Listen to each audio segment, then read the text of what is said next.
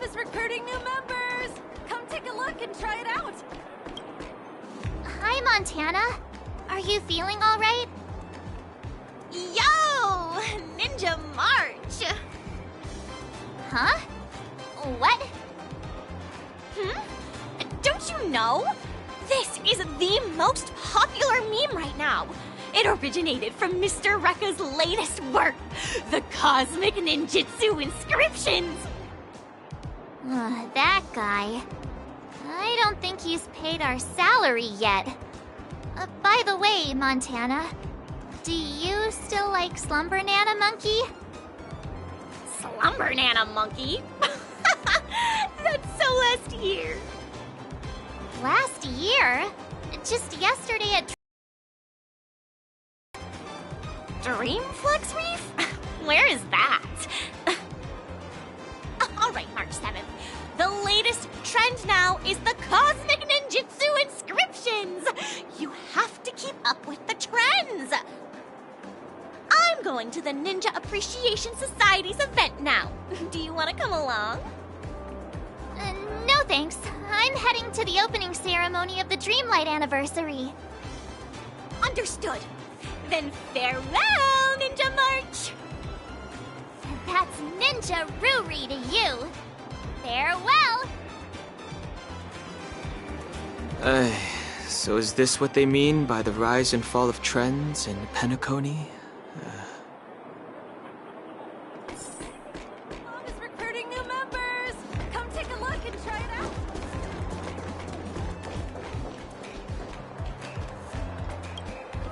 Son, I've thought it through. If you're too tired, let's just return to our hometown. No, Dad. I'm not going back. I've earned a fortune during the anniversary celebration. Even though I don't do well in my theory courses, I can still become a salesperson in the future and make a great living. Just watch, Dad. I'll be sure to make a name for myself in Penacony. Son, as your dad, perhaps I should also try a little harder. It seems like Richie and his father have figured it out.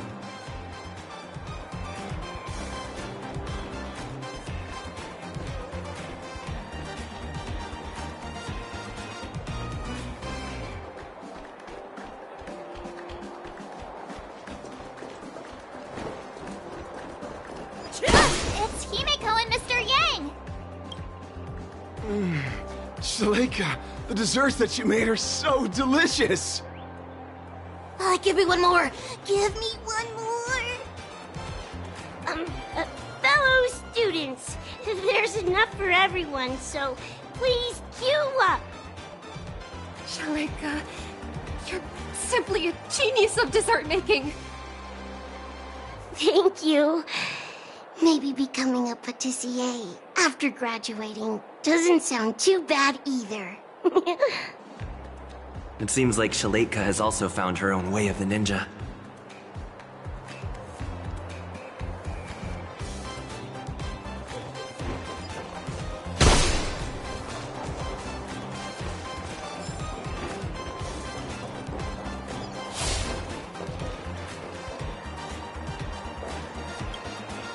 Nana Bloom-chan, I heard you're going to be featured in Mr. Rekka's new film. I'm just going to be a minor character! I'm sure you'll become a superstar one day. Can I get your autograph in advance? Of course! Here, take it. Thank you. But who's this? Gabbana? That's my name! I'm not going to use a stage name anymore. So, if you're going to be my fan, please remember that my name is Gabbana! Nana Bloom-chan, or should I say Gabbana, has gained some recognition.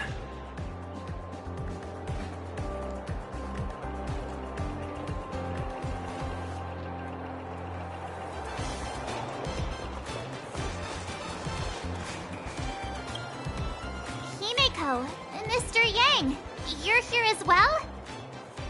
That's right. We heard the anniversary celebration had been delayed. So we wrapped up the conference early and came straight here to see if we could catch the fun. So, how was it? Did you enjoy your time on campus?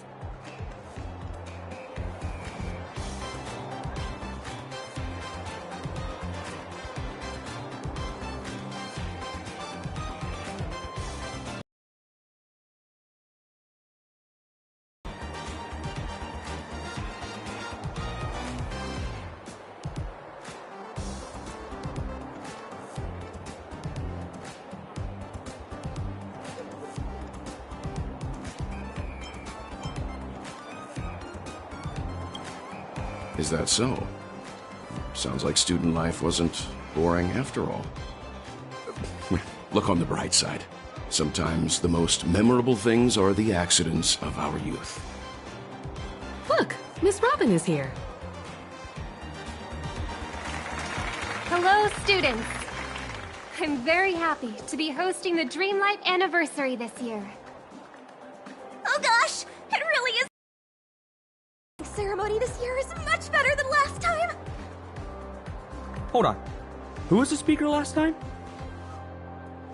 I don't remember. A long time ago, I also spent some time studying at Paperfold University. So, I can be considered an alumnus of the school. Paperfold University back then was just like how it is right now. There was a lack of freedom. Exams were a source of headaches. We had plenty of homework, and our thesis defense had stringent requirements. Well, it can't be helped, since this place bears the burden of training the future of Penacony. The annual Dreamlight Anniversary is the opportunity for students to temporarily toss their troubles aside. However, the anniversary celebrations will come to an end, just like how we'll eventually awaken from our dreams. But there is a type of dream that we will never awaken from, and should never awaken from. And that is the dreams woven by our highest ambitions. Some students wish to create beautiful objects, while others desire to lead amazing lives. There are some who even wish to become a better person. These are all amazing dreams. In our lives, dreams act as beacons that guide us forward. Once we have lit up the beacon, we may choose to rest at any time. This does not signify that we have given up.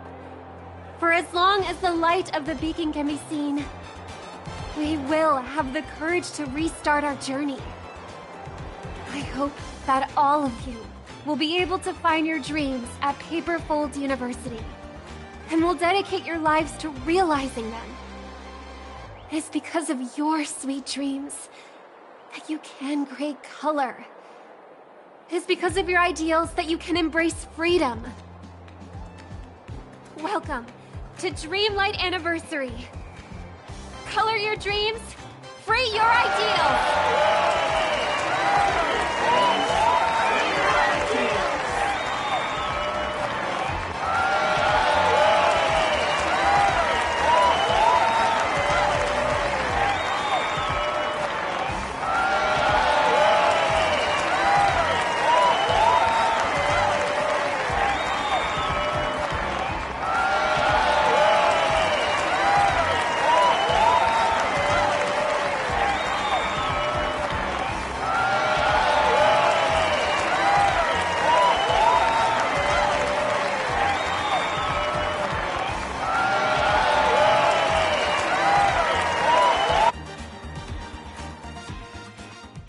Despite the similarities to the evil realm, there are no clues here.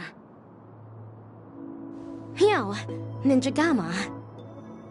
Oh, how I wish that in the next film you can call me something better, my wonderful actor. Are you alone? Each ninja has their own prey. Silvergun Shura only came to repay a favor, after which he returned to his own hunt. Is anything the matter? After helping me shoot such an exciting film, I'm here to hand you your remuneration. A reward won't be necessary. I'm only acting according to my way of the ninja. Riches are not what I desire. Don't say that. I'm sure you'll be very interested in my remuneration. After all, this remuneration is about where Dr. Primitive went. Short respite, then time for the next fight.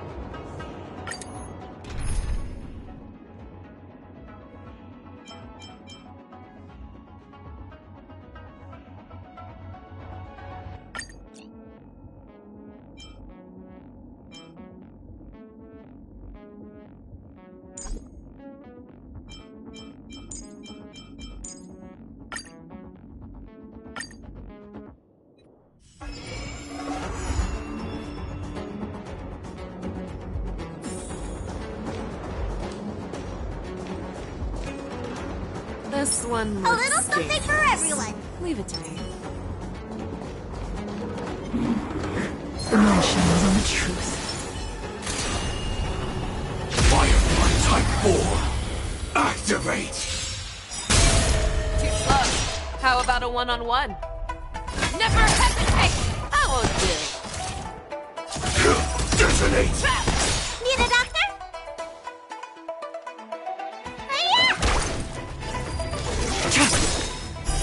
Blade of moonlight.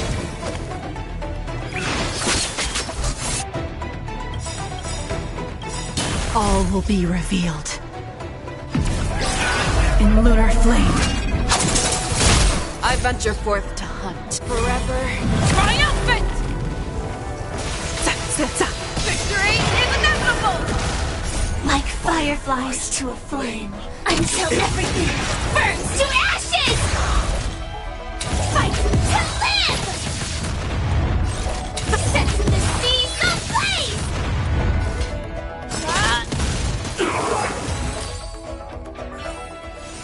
Every victory is hard won. A little something for everyone.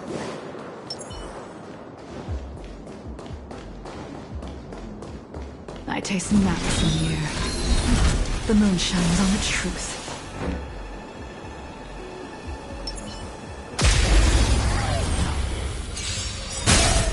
How about a one-on-one? The fearless knows not fear!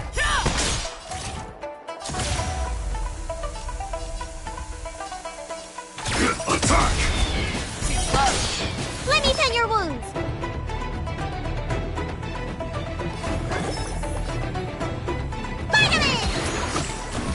Stand down. Ha! Blade of moonlight. Like fireflies to a flame, light until everything burns to ashes! I venture forth to hunt. Forever triumphant! Victory is inevitable! This is my...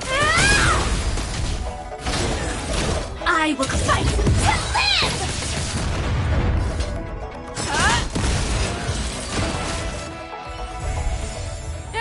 It's over already? Fast enough for you?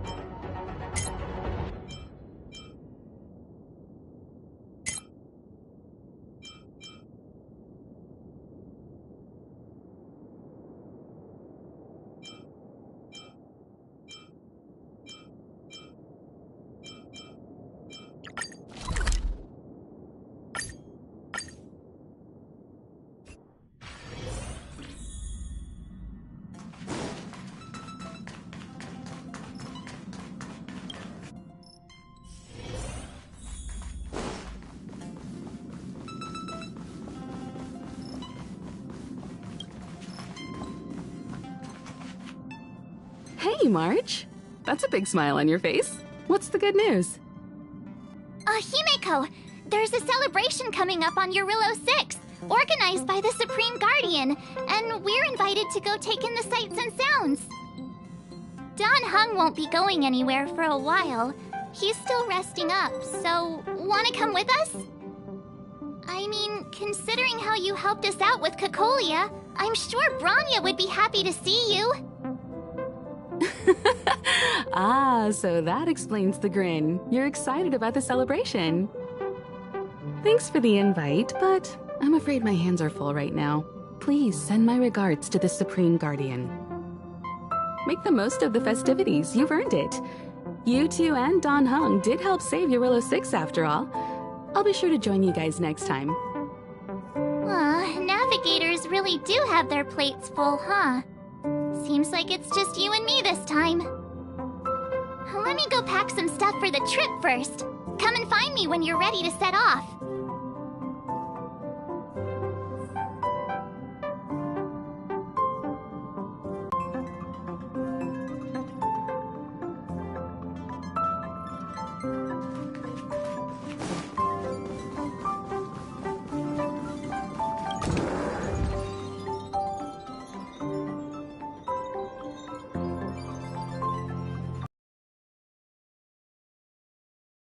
My new dress? Pretty neat, right?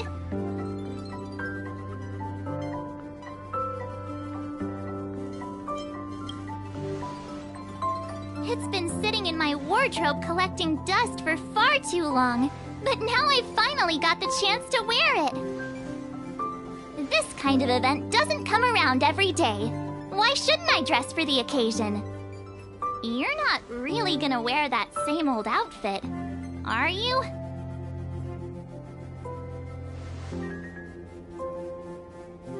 Let's just pretend I never said anything. As long as one of us is making an effort.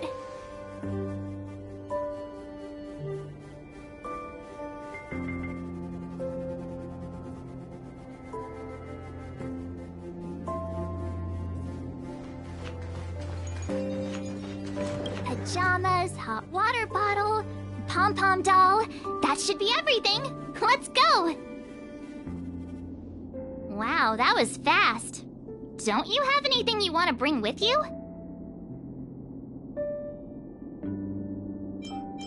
Other people might fall for that, but I won't. I was just taking a look at Mr. Yang's records, and it seems like Eurillo 6's average temperature has warmed up quite a bit. It's much warmer than it was on our first trip there. I wouldn't call it livable just yet, but things are looking up. I'm so happy for Branya and Zila. Ready to go?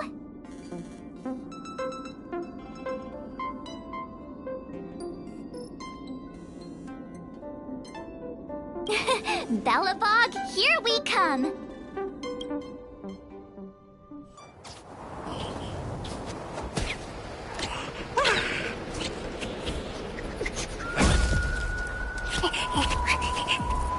Bellabog. 700 years.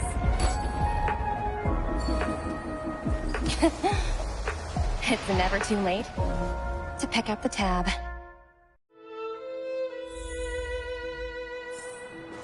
Oh, brr! How do people living in all this snow celebrate anything? Oh, one thing's for sure, though. Where there's a celebration, there's bound to be food, right?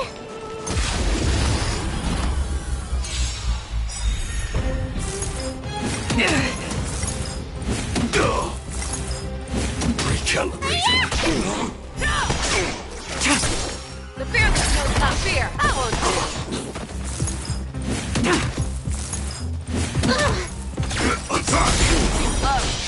Until everything burns to ashes! What's in your prescription? forever triumphant! Victory is inevitable! Setting the seas ablaze! Yeah, it's over already. But Wait a sec. That person over there, that doesn't look like a Silvermane Guard uniform. All in black. Surely they're not IPC on this world? Am I going crazy?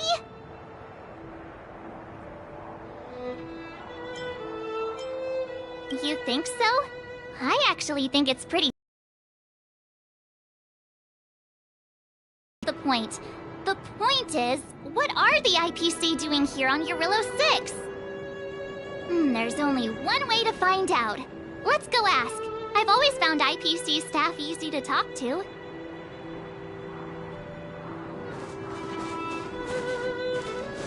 Hi, do you work for the Interastral Peace Corporation?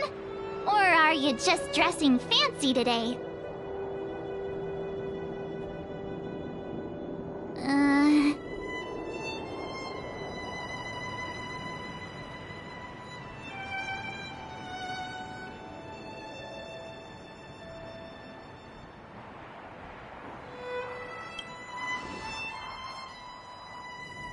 Boss, encounter with 2 unknowns. Want me to take them out? Over. Take us out? Take them out? Just hang tight for a second. I'm on my way. Don't do anything stupid.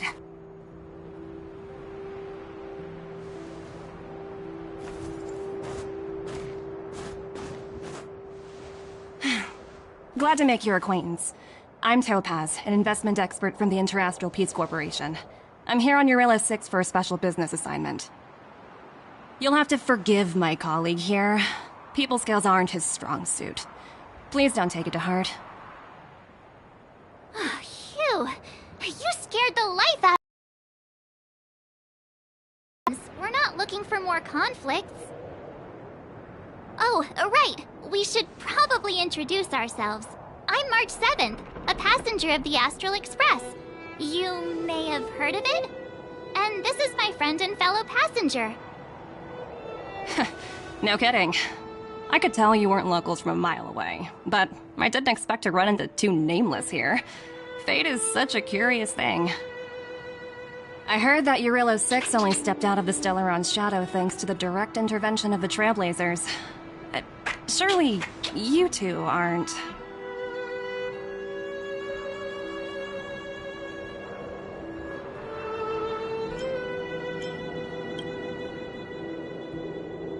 Huh? Jeez, can you be a little more humble? I never imagined I'd run into living legends here. Must be your lucky day. Fun, Numby?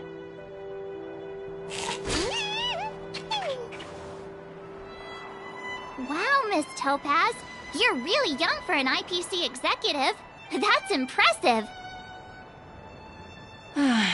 More good luck, I suppose. But it's not as cushy as you think. Scurrying from one side of the galaxy to the other. Going wherever businesses require me to be. Huh. Your job sounds pretty similar to the express cruise. Aside from the business, I guess. Oh, Branya moves fast.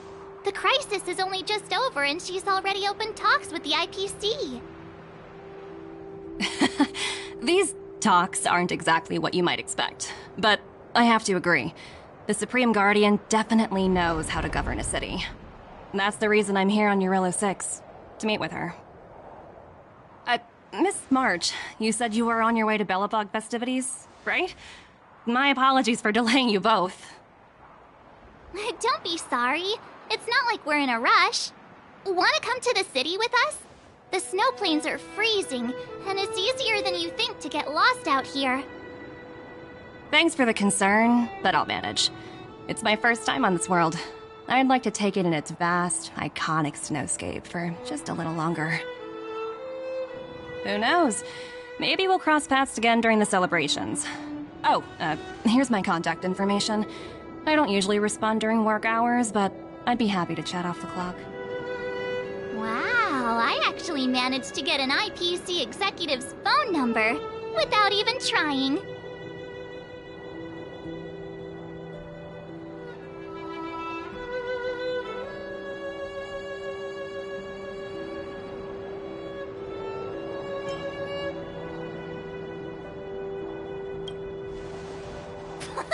As if anyone would ever believe that.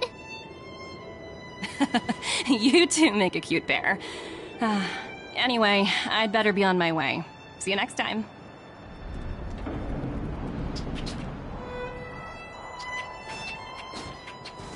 The universe is huge, yet we somehow stumbled onto the same path. Fate truly works in mysterious ways, don't you think? Come on, let's head into the city.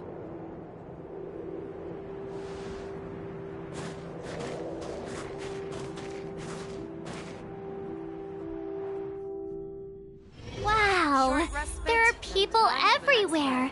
Are you sure we're in Belobog? And now to check out the main event, the food. Come on, keep up.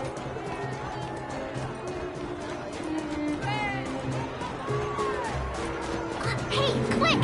Serval's about to start singing!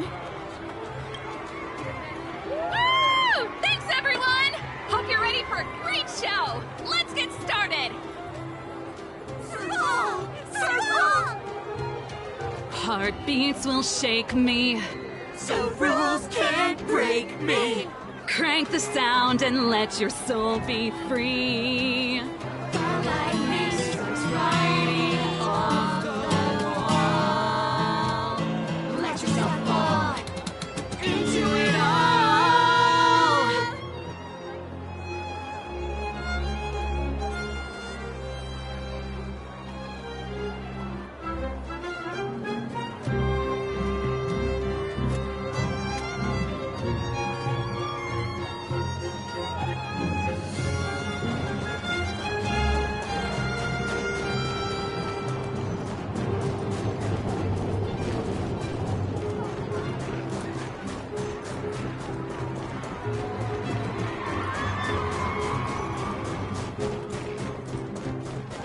Is that Pela?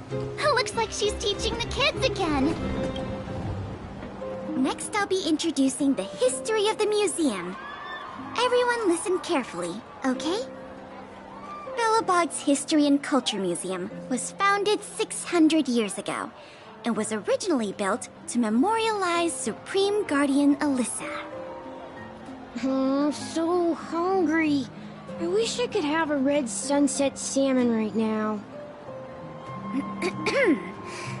It was built to memorialize Supreme Guardian Alyssa Rand. And also...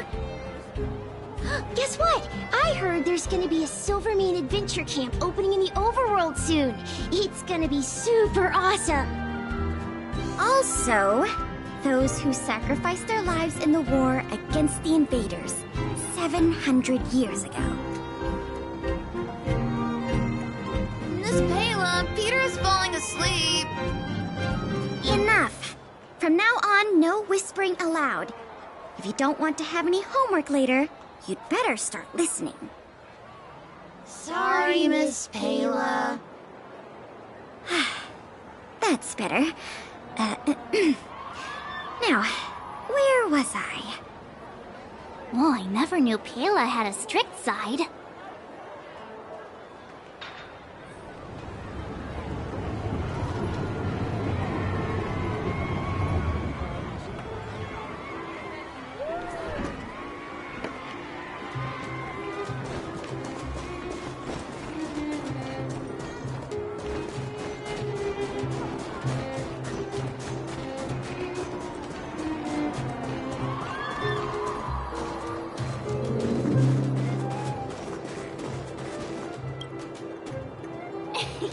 Ta-da! Guess who's back? It's you two. Welcome back to Belobog. The Supreme Guardian mentioned there'd be mystery guests attending the Soulworm celebrations, but I didn't think it'd be the Express crew. I hope you had a smooth journey. I should have dispatched Silvermane guards to welcome you on arrival. My apologies. Aw, it's fine. You really don't have to apologize. We're just passing through. It's no big deal. Understood. I hope you both enjoy the festivities. Please make sure you keep your personal belongings safe. Pickpockets tend to take advantage of events like this. We'll be performing additional patrols. I got it. We'll get out of your way then. Bye. Bye for now.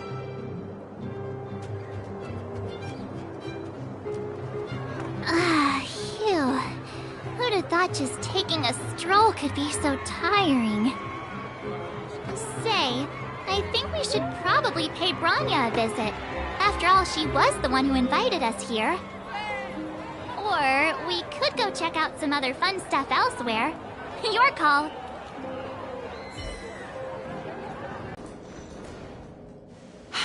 I understand the difficulties that this world is facing, Supreme Guardian. Belobog's current financial burden cannot be pinned on you, nor anyone else for that matter.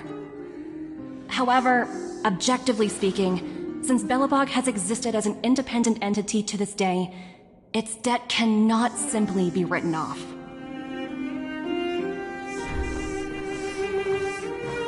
Oh, it looks like we have some visitors. Branya! And Topaz? You're here too? I guess you've already started your business talks. We'll get out of your way if... It's no bother. We've pretty much wrapped things up already anyway. Please consider my plans carefully, Supreme Guardian. If Eurilo 6 wants to rebuild its connections with the rest of the galaxy, your credit record with the IPC will be of great importance. You've made yourself clear, Miss Topaz. I'll require some time to consider my next course of action. Naturally. However, while you're deliberating, my colleagues will need to carry out some operations in Belobog. I hope that your subjects in the underworld are cooperative. I'm sorry our business got in the way of a reunion with old friends. I'll get out of your way.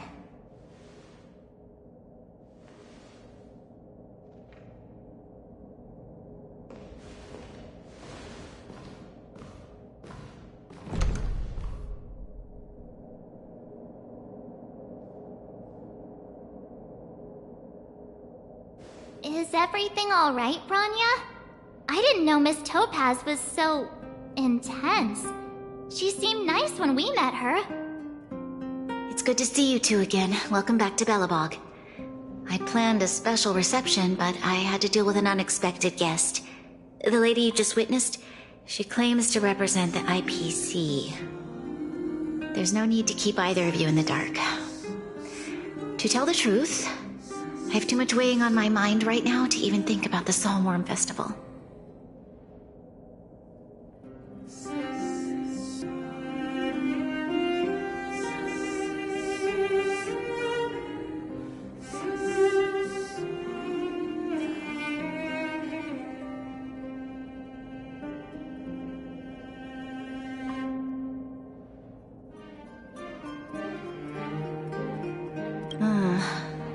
Since you've already made her acquaintance, I needn't explain who she is. I'm sure you've heard pieces of Belobog's history the first time you visited.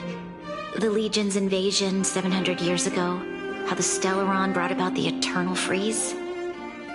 It seems that much of Belobog's history from that time was buried deep beneath the snow. Those memories were lost and weren't passed down to the subsequent generations of Supreme Guardians. Topaz shared with me the story of the Stellaron's descent upon Yarillo 6. How the original outsiders stationed here foresaw the impending disaster and chose to leave in large numbers.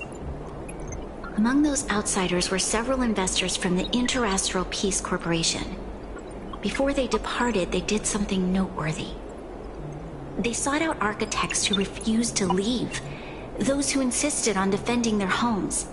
The IPC provided these architects with significant funds to aid them against the coming disaster. It was with those funds that Belobog was able to construct its immense walls. Even the initial funding for the development of the first batch of automatons was drawn from the same pool. Wow, that's a pretty incredible story. So, does that mean Topaz's business here is to collect a debt from Belobog? Yes, I'm afraid so. That's ridiculous! And what's with the timing? What took them so long to get here? If it wasn't for us eliminating the Stellaron, they'd have nothing to collect. It's obvious they're just trying to take advantage. According to her account, the repayment period agreed upon by the architects and the IPC investors was 280 years. However, less than a century after the loan was taken out, the connection between Yarillo 6 and the rest of the galaxy was completely severed. The IPC deemed that the disaster had caused irreparable damage and that there was no civilization left to reclaim the debt from. As such, they considered the owed sum permanently lost. It wasn't until the Stellaron crisis was resolved that the IPC discovered that Belobog had survived. And that's when they sent Topaz over to collect the debt. Interest. Authority to employ strong measures. Oh, I had no idea things were like this. Here I was thinking the IPC had come to rebuild Belobog, not extort it.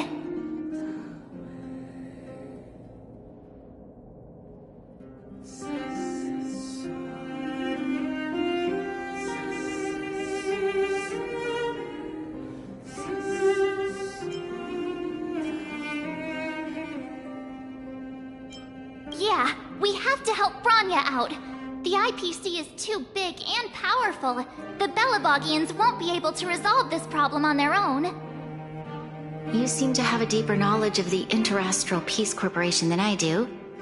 But if the records are accurate, and they truly have a presence throughout the galaxy, the IPC could crush Belobog like a bug if they wanted to.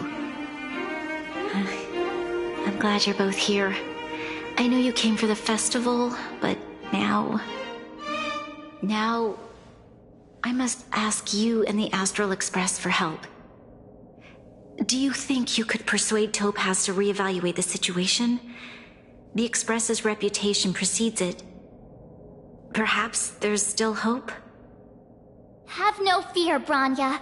When a friend's in need, the Nameless will always be at their side.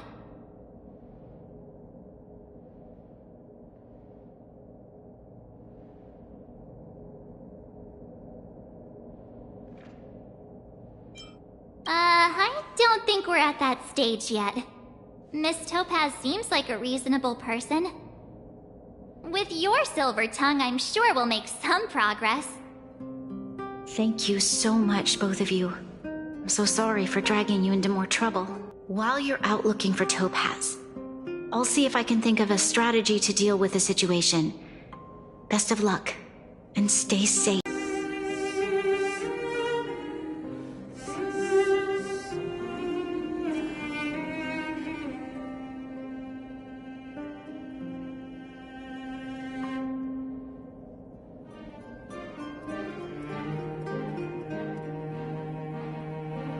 Oh, hey! I just remembered. Topaz gave me her number. We might as well just be direct and ask her where she is. She seems like the type of person who appreciates a straight approach.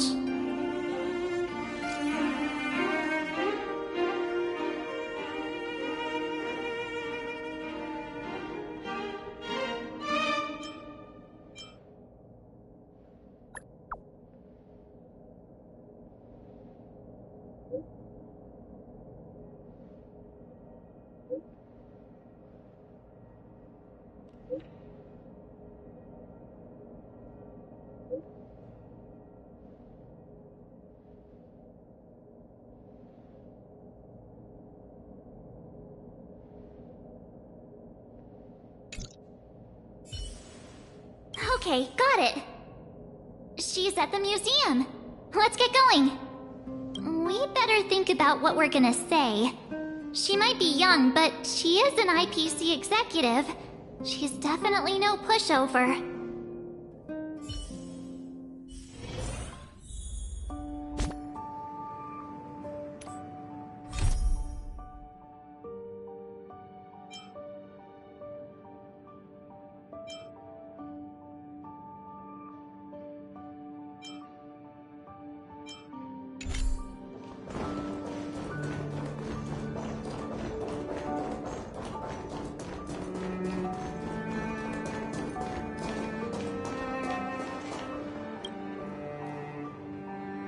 Oh, it's you two again. This is the third time today we've run into each other.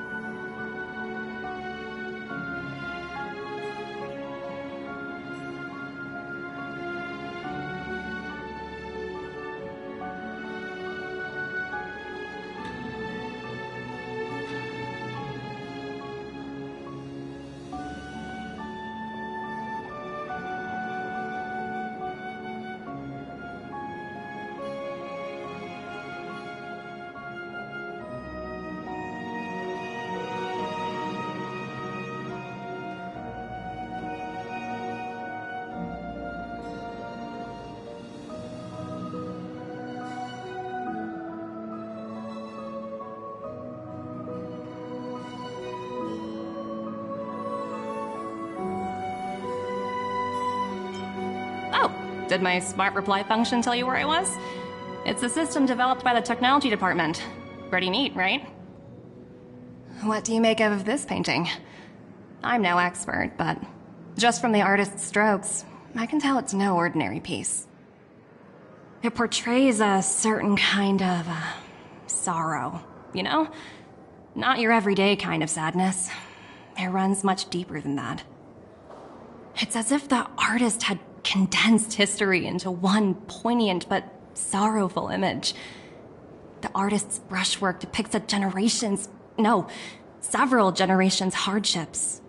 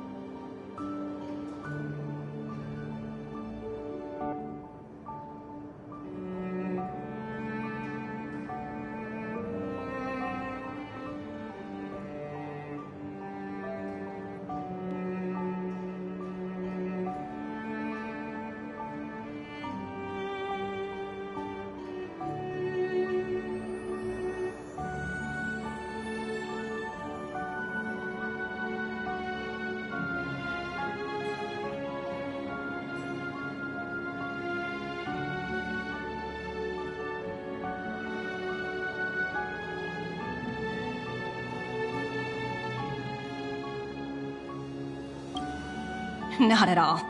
The analysis of an aficionado. I wouldn't take my word for it. The Express has visited many worlds. I'm sure the Nameless have a far greater knowledge of such things than myself. I suppose what I'm trying to say is, what I'm drawn to isn't the style in which a piece is painted, but its overall value. Its intrinsic value may only be 50,000 credits, but its added value might push the total up to 200,000. Sorry for crashing your artist party, but we came to talk to you about something else. Oh? A collaboration between our two sides, perhaps? Not exactly. Actually, Let's walk and talk. This way.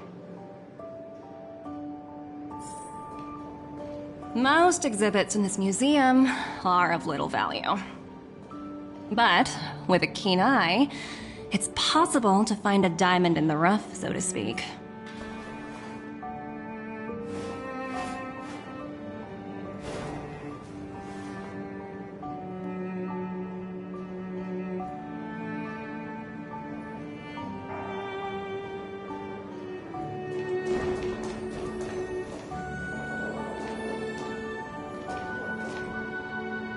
Miss Topaz, Bronya's already told us about Belobog's debt situation. Oh. You two are closer than I expected with her. So, how can I help?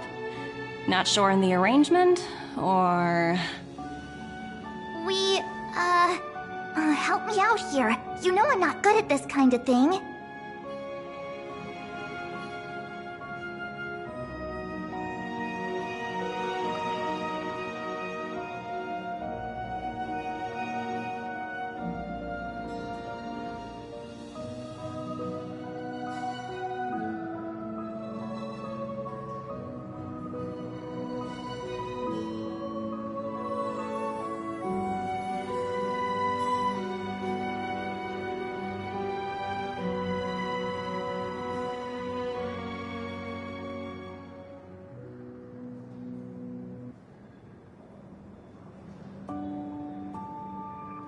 I see. I understand. From your point of view, I can see how unreasonable it appears. However, you must understand that debt collection is a big part of my job. I've dealt with cases far more difficult than Belobog's. I appreciate each case has its difficulties, but if I treated every late debtor as a special case, the galaxy's economy would come to a grinding halt.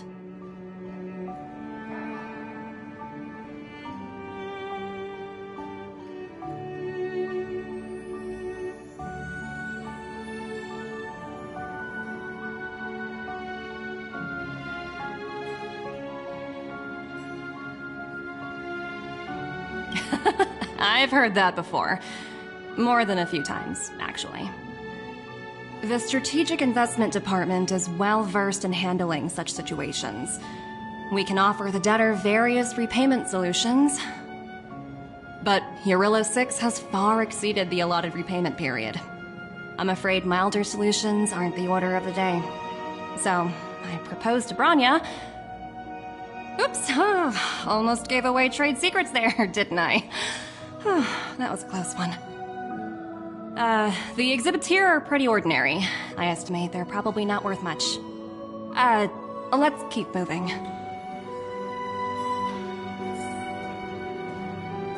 So you're basically saying the Belobogians must pay off their ancestors' debts. When you think about it, it's just another part of the cycle of life. I'm not sure it's as poetic as that.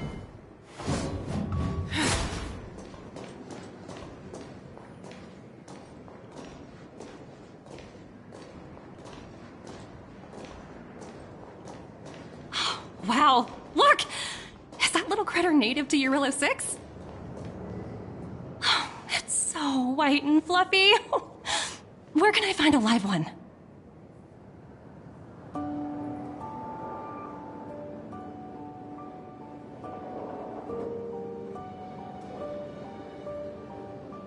I absolutely adore them. Have you guys met Numby yet? Oh, where'd they go? They must be off playing somewhere. Come to think of it, this little guy is on display here probably means it's already extinct, right? So, Miss Topaz, what exactly will it take for the IPC to go easier on Belobog? Branya invested so much just to make this world a little better. And now, it feels like all of her efforts will be undone in the blink of an eye. It's just so cruel. What do you take the IPC for, Miss March? We're just the same as Belobog's architects. We're all followers of the preservation. No matter what solutions we propose, we will always take the welfare of the people of Belobog into consideration. Otherwise, we'd be no different from the Legion, would we? So you're saying there's nothing to worry about? But Branya... Don't worry yourself too much. The Supreme Guardian is a wise person. She'll understand. But, to answer your question directly, it'd take a miracle. I'll complete the Arillo 6 project no matter what obstacles I encounter. This isn't going as planned. What should we do? I wouldn't waste too much energy on this matter. Why not make the most of the festive atmosphere? Oh, looks like one of my colleagues is after me. My apologies, but I should probably take this. Bye!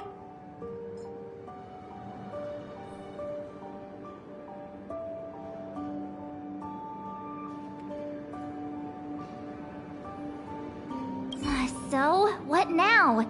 We spent ages trying to convince her and she didn't move an inch.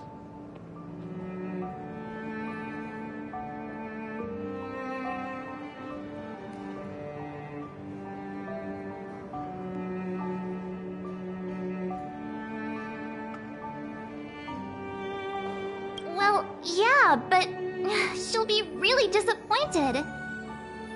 I guess Miss Topaz is just doing her job. And as far as the Express is concerned, I think it'd be unwise to make the IPC our enemy.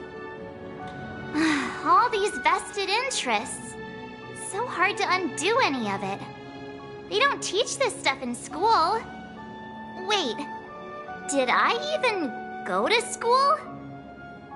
Did someone send you a message?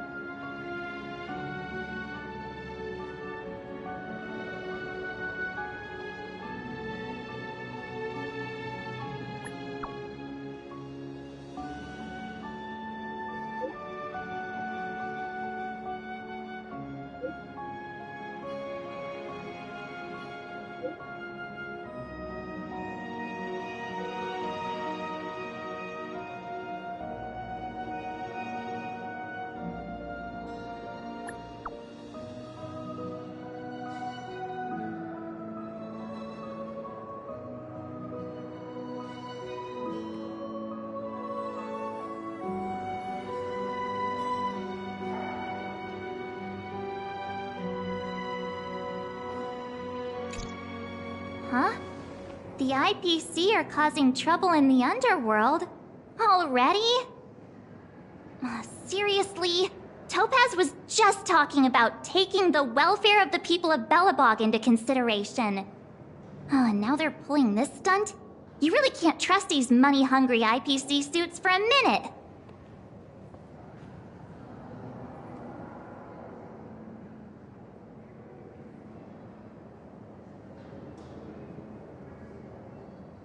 Again? I don't think I have it in me to play the hero today. I guess complaining won't get us anywhere. Let's go lend them a hand.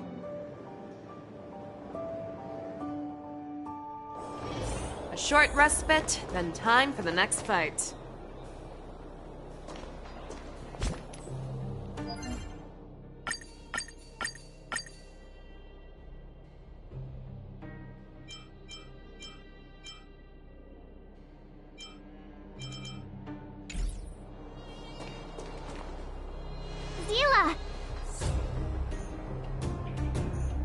Hey! Am I glad to see you two here? I'm not sure how much longer we can hold out.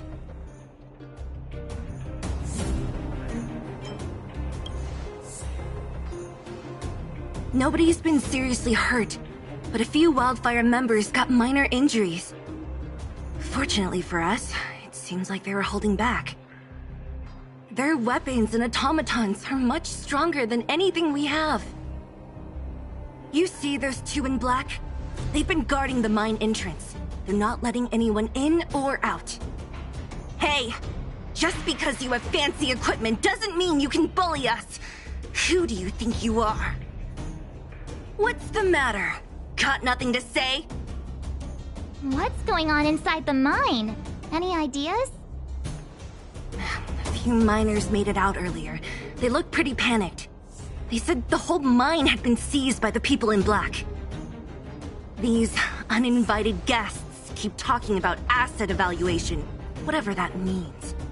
All I know is that they're seriously disrupting the lives of the Underworlders.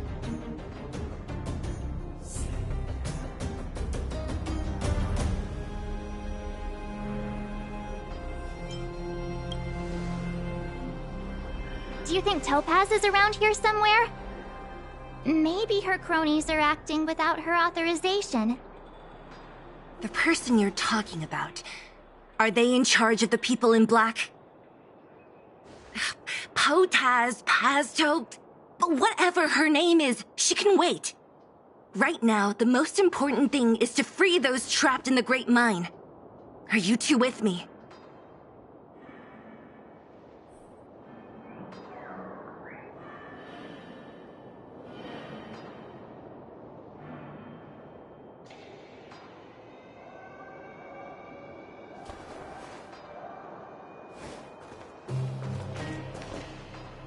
Hey, you two! Cat got your tongue or something? If you knew what was best for you, you'd get out of my way! You guys must be exhausted standing here all day. How about you take a little lunch break? I'm sure the IPC allows that, right?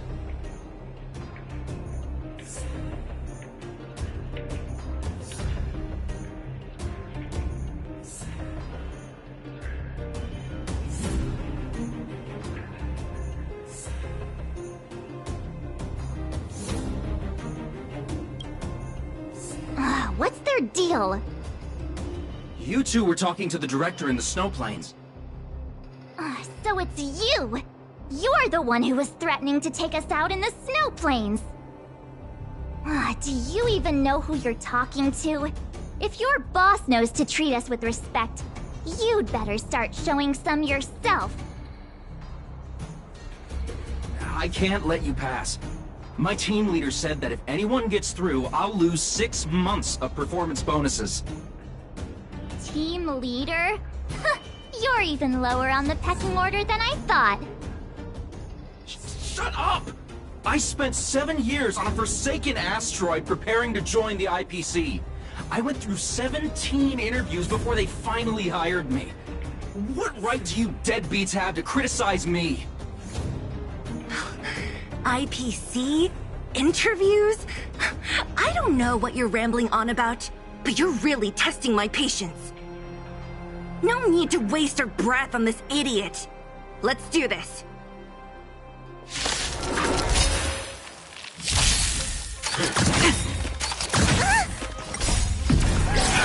In lunar flame. Never hesitate! I will do this! Can't kill me. Until everything burns to ashes! Forever triumphant! Victory is inevitable! Sets the seas ablaze! Later, moonlight.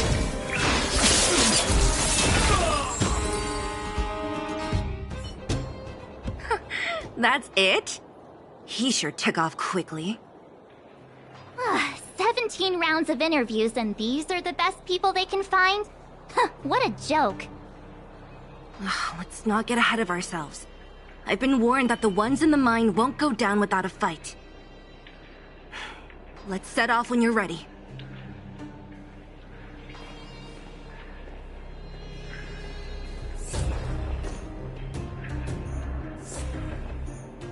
Caught your breath yet? It's time to show these IPC fools who they're dealing with.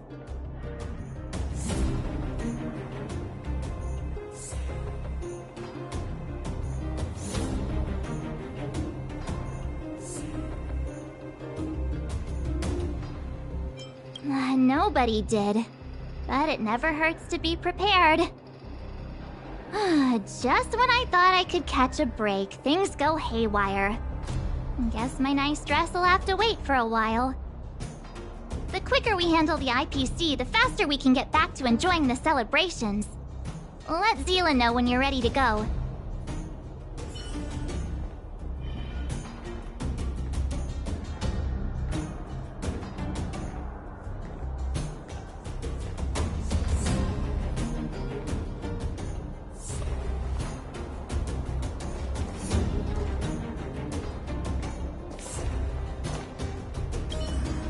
Ready for action?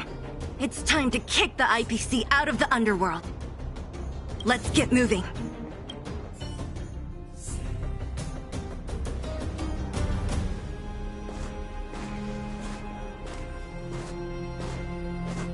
Hello, it's Mr. Svarog, isn't it?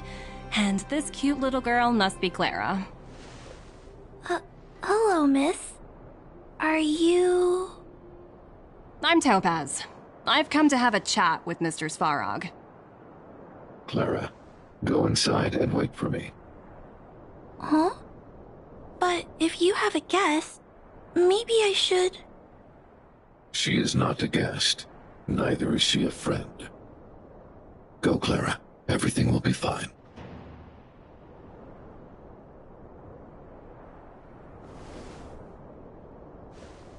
So, it seems my source was right. Who'd have thought that such a strong bond could exist between a giant robot and a little girl? So heartwarming.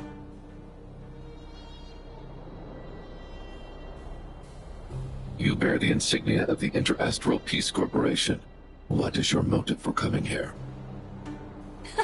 Straight to the point, huh? I like your style.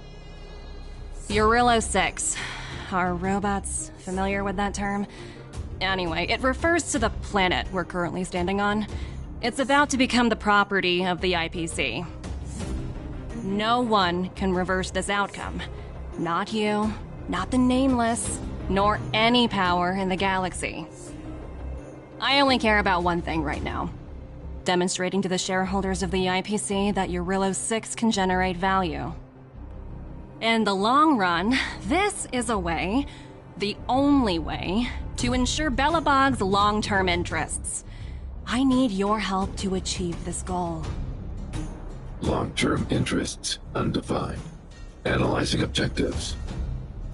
Analysis failed.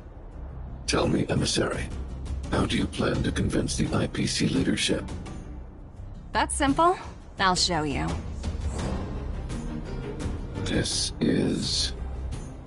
Source code, or to be more precise, source code that is able to take control of all mechanized units in Belobog.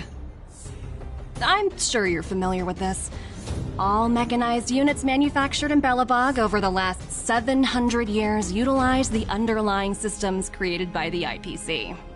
The code is so refined that the engineers never saw any reason to change it.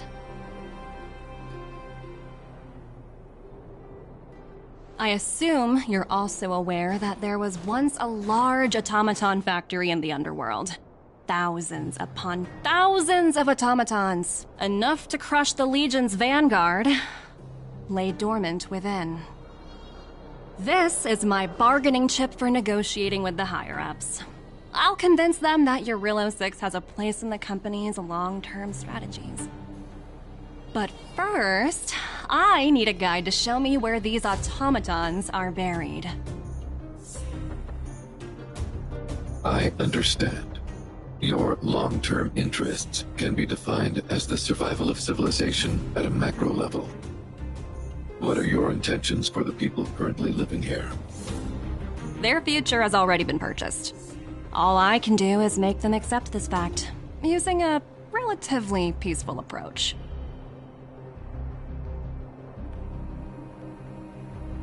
I understand. I will assist you with your plan.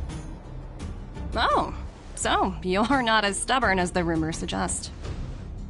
The future you speak of is beyond my computational range, but my emotional analysis indicates that you are indeed trying to find ways to ensure the survival of this world.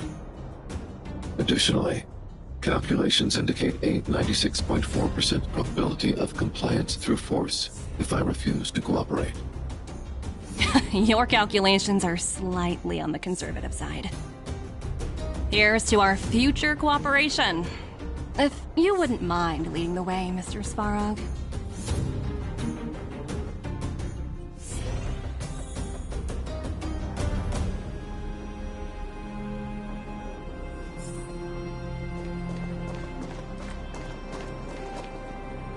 All the miners here, huddled together.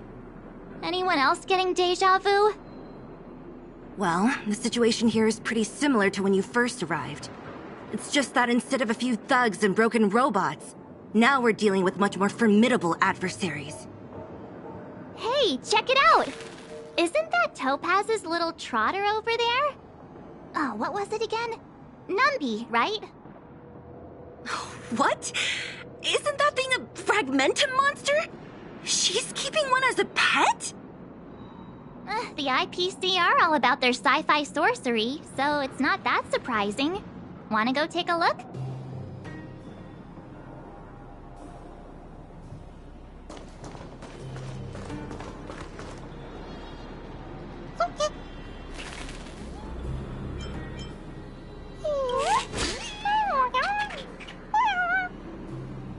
Sounds like you two are getting along. What's Numby saying? Seriously? You actually speak Trotter? Look, you guys. Looks like it wants to leave. Looks like they want to find their master. Let's follow them.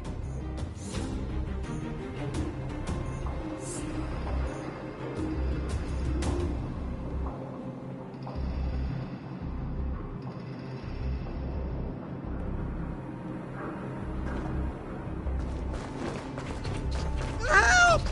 Those people dressed in black are attacking us!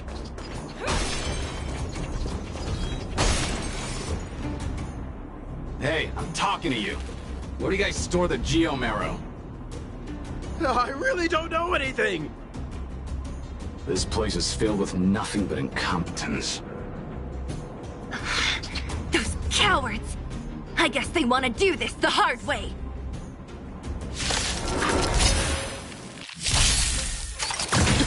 The fearless knows not fear. Too close. Try harder.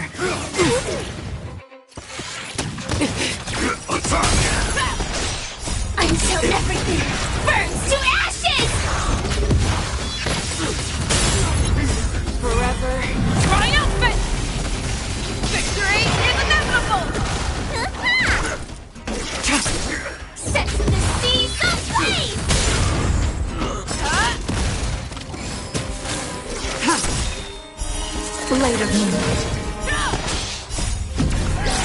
in lunar flame.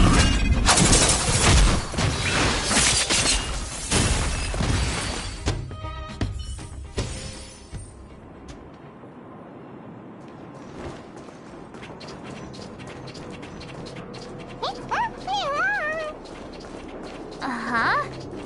Looks like Numby's in a good mood. But aren't they on the IPC side? Strange.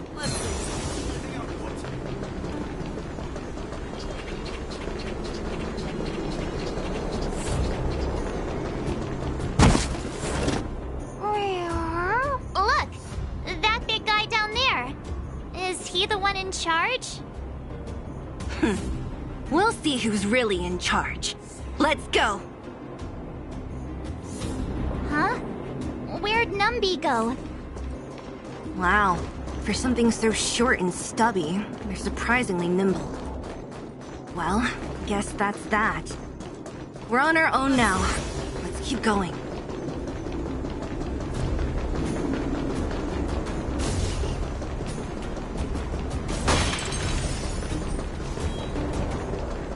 All together! Show me what you can do. I'll give you fun. Never hesitate! Forever triumphant! Victory is inevitable!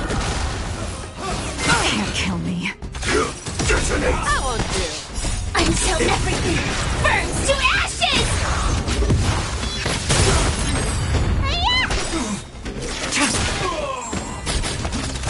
Sets the seas ablaze!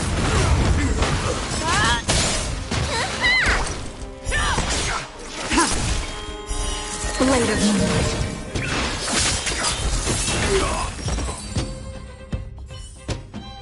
Yeah, it's over already. Fast enough for you?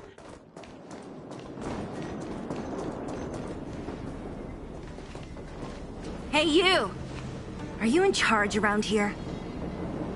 All local. The IPC is currently conducting asset evaluation work here.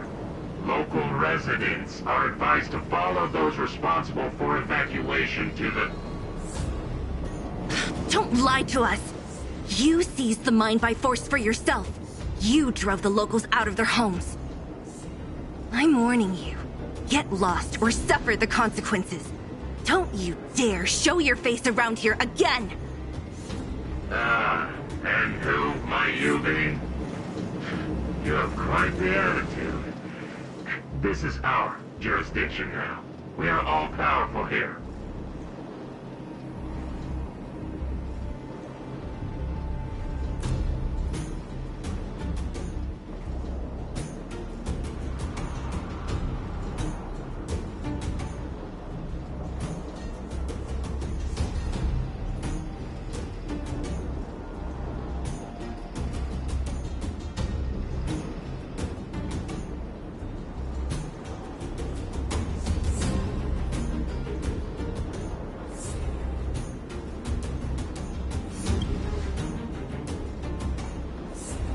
You know Topaz? Interesting. It doesn't matter. The Strategic Investment Department has no obligation to talk to anyone not related to this project. In cases where debtors fail to repay within the set time frame, the IPC reserves the right to skip negotiations and take over all assets. We're simply following the rules. What exactly is your problem?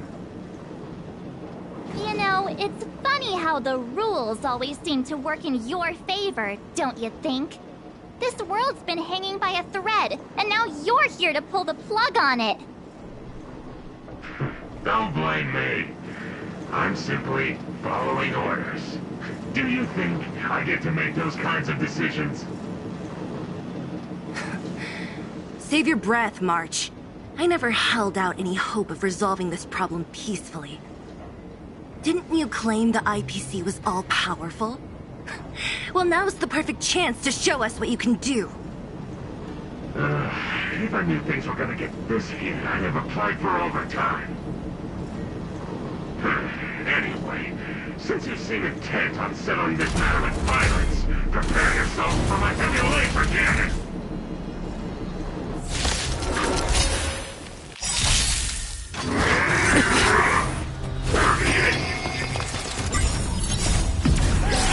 In lunar flame. That won't do. The fear that knows not fear. Trap! Detonate! Until everything burns to ashes! Forever. Triumphant! Victory is inevitable! Fight to live! Finally! Can't kill me. Set the seas aflame!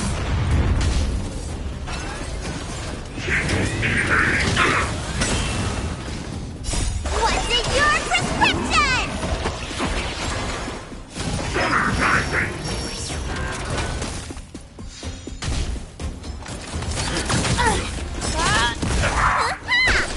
Too slow. Blade of moonlight. Try harder. In lunar flame. Now that's better. Fight to live!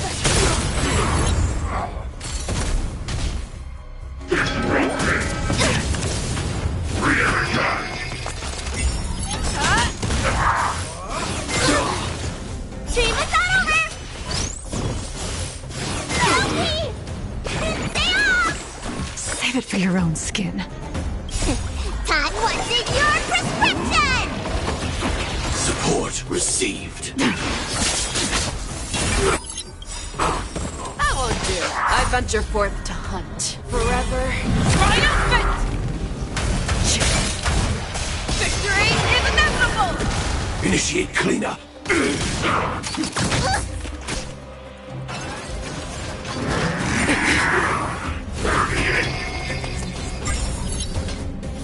Never hesitate! That's better. Help me!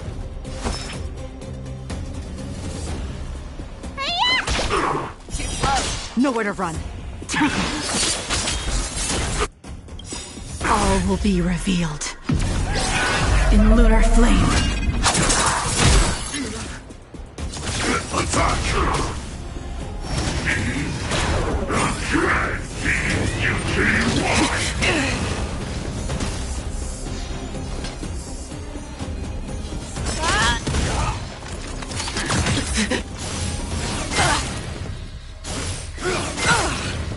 Joining the battle.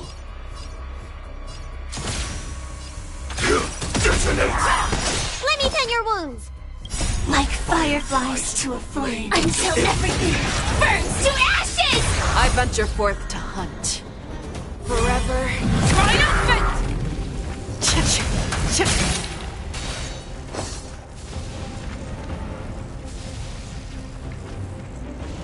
Victory is inevitable!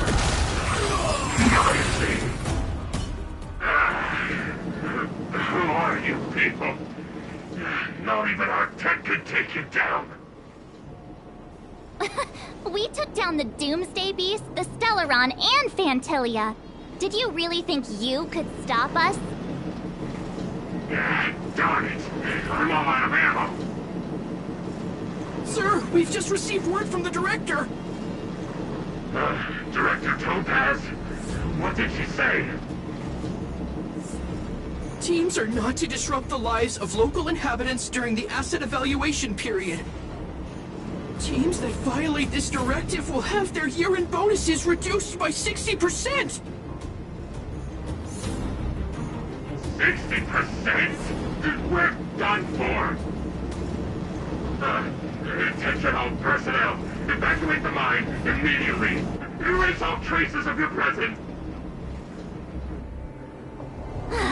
So, are we all good here, or what?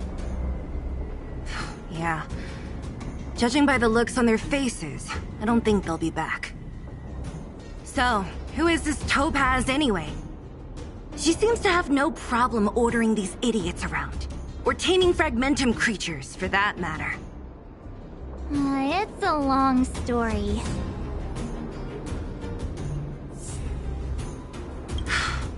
Why did this mess have to happen so close to the festivities? The timing couldn't have been any worse. Oh, looks like we've got a message.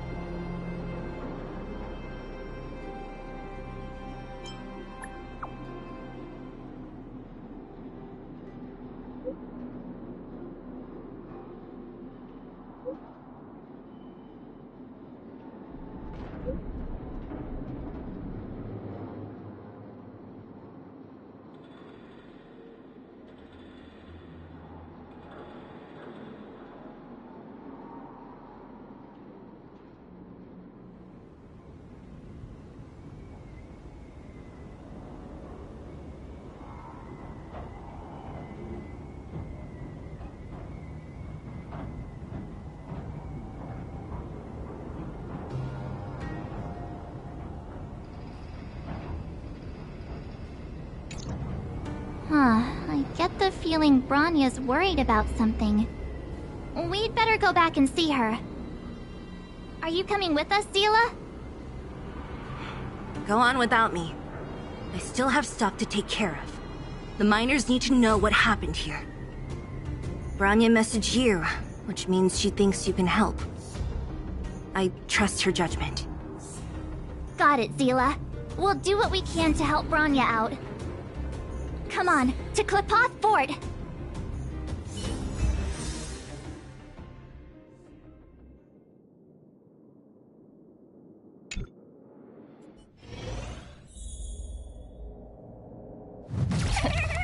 These guys don't look pleased to see us. By order of the Supreme Guardian, proceed no further. Miss Topaz.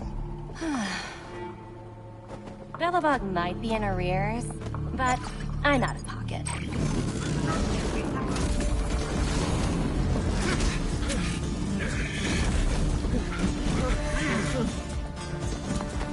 See you later, Captain.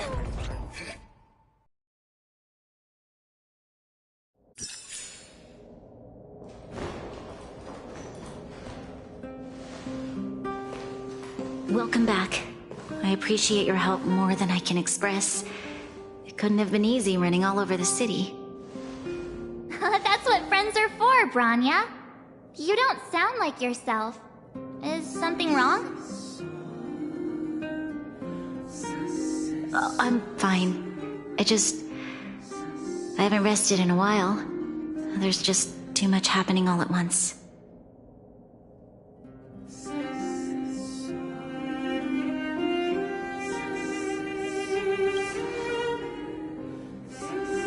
They're moving quickly. Bellabog is crawling with their agents. All they talk about is asset evaluation. The silver lining is that apart from the mine incident you mentioned, there haven't been any major conflicts in other areas. I suppose Topaz must have issued an order against harassing the citizenry. Still, that hasn't stopped panic from building. People are confused. They don't know where these strangers in black came from, nor what their intentions are.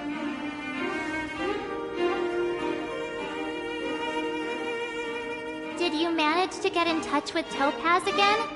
We're curious to know what solutions she has in mind. That's the reason I asked for you to come here. I need your advice. Look.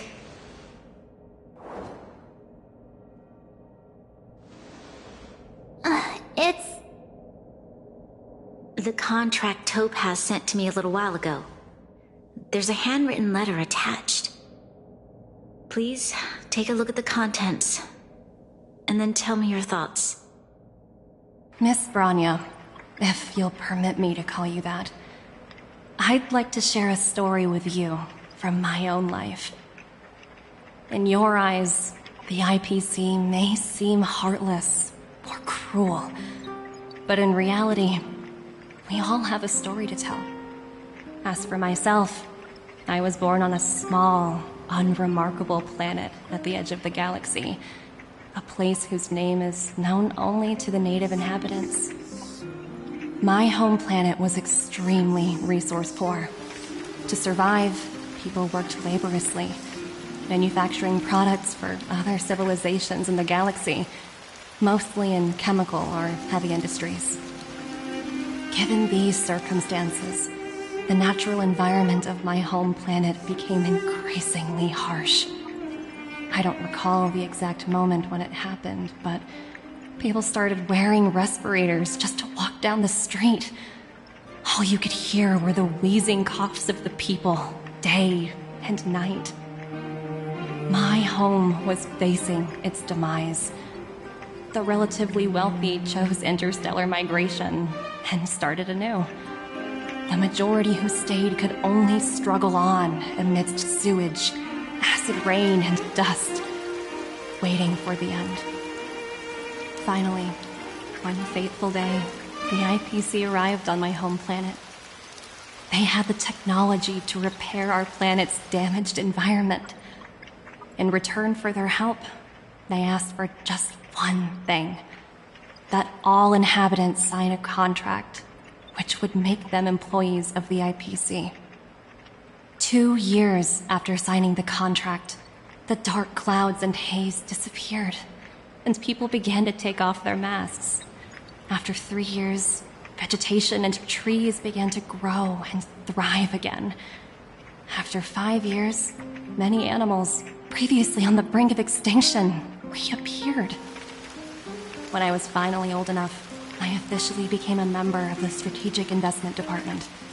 I witnessed the changes that took place on my home world, and was determined to bring the same changes to many other worlds in the galaxy that were experiencing the same plight. I am writing to you, Miss Branya, with the genuine desire to express something important. I know freedom is precious to people, but in reality, there are things of much greater value, such as survival. How many generations of Belabogians will it take to embrace the stars again without assistance? Who can guarantee that every future Guardian will be as prudent and enlightened as you? How can you guarantee that a disaster such as the Stellaron crisis will not descend upon Belobog yet again? I have already negotiated the best possible deal for you. Once you sign this contract, all of Belobog's debts will be forgiven. In addition, the IPC will set up a special team to support the reconstruction of Eurillo 6. I can understand that for you, this is an extremely difficult decision, because you, and you alone, will bear the fate of all Belobogians. But because of this, I believe that you will make the right decision. A decision that will truly benefit your people. Her words do sound quite sincere. What do you make of it?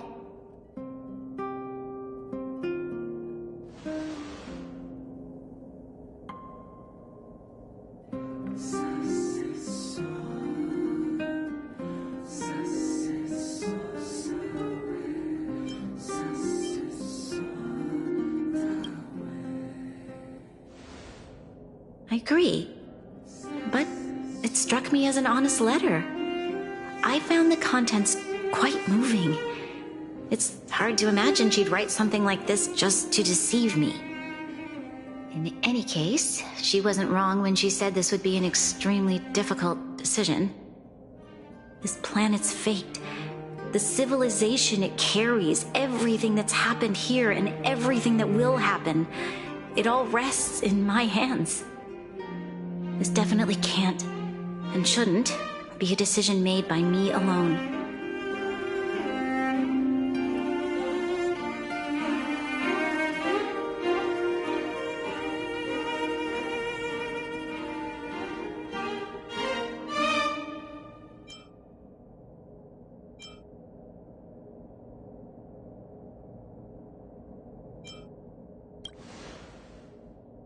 I trust her judgment too, but this decision is too much for one person. The impact of this choice could haunt Branya for the rest of her life. Topaz hasn't given me much time to consider. She wants me to decide as soon as possible. I wanted to put it to a vote, and let all the citizens of both the overworld and the underworld have their say. But with such little time, I'm afraid that's a lost cause. I'll convene the Klapoth Fort architects immediately to discuss the contract. As for the locals, I'd like you to gauge their stance on the matter. The people of Belobog hold both of you in high regard. They'll most certainly be willing to tell you their thoughts.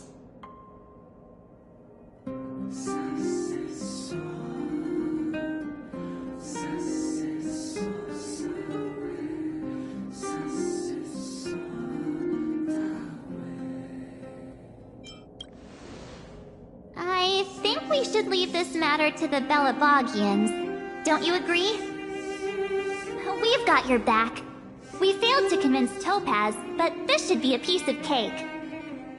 Thank you, March. I'll assemble the ministers. Let's meet up here again later. All right. If we want to make an informed decision, we need to hear from both the overworld and the underworld, right? Let's start with the overworld.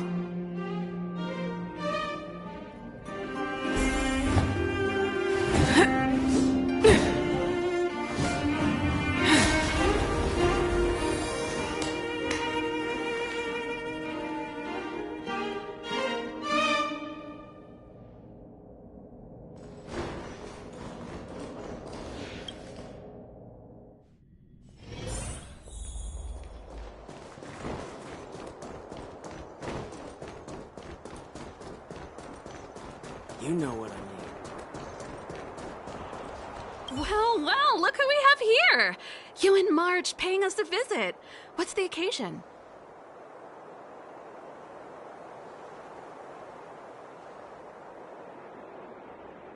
Uh-oh. Sounds like something serious is happening. You'd better fill me in.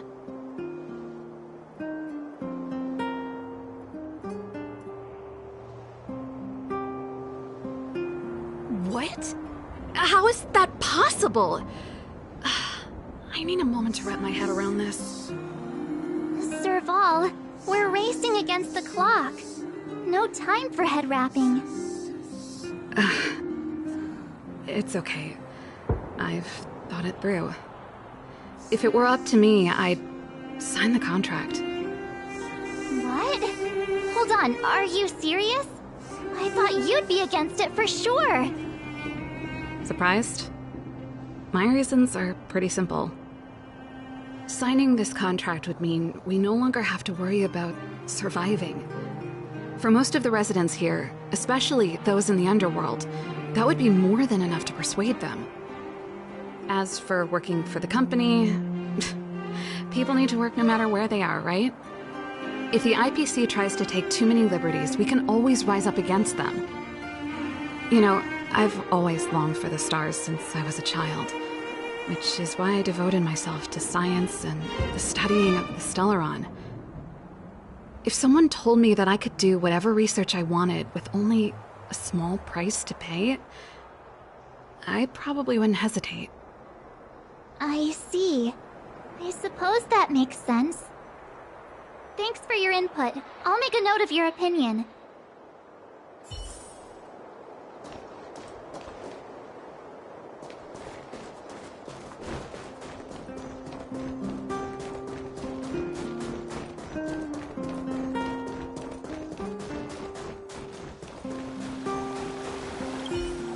We meet again. How have you two been?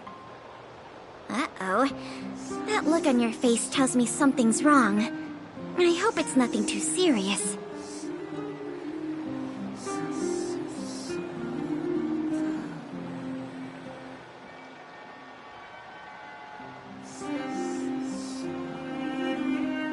Sounds serious.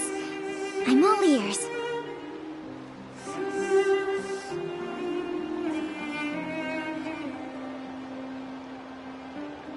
Really? You better not be making things up. I wish it were made up. Unfortunately, it's all true. We don't have much time, Pela. Branya wants to get everyone's opinion. Wait, you're telling me I have to make this huge decision on the spot? At least give me a few seconds to think it over. Okay, I think I've got it. If it were up to me, I'd probably agree to the IPC's conditions. Huh. Okay. Any particular reason? I've looked at some of the climate reports, and based on the data I've seen, it'll take 3 or 4 more generations for the snow to completely subside. And that's assuming no other disasters occur. I care more about those in the present than a future I can't be sure of. If the IPC is able to bring about immediate change, then I think that's a price well worth paying. Building a better world for future generations sounds great, right? But is it any fun for the engineers and architects who are directly involved in such a pursuit? I see. So compared to a distant and uncertain future, what you really care about is making sure the people around you have a good life. Thanks for your input. I'll make a note of your opinion.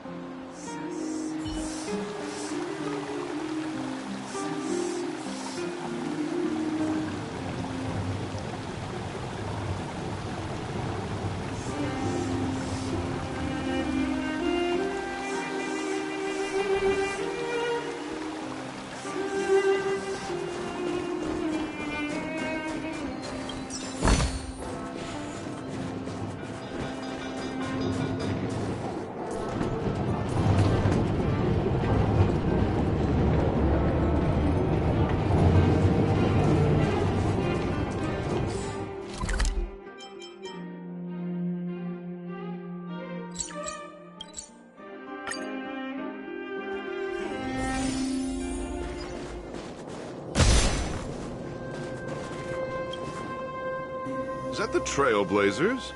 It's been a while. I didn't think you'd be back in Belobog so soon. It's been pretty hectic in the city lately.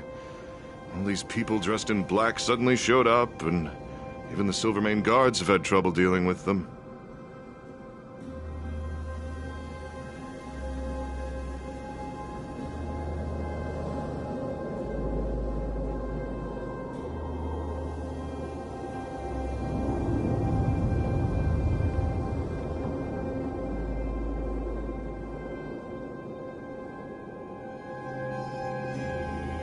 Do you need my opinion?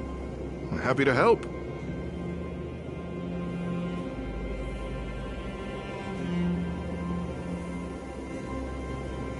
So that's who they are. It's worse than I imagined. The Madam Guardian must be under a lot of pressure. Is there really nothing we can do to assist her? We're here to gather everyone's opinion on the matter. I know this is a little sudden, but we're running out of time. What's your take? Why, I'd refuse the contract, of course. There is no room for compromise. Just look at them. Arrogant, stomping around here as if they own the place. How can such people be trusted? Who's to say they won't breach the contract? Faced with this sort of coercion, we must resist them with all our might. Surrendering is not an option. You must warn the Madam Guardian not to allow herself to fall into their trap. A soldier's perspective is always valuable, Dun. Thanks for your input. I'll make a note of your opinion. Did we miss when we needed to? From what I've gathered, it seems like most people in the overworld are leaning towards signing the IPC's contract. We'd better hurry to the underworld and see what Natasha and Zila make of it all.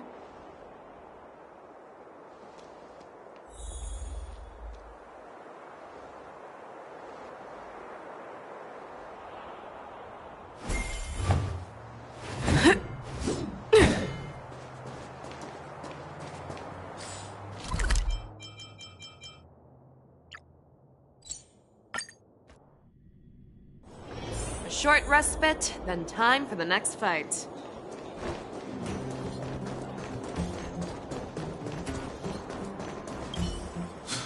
None other than the saviors of Belobog. To what do I owe the pleasure? To be honest, I'm surprised you even remembered an old geezer like me. But I can tell by the look on your faces you're probably not dropping by to say hi.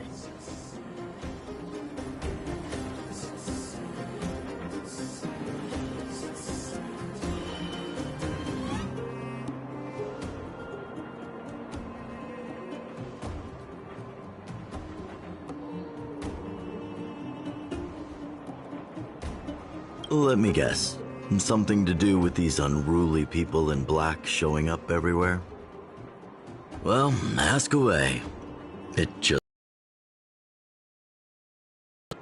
Maybe I can be of some help.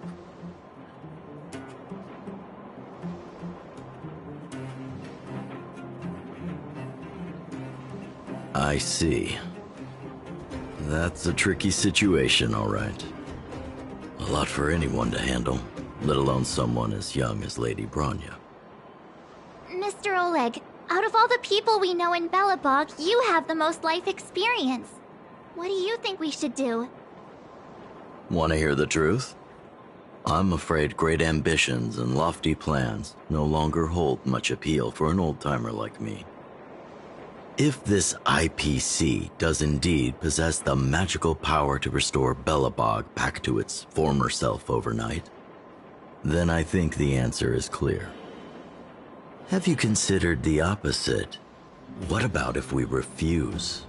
The reconstruction plan already sounds like an endless endeavor, and with the added burden of a massive debt, well, is that something we can manage on our own? What worries me the most is how Lady Bronya will handle the backlash from her people. Will she be able to withstand the criticism? Is she prepared to carry the weight of a tarnished reputation for years to come?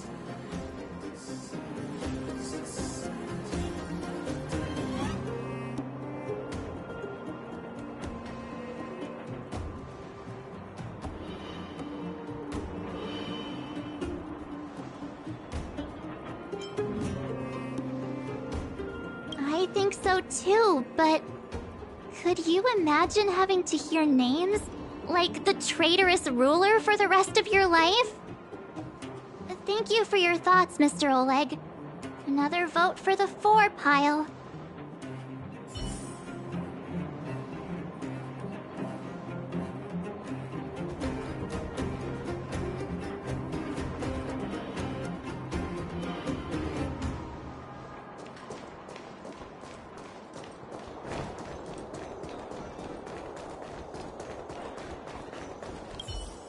What brings you two to the underworld?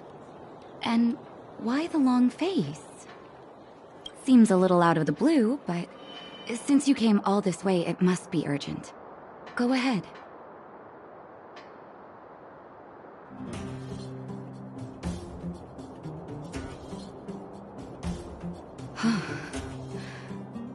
That is a lot of information to take in.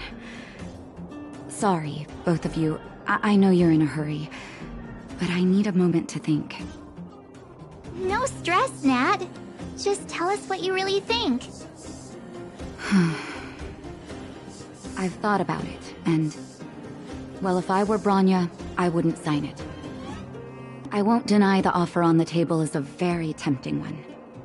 And if we refuse, Belobog will not only have the burden of a huge debt, we may also incite the wrath of a very powerful force. But even so, a quote I read back in school came to me just now.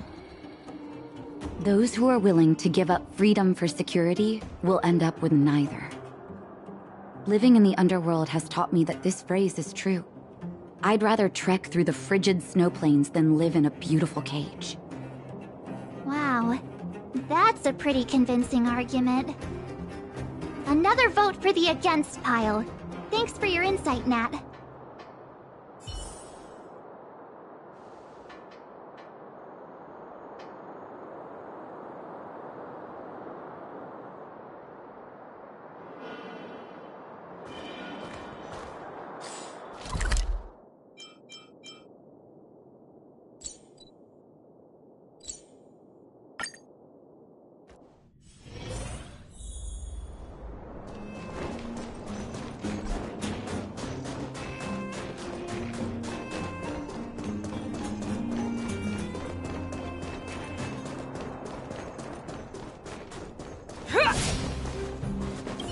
Miss March, Big Brother.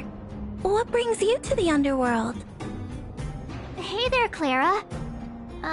Is Svarog not around? Mr. Svarog went out for a walk with a lady called Topaz. What? Topaz? Do you know where they went? I'm not sure, but Mr. Svarog promised he'd be back soon.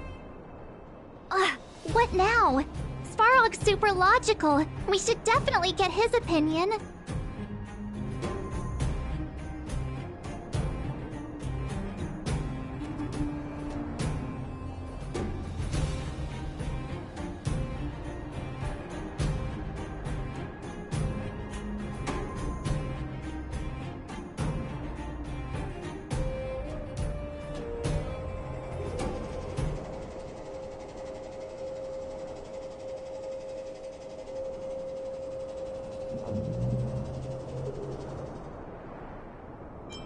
True.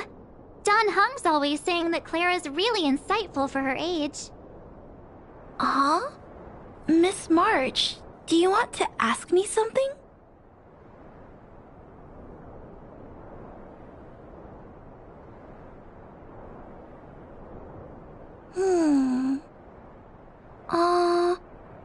That's complicated. I don't know what to say. It's all right, Clara. No pressure. Just tell us how you feel about it.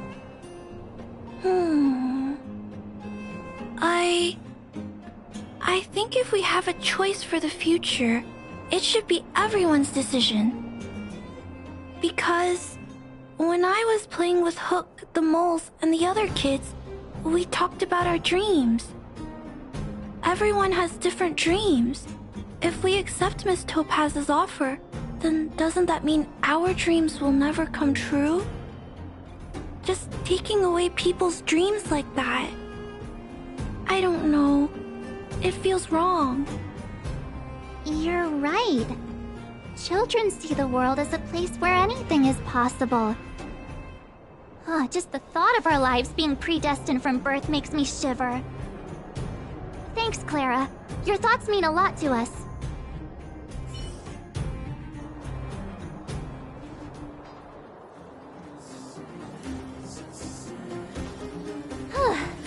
All that running around has worn me out. So, the final conclusion is... the votes are completely even. I don't know what to do. Both sides have really compelling arguments.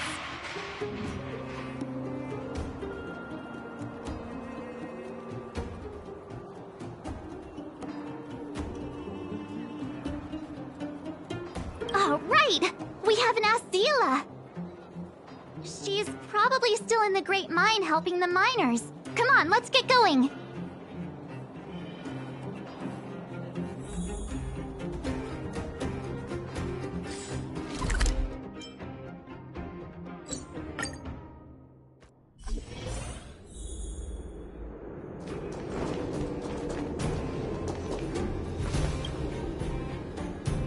Back so soon?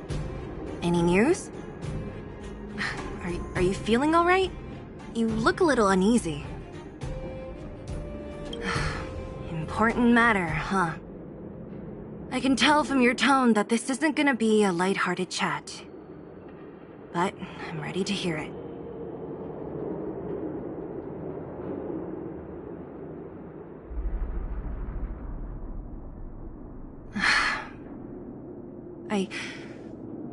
I think I get it. At first, I thought it was just a few IPC ruffians overstepping their boundaries. Yeah, you didn't think the future of Belobog was at stake, right? Right.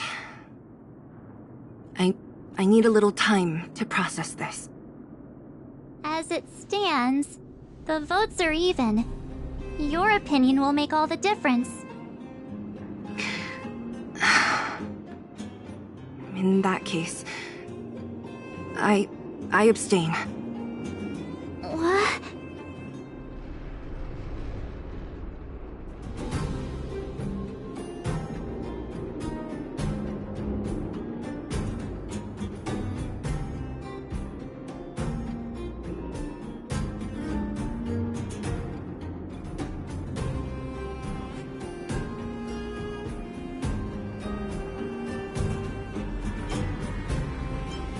I've thought about it.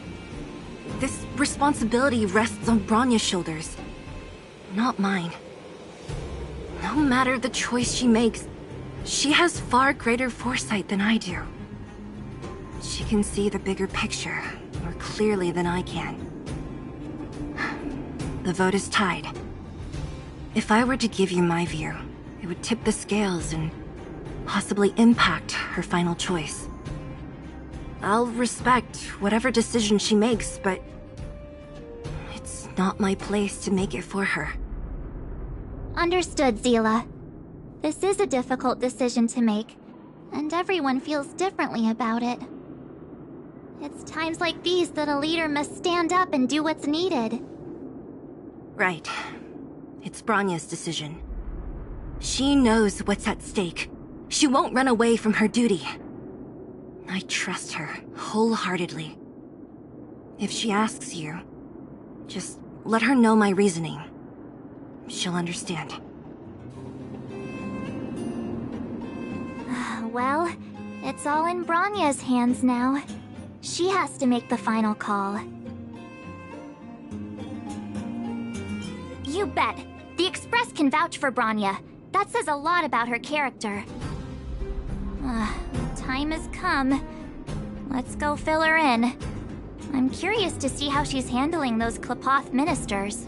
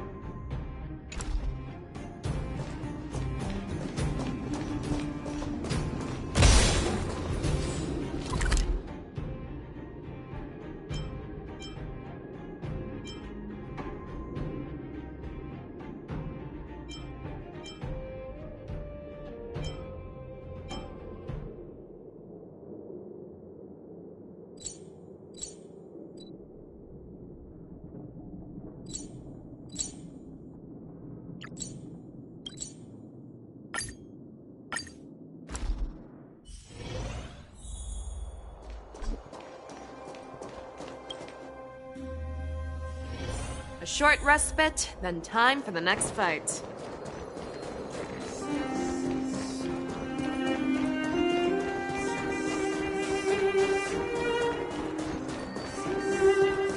You know what I mean.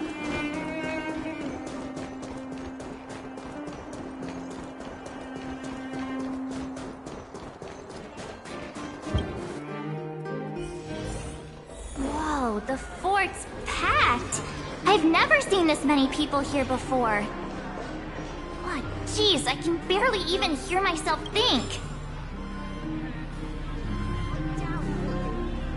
March, you're back. So, what's the verdict?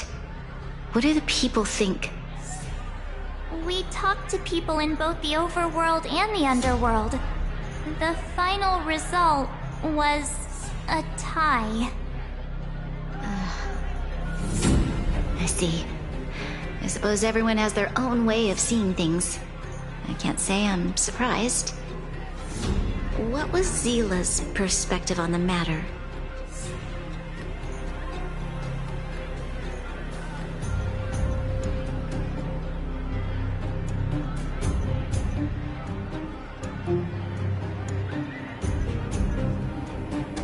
I should have known.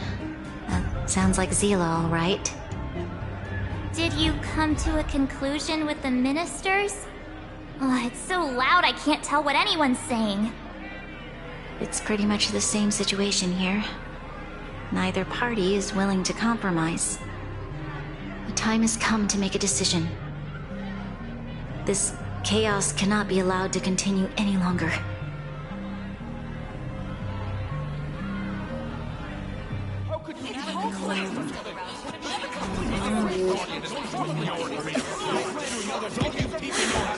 Enough! All of you! I know what to do. Wait! have something to say to the Supreme Guardian. But aren't you? Himeko? Wait, is that the real you or a hologram? It's the real me, March. Real as they come.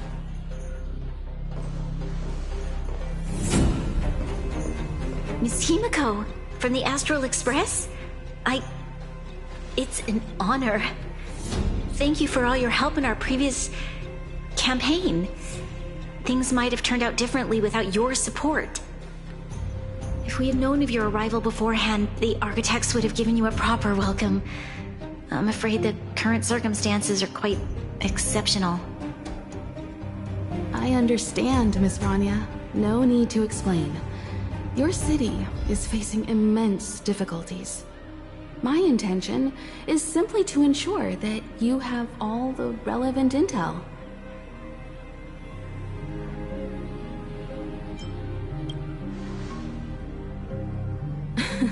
The life of a navigator is a busy one. You should be glad that I made it in time.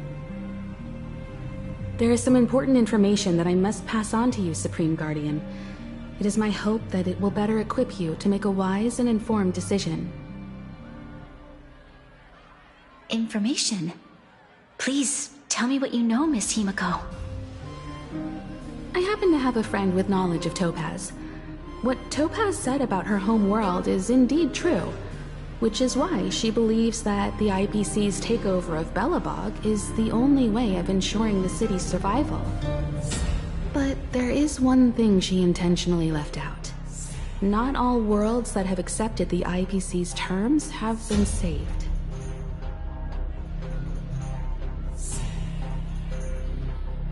You mean... Performing ecological reconstruction on a planet carries inevitable risks. According to the intel provided by my friend, the success rate for the ecological reconstruction of worlds using the IPC's technology is 63%. Only 63% of planets succeed? That's not exactly comforting. This is the overall average across all IPC projects. The success rate of projects personally handled by Topaz is above 80%. She's undoubtedly one of the most capable people in her field. I wanted to bring these numbers, these probabilities, to light. I think it's only fair that you know all the facts before making a decision. Ultimately, it's up to you, Supreme Guardian, to make the final call. I understand. Thank you, Miss Himeko. This information is of great help. Regardless of how alluring their promises may be, this contract is nothing more than a gamble. As a leader, I cannot let the future of Belobog hinge on a roll of the dice.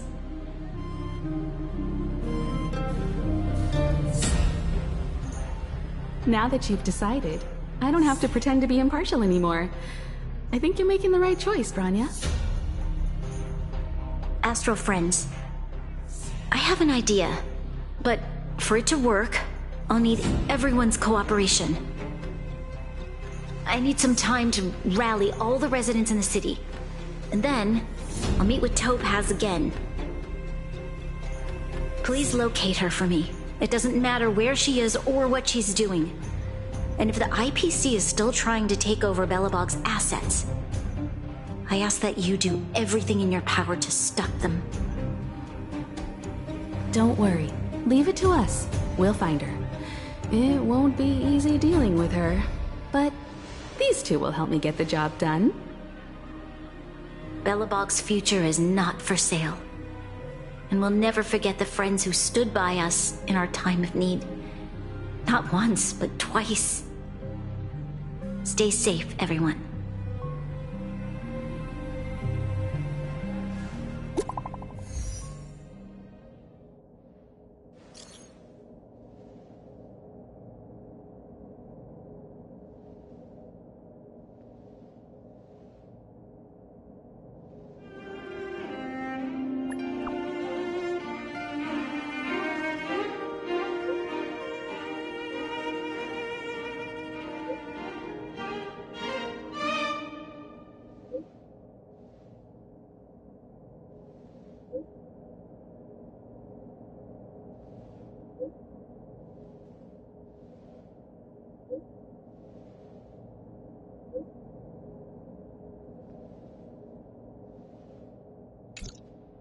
Gepard should be waiting for us in Rivet Town, right?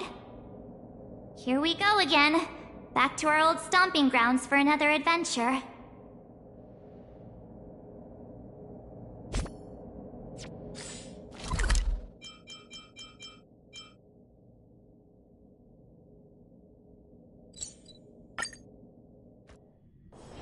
A short respite, then time for the next fight.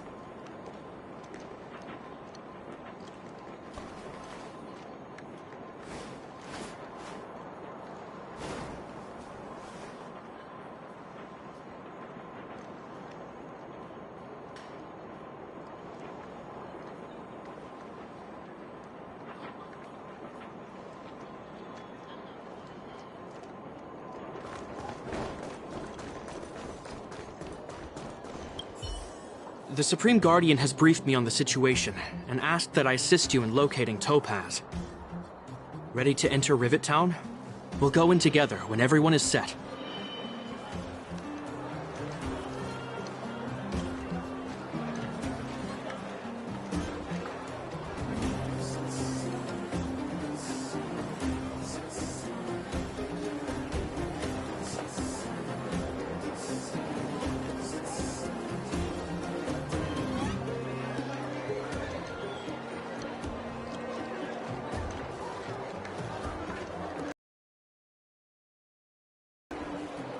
Keep your guards up. We might run into IPC agents ahead.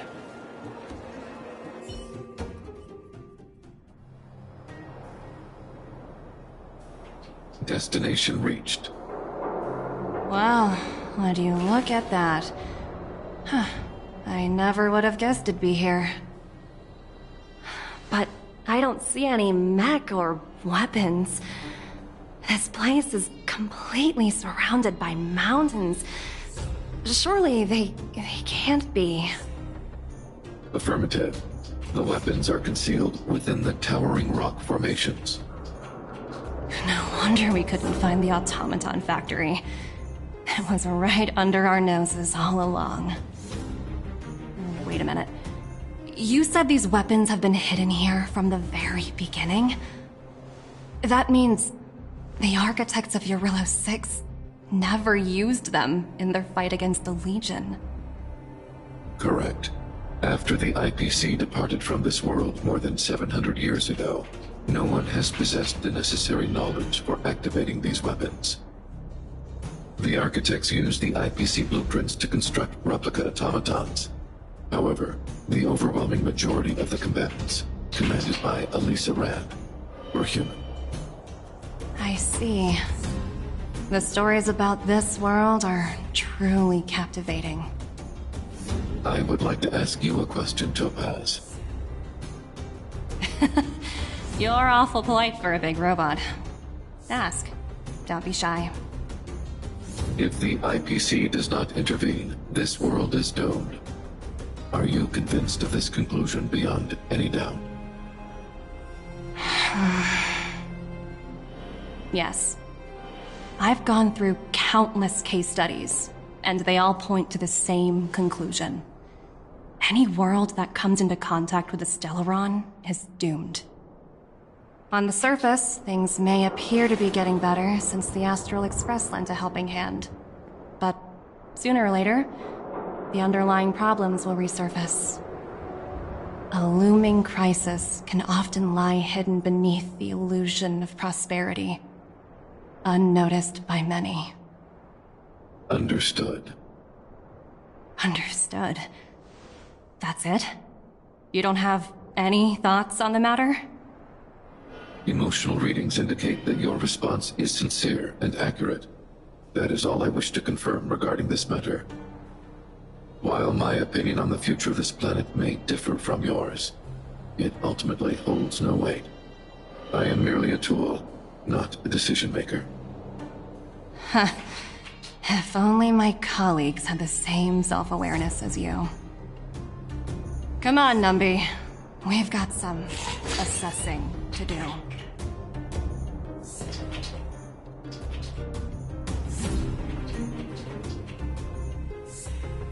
Topaz disappeared after leaving Rivet Town.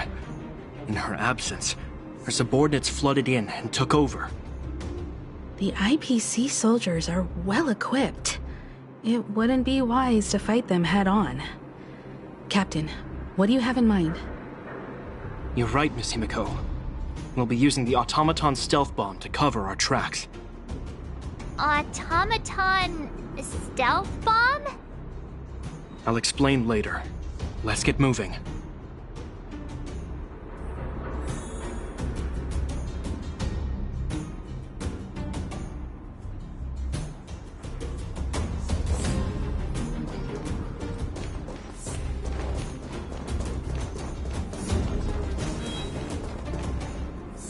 Look, down there! It's the IPC! Keep noise to a minimum, everyone. We don't want to alert the enemy to our presence. It's time to deploy the automaton stealth bomb. Are you ready? Use the automaton stealth bomb to wipe out the IPC threats. Remember, try to avoid being noticed. Remaining hidden will increase our chances of success.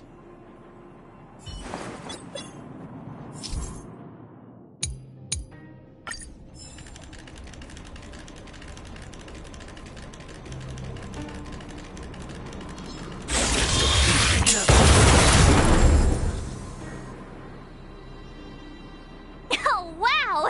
We wiped them all out in a single explosion! That's what you call efficiency! It's a shame we had to resort to this method, but we had no choice. I've seen standard issue robots like these before. It's an IPC field team leader. Correct. The exterior is similar to the Grizzly, but its weapons and armor are more advanced. Hopefully the automaton stealth bomb will still be effective. Let me know when you're ready. Are you ready? Use the automaton. Remember, try to avoid being...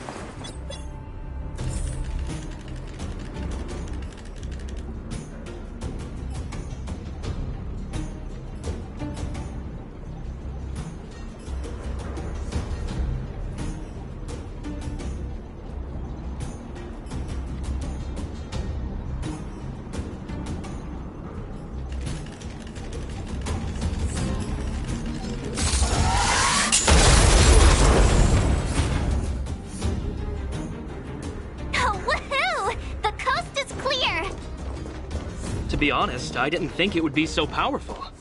Good thing everything went according to plan. This is the road that Topaz took when she left Rivet Town. Let's find her and tell her about Bronya's decision. This time, the gloves are off!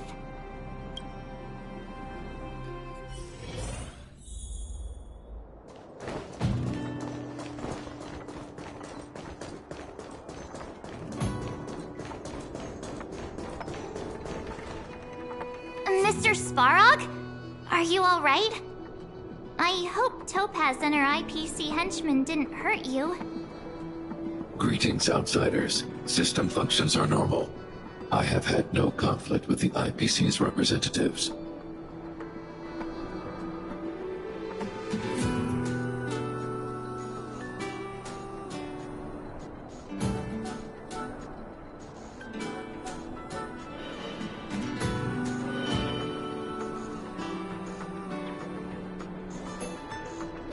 Such a result would be highly undesirable. Topaz is ahead. She had the means to force me to comply with her orders, but chose not to. From her perspective, the only way to preserve Belobog is by incorporating it into the IPC. While I do not agree with her viewpoint, I lack the computational power to provide evidence to the contrary. While it is unlikely, I still encourage the avoidance of any potential conflicts. Unlikely potential? Meaning there could still be conflicts. Don't worry, March. The Express never pursues conflict as a first means. But if it comes down to it, we won't back down either. That's how it's always been. Himiko's right. As long as we can look at ourselves in the mirror and know we did the right thing, that's all that matters.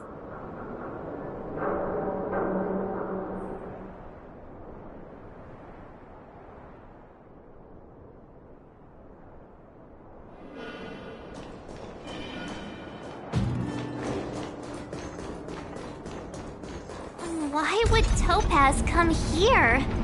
Is she looking for something? It's possible.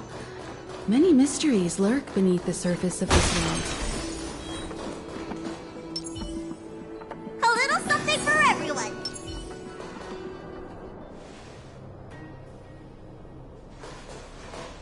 Oh, hey there, Slowpokes. I was starting to think you weren't gonna show up. This lady next to Miss March looks oddly familiar.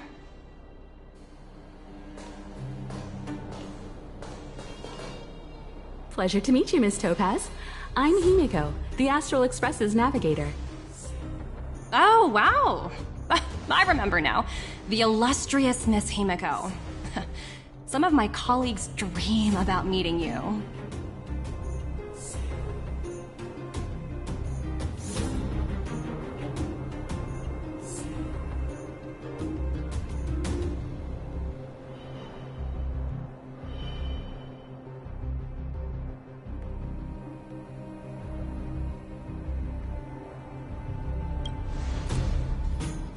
Of course! The Nameless have quite the reputation.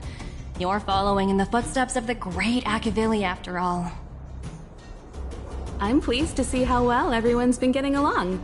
Topaz, based on your greeting, I presume you have a good grasp of the current situation? Of course! The deadline has already passed, but Bronya still hasn't signed the contract. I think I can guess what's holding her back. Please, don't misunderstand us, Miss Topaz. We have no intention of opposing the IPC or its board of directors. But we have very dear friends on Murillo 6. Standing idly by and watching them sign an unfair contract goes against everything the Nameless are about.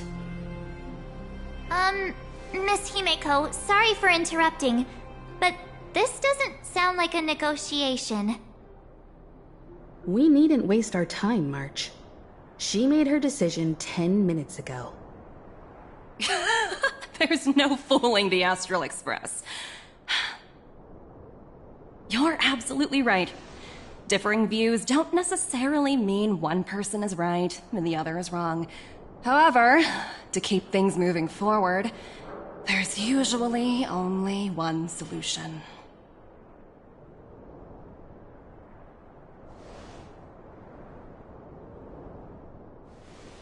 Huh? What do you mean?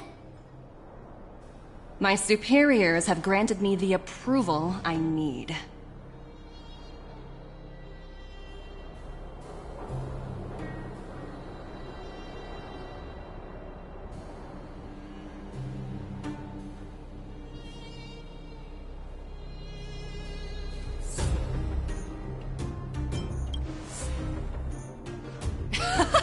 I wish.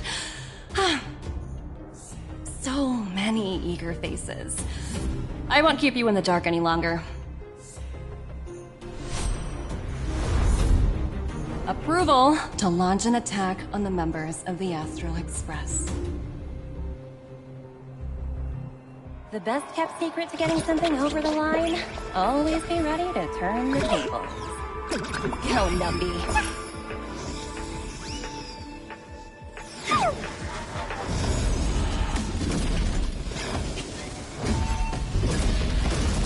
Projects under my wing have no room for error.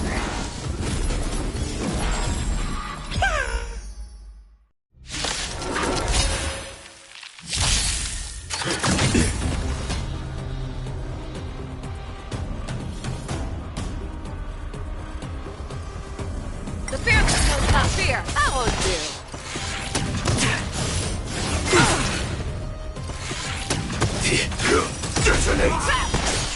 Until everything burns to ashes!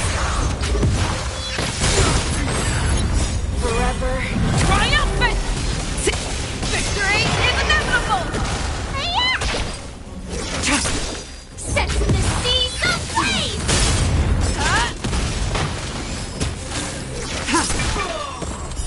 Blade of Moonlight.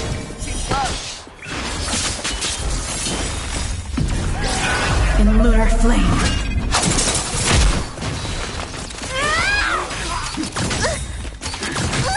Never hesitate! I won't do.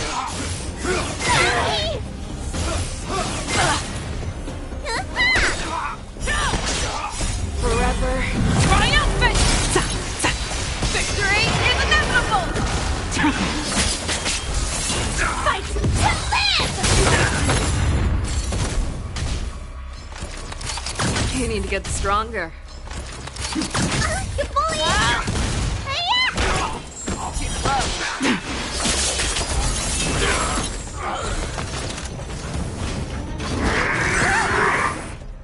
What's in your prescription?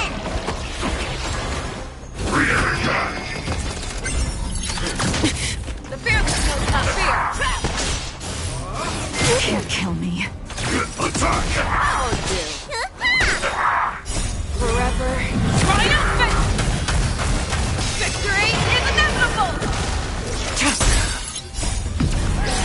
In lunar flame. Blade of Moonlight.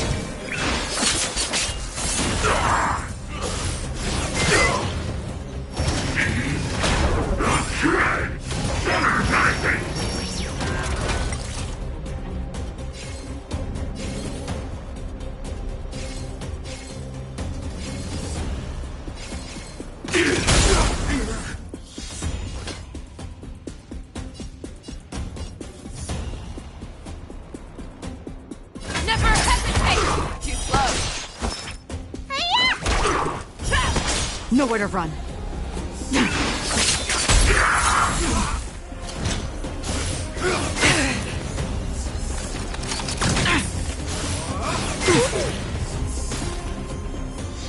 Initiate cleanup. Detonate. Like fireflies until everything burns to ashes!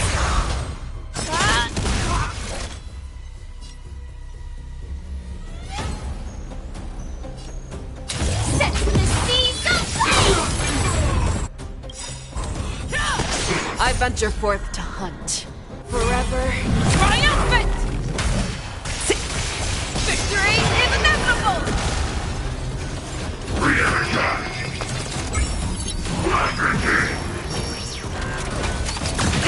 Need a doctor?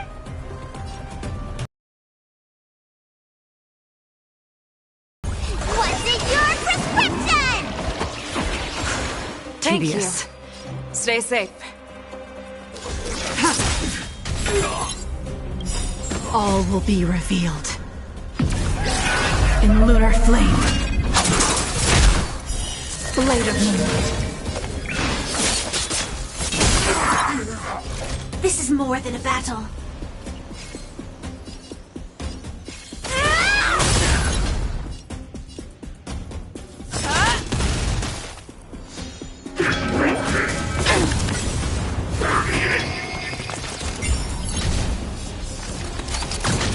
Let me tend your wounds.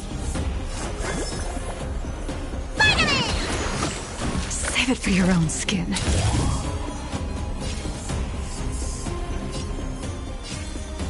Fight to live! Too slow.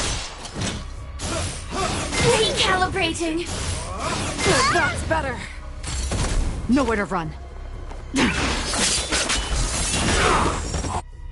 All will be revealed. In lunar flame. You're falling apart on your own. I venture forth to hunt. Forever triumphant! Victory is inevitable! Joining the battle.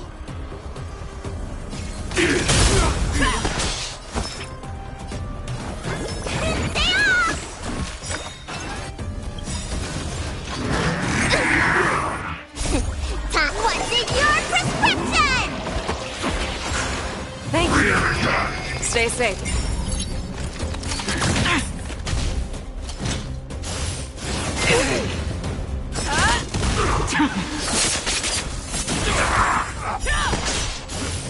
Can't kill me.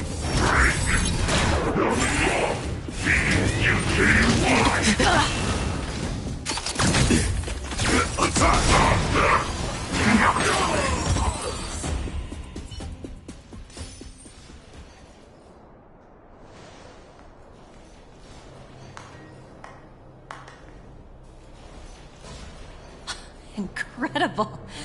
No wonder the Astral Express is so highly regarded. Finished warming up? Now it's my turn. Stop! All of you, put down your weapons! Branya! You're here just in time. Things were about to get out of control. Supreme Guardian? I was starting to wonder whether you'd left the Express crew to fend for themselves. That would hardly be becoming of you. I would never do such a thing. There was an important matter that required my attention.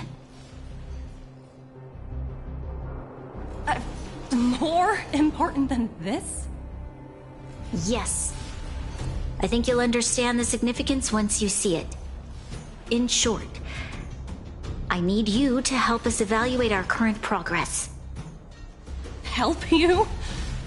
That's interesting.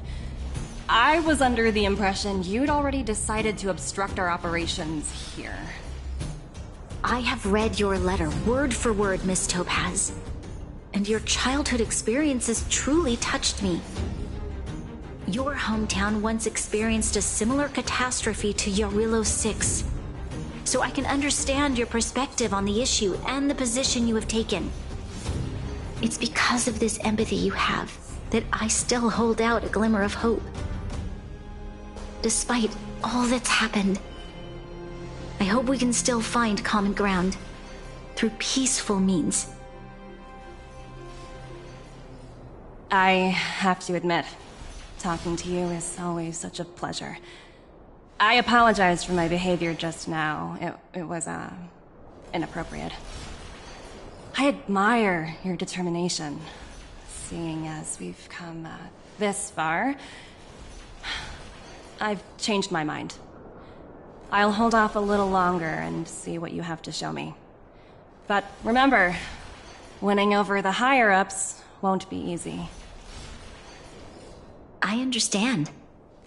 That's why I've been taking things one step at a time. The first step was changing your mind. Members of the Express, we'll need your help too.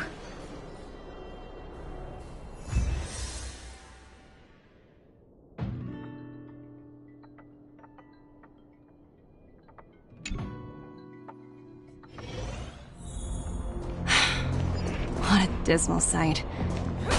This district. Have you been here before? Yes. This is where we put an end to it all. And then began again. That's right. Kyle, sorry for the delay. Are we clear to proceed? The path ahead is clear, Madam Guardian. You and your companions can proceed north without hindrance. Excellent. The mountain road ahead is a little treacherous. Watch your step. Let's go. What is this place? We've never been here before, right? We've only recently discovered this domain. Let's keep moving forward.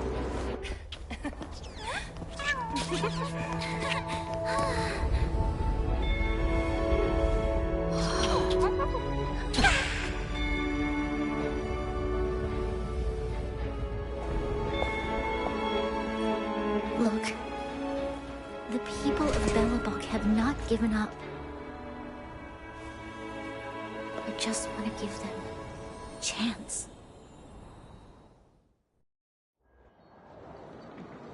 Do you two recognize that broken down machine over there?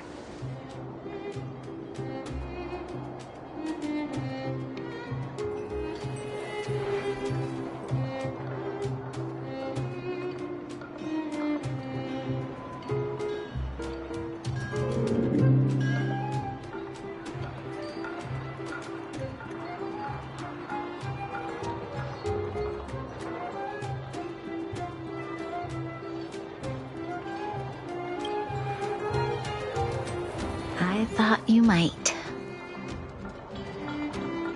Miss Topaz, I know you've done a lot of research into Belobog. I was wondering if there was any information on the engine of creation in your records? Not at all. Which is why I find it so incredible.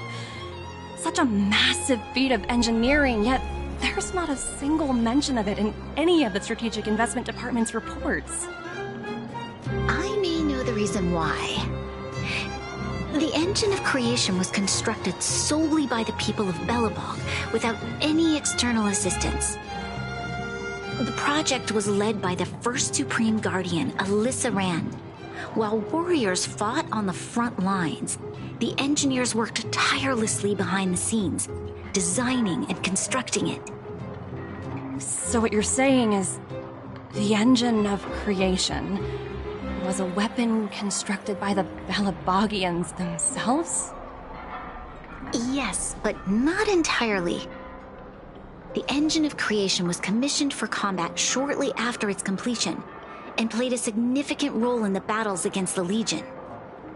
But Alyssa Rand had a long-term vision, one that nobody anticipated.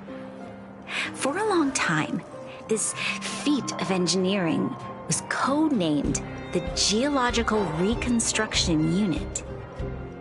It was actually given a much grander purpose: to help the Belabogians rebuild their homeland and restore their world to its former glory, after driving away all those who threatened it. Remarkable. A vision that would transcend both time and generations of Belabogians. Madame Rand was truly an inspiring leader. Not to take away from the Supreme Guardian in front of me. She's quite the inspiring leader as well. Thank you. But I didn't really do anything. All I did was bring the people of Belobog together and make them aware that our hard-earned freedom was under immense threat once again. If we want to preserve this freedom, we must act and show those who doubt us that we, Belobog, have the will and the ability to control our own destiny. The outcome of our mobilization speaks for itself. The children of Belobog have made their decision. They have chosen to preserve this homeland with their own two hands. I must say, I didn't anticipate this at all.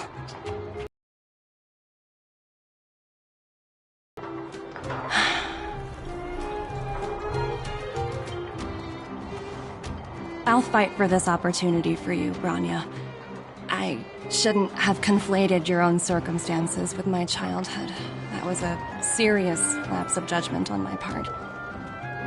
My world never had a resolute leader, so people gave up on the idea of saving themselves long ago. But your civilization has persisted through the snow and storms for 700 years.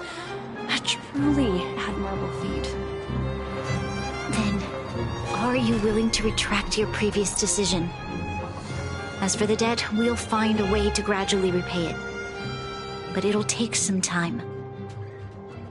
Unfortunately, the acquisition of Eurillo 6 is a strategic decision that's been approved by the IPC's top brass. Even if I wanted to overturn it, convincing them would be extremely difficult. Unless...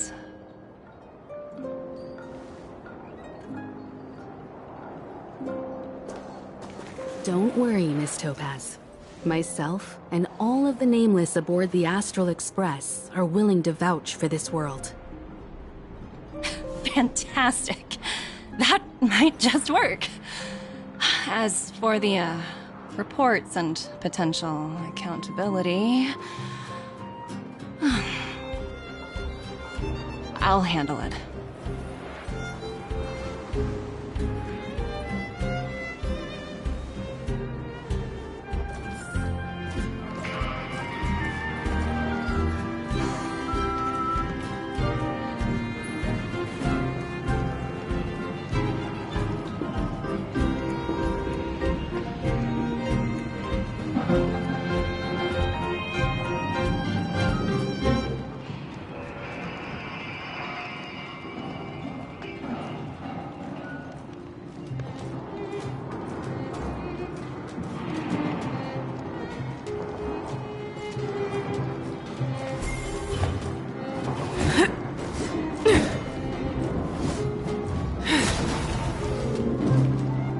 Topaz, you mentioned accountability.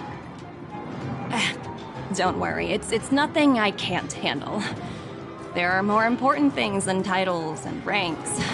Finding the best solution is what matters most.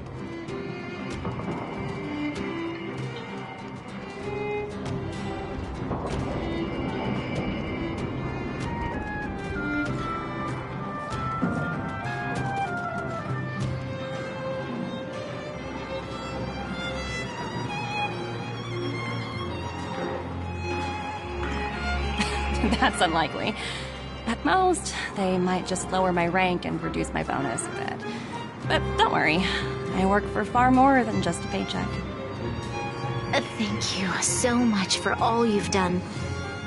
I never thought we'd drag the Express into a crisis again. Much less one that might cause a rift between you and the IPC. A rift? I wouldn't go that far. Also, it's me who's mostly to blame. I didn't keep my subordinates in check.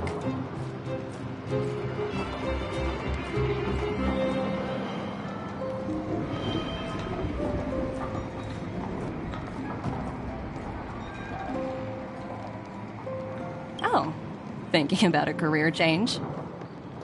Sure thing. I'll put in the best words I can. I'm glad we're able to discuss some lighter topics. Well, you all need some rest after everything you've been through. I have arranged rooms for you all at the Goethe Hotel. Miss Topaz, if you need somewhere comfortable to stay. I appreciate the offer, but I need to head back and deliver my reports. It's been great getting to know you both. I hope we can work together again in the future. Only next time under better circumstances.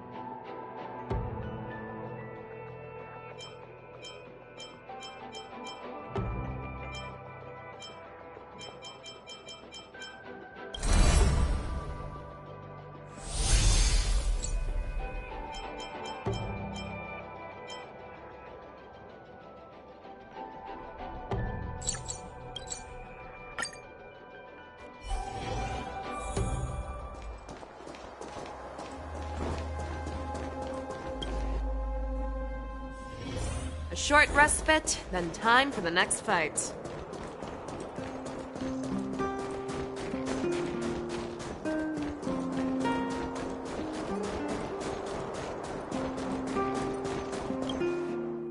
I've been wondering, how did you figure out what was happening here on Belobog, Himeko?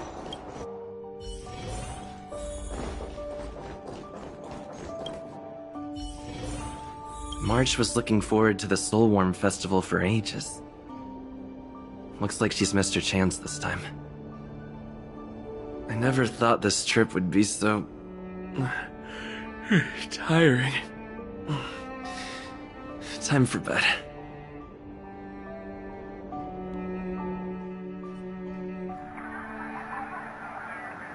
In light of the events that have transpired, we will be taking the following disciplinary measures against you. Your rank will be demoted from P45 to P44 with corresponding adjustment to your basic salary.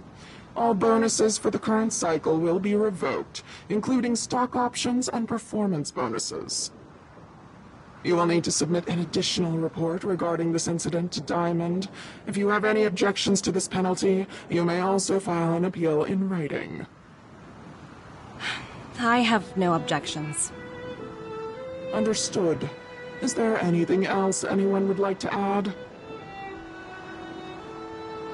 If there are no further remarks, this meeting is concluded.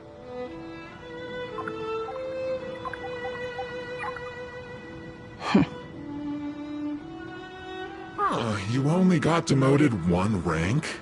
Phew, you dodged a bullet there. Pretty big project to mess up on. Someone must be looking out for you. Oh, they've already left the call. Ugh, this voice changer is driving me crazy. Let me turn it off. Aventurine, why are you still on the line? Hey, what's with the hostility? It's not like I'm your boss. Oh, wait. I guess I am now. My apologies. I'm still getting used to my new place in the hierarchy. Can I help you? If you've got something to say it already. Oh, nothing important. Just checking in on you. I told you Eurylos 6 would be a high-risk, low-reward case. Why do you even bother? In our line of work, having a kind heart can be more of a liability than an asset. If you're not careful, you'll end up leading yourself down a dead-end road. Anything else? If not, I'm hanging up. Wait, hold on a minute. Don't hang up, I get it. You're not in the mood for this conversation right now. Okay. How about this? Something that might interest you. While you were enjoying your playtime on Eurylos 6, Diamond was busy taking care of the head honcho of the Building Material Logistics Department. That's why he didn't attend the renowned Teravan, one of the 7 board members. He's throwing his support behind us instead of the Marketing Development Department for once. Oswaldo won't be laughing anymore. Diamond's been a great help to both of us. Your antics on such a crucial day can't exactly have painted the Strategic Investment Department in a good light, you know? Since you get the point, let's get down to business. I'm currently at Pierpoint. There's a major deal that could affect the whole department. I just so happen to need a reliable project manager for the job. What do you say, old friend? Huh. And what prompted the mighty Aventurine to start collaborating with others? Penacony. What else? What? That's right. Now that's the kind of reaction I was hoping for. Hold on a minute. Diamond picked you for this project? I was expecting someone like Opal or Obsidian to handle it.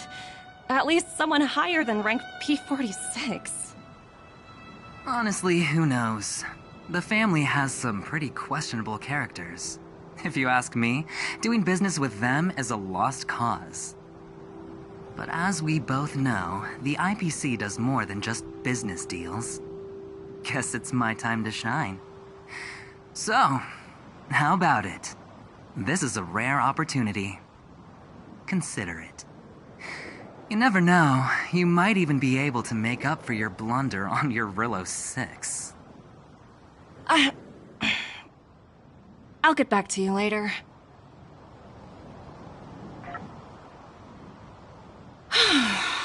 Seems like it's just one wild ride after another.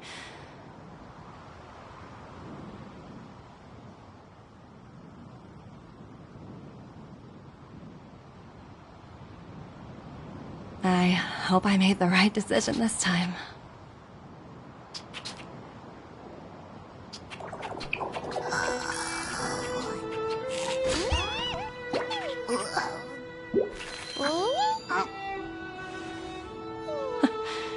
The snow is mesmerizing.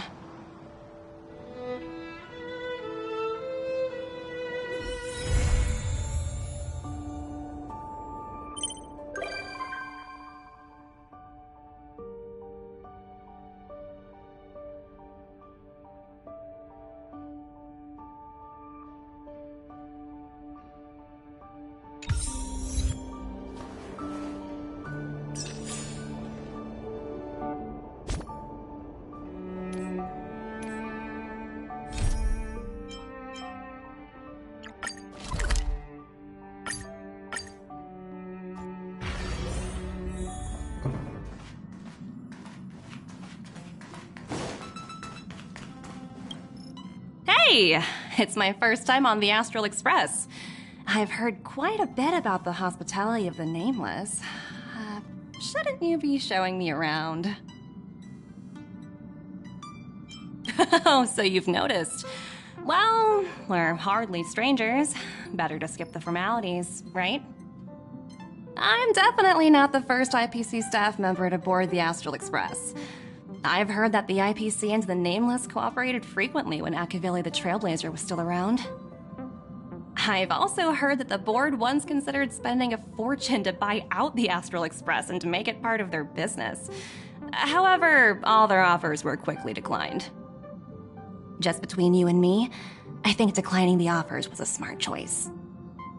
Capital definitely plays a critical role in the universe, but if everything in the world revolved around it, then life would be a lot less romantic, don't you think?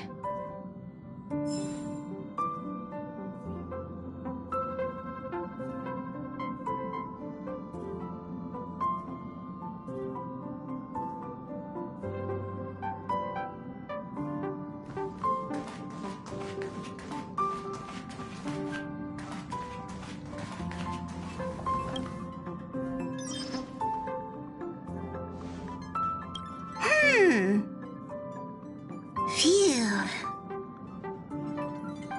What's up, Pom-Pom? Just got a message from the Xianzhou La Fu. Looks like it'll conflict with our original schedule.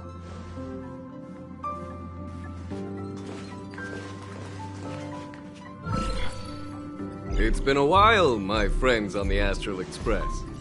How's your trailblazing expedition going? Soon, the Xianzhou Luofu will be holding the Luminary War Dance.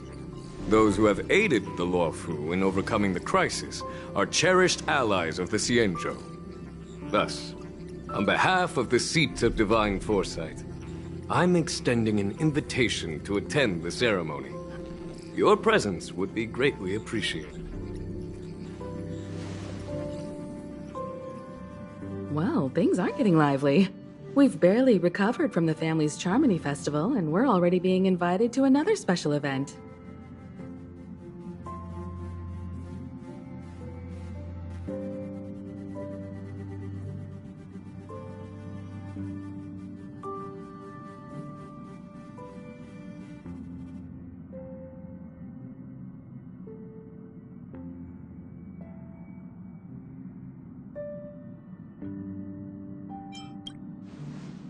Yeah, me too.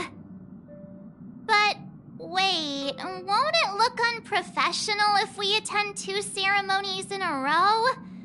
Aren't we supposed to be focused on restoring astral charts and doing some serious scientific exploration? So we should leave March behind to take care of the Express? Hey! That's not what I meant! I'm all for some fun. I just hope there won't be any surprise party crashers, like Friday or Saturday. The Xianzhou Luofu has recently overcome a crisis. By holding the war dance, they're demonstrating to everyone that they've returned to a state of peace and safety. But that's what everyone said before we went to Penacony. You'll be totally safe under the family's protection. No need to worry. The War Dance is not like the Charmony Festival with all its hidden secrets.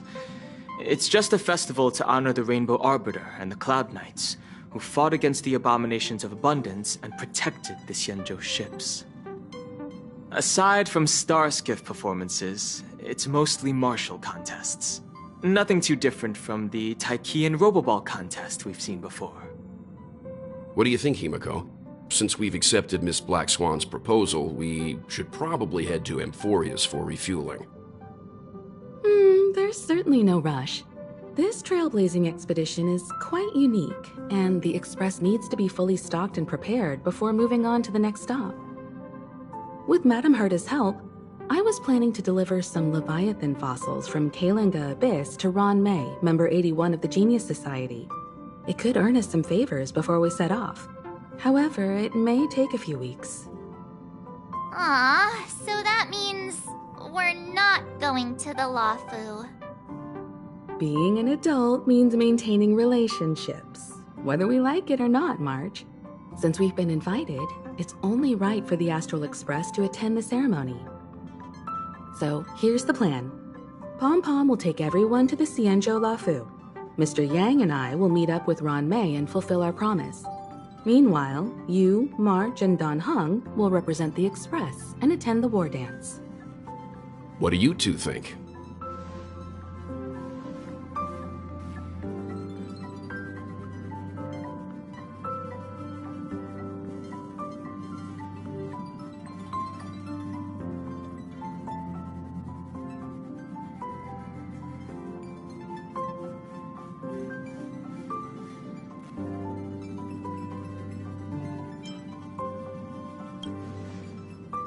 Himeko and Mr. Yang will be busy with serious research. Besides, fossils can't compete with martial contests when it comes to fun, right? Plus, you're the only one with so many friends on the Lawfu. I'll be lost if you don't come along. You've gotta lead the way. Now that everyone's on board with the plan, it's time to warp to the Xianzhou Lawfu.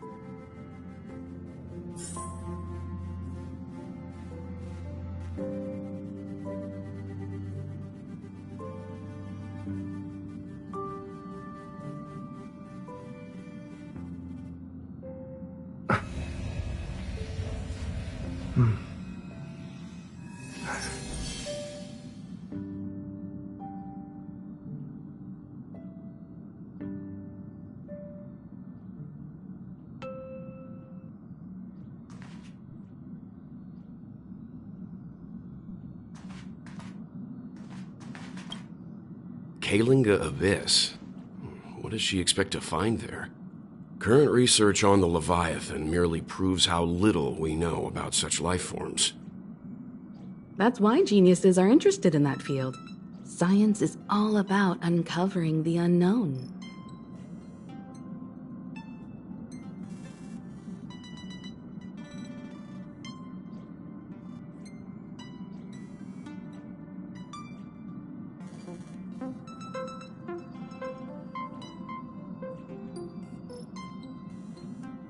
Don't miss us too much.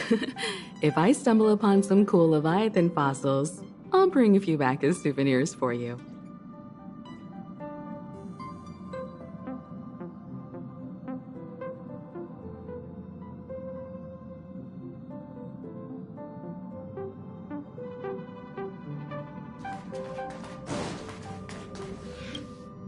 Himeko really knows how to convince people. Between Leviathan fossils and the war dance, the latter definitely sounds more fun. By the way, Don Hung, this time you'll be taking a stroll with us on the Lawfu, right? And just let you two wander around aimlessly on the Lawfu by yourselves? I don't think so. Plus, Mr. Yang is right. The Ambrosial Arbor crisis just ended. And both the long life and short life species are still feeling uneasy. And that's why Jing Yuan wants to organize the war dance, to show that the Xianzhou Lawfu is stable and safe. And since he has extended an invitation, it's only right that I visit my old friend.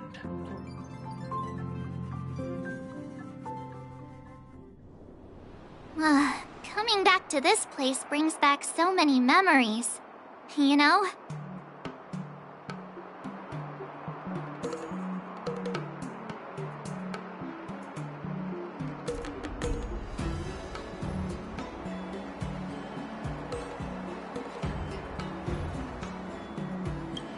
Hey, I'm not actually gonna recite a poem.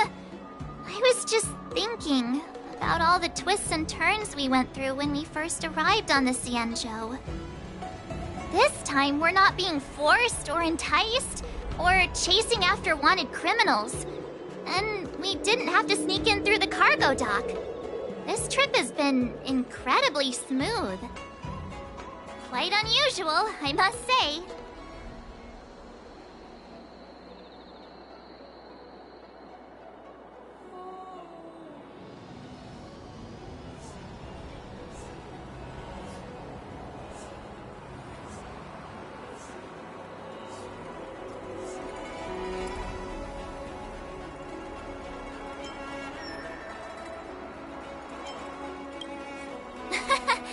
I'm just hoping for the best.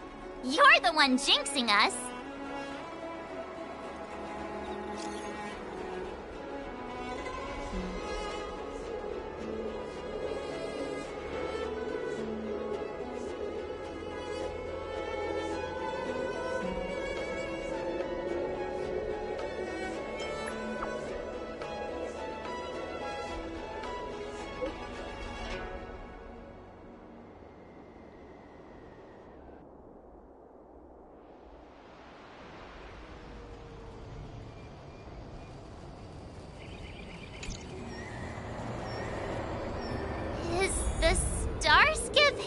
Always this crowded? Oh, there are so many people here. I can barely hear anything. Yanqing said General Jingyuan sent him to welcome us, but where is he? Let's wait for him in front of the loom. It's the most prominent landmark on the dock. Hey, you guys! Hold on a moment. Did they just call us? Look at their outfits. They're from Penacony, right? Are you familiar with the Xianzhou Lafu? We know a little bit about it. What do you need? We're from Penacony. Maybe you've heard of it. We came to this ship to gather interesting materials for making dream bubbles. Oh, we just left there. Oh, talk about coincidence. That's great. Do you know any must-see attractions on the Luofu?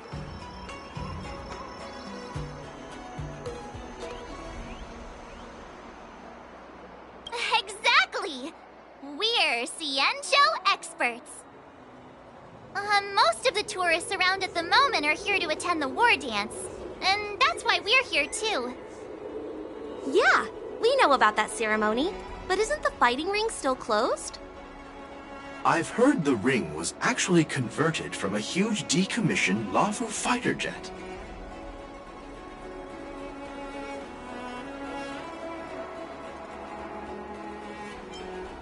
The Radiant Feldspar is bigger, I guess. But for now, all we can do is wait until the war dance starts in a few weeks, before we can board it. We've still got work to do, so we can't just sit around waiting for it to start. That's why we're asking you about some must-see attractions. We're looking for unique experiences that you won't find on Penacony. Our clients love these kinds of dream bubbles the most. You're the expert here. Give them some suggestions.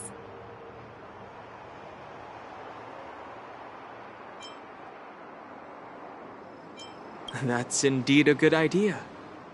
While the dreamscape on Penacony is all artificial, Scale Gorge Waterscape is a celebration of nature's resurgence. It has some remarkable scenery. Awesome! I love being out there in nature. Let's go to Scale Gorge Waterscape first. I'm a bit worried that nature-themed dream bubbles might be outdated. But hey, let's go check it out anyway. See you later. Maybe we'll run into each other there in a few days. Look, Yanqing's here. Really? Let's go catch up with him.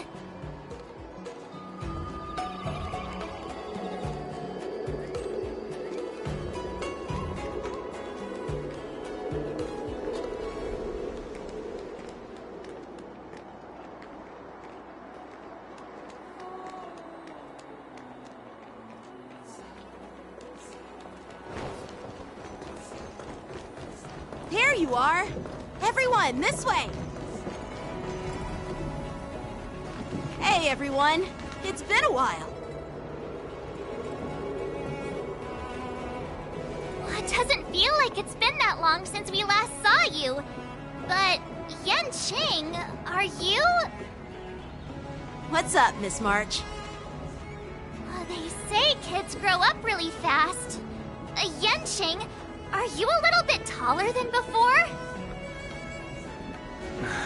We've only been away for a few months.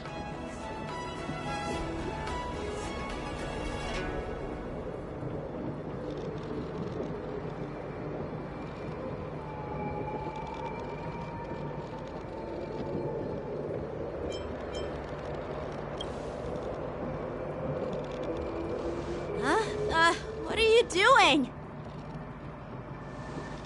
Sorry, but after our previous adventures, I've become suspicious of whoever greets us first.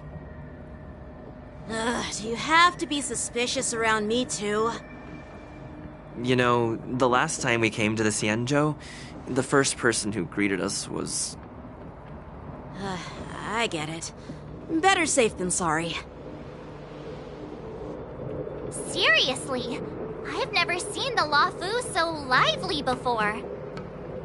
I was a bit worried that holding the war dance right after the Ambrosial Arbor crisis might be too soon.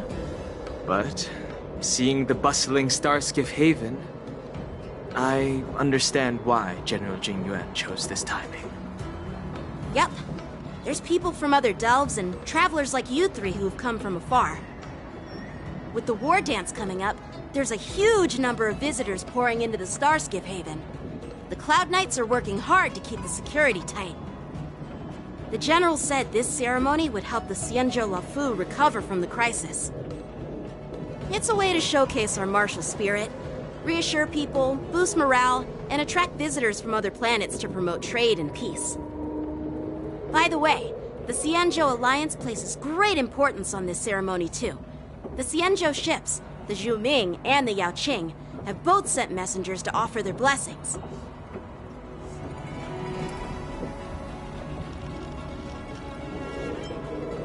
Yeah, the Xianzhou Yaoqing is a major force in hunting down abominations, and is always engaged in conflicts across the cosmos. Although it's a member of the Xianzhou Alliance, I don't know much about it. But Madame Yukong from the Skyfaring Commission mentioned that the Yaoqing always sends back reports of great victories, which is quite impressive. I heard General Fei Xiao of the Yaoqing is a young and dauntless lady. My peers say that she's like a goddess of war, capable of crushing dozens of abominations with a single punch. I wonder if it's true. If only I could witness her prowess with my own eyes. By the way, Yanqing, where are we headed next? I'm sorry for talking your ear off. The General wants to catch up with you at the Palace of Astrum. He's been eager to hear about how the Express has been doing. It's funny how he tries to act all mature, but whenever it comes to something he's interested in, you can really see his childish side.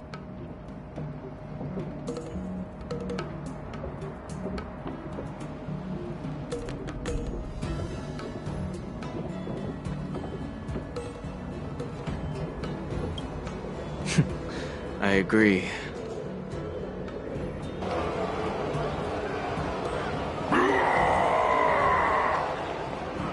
All units, assemble quickly! Get ready to protect the crowd! I just mentioned security, and now all of a sudden something's gone wrong. Excuse me, I need to go check out the situation.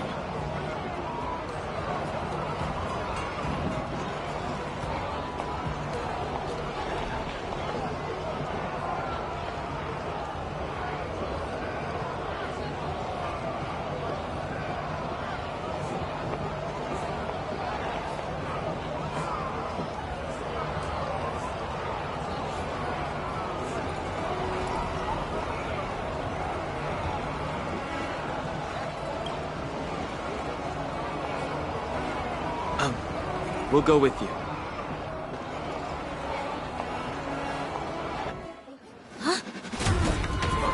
Watch out for this.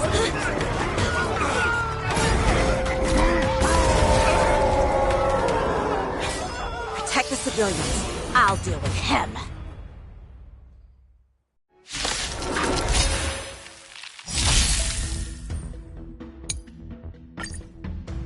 Morrison?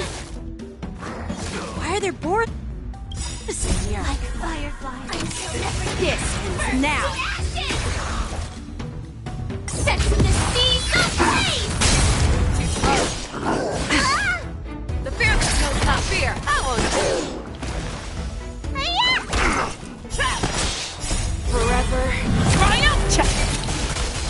Victory is inevitable! Fight to live! Never hesitate!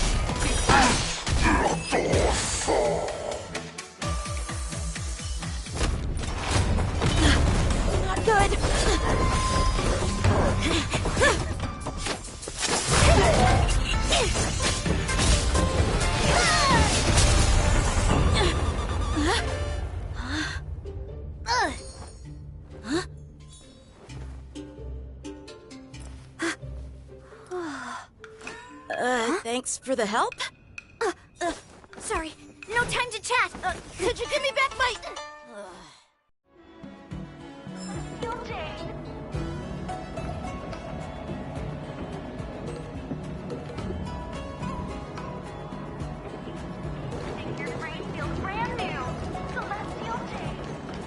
Wait! My sword! I'm sorry, but I'm afraid we'll have to put our plans on hold for now. I need to find out what's going on.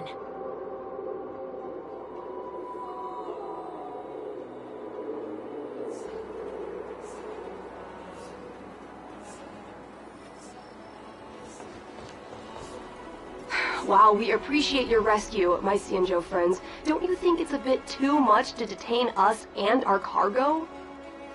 Sorry, but we've been ordered to detain you and your cargo for inspection until we figure out the source of the attack. Once we're done with the formalities, we'll let you and your cargo go. Oh, but this shipment isn't even meant for the Luofu, and it's IPC's patented technology. Who do you think you are to conduct an inspection? According to the protocol, all cargo arriving on the Luofu. But we didn't officially enter your dock at all. We just sought refuge in your dock because we were attacked by the Borisin. Looks like this argument could go on forever.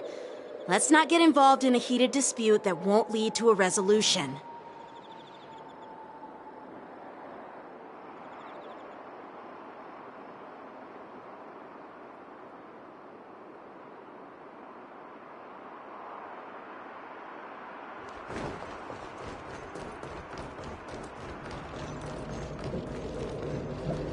Who's in charge here?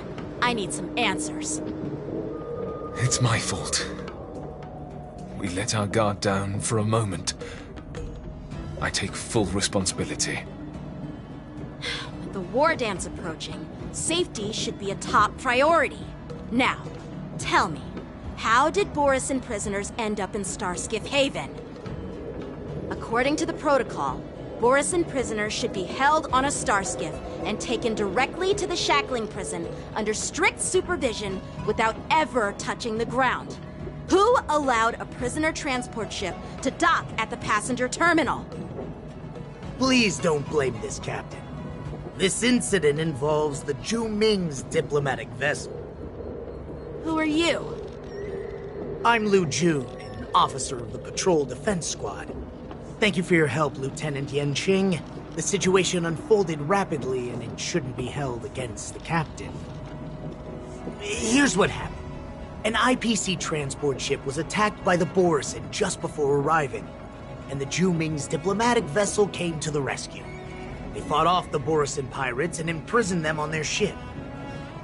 So, an IPC ship was attacked by the Borisin near the Luofu, and the Zhu Ming envoys saved them?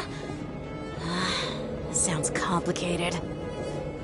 Honestly, it gives me a headache too. Zhu Ming diplomatic ship, adhering to standard procedure, docked at the passenger terminal to hand these criminals over to the Luofu. You know, with all the outsiders flooding onto the Luofu, the starskiff lanes are under immense pressure. The Borisin desperados decided to put up a fight before the prisoner transport starskiff could get there. And that's what you just witnessed. We'll make sure these prisoners are sent to the shackling prison as soon as possible. I see. It's an unusual situation indeed. I'll report it to the security department of the Realm Keeping Commission and ask for their cooperation in handling the aftermath. Maybe I should gather more details from others so that the Seat of Divine Foresight can have a better understanding of the situation.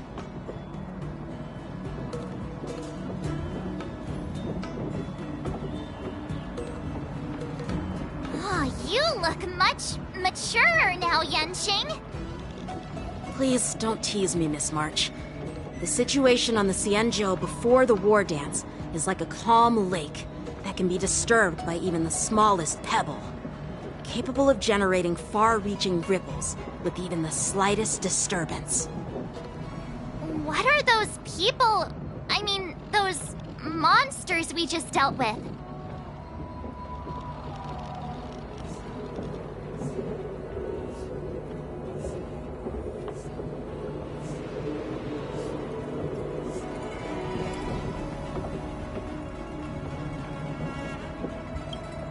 Those werewolf monsters are known as Borisin. They are abominations of abundance, and we've been fighting them for a very long time. The Borisin have been a powerful force for a long time, plundering and enslaving many worlds. The threat they pose is just as terrible as the Swarm disaster, and the Alliance even had a fierce war with them 3 decades ago. Their presence has faded over the years, but who would have thought? According to that officer, they attacked an IPC ship near the Xianzhou Luofu. Such a brazen attack seems quite unusual to me.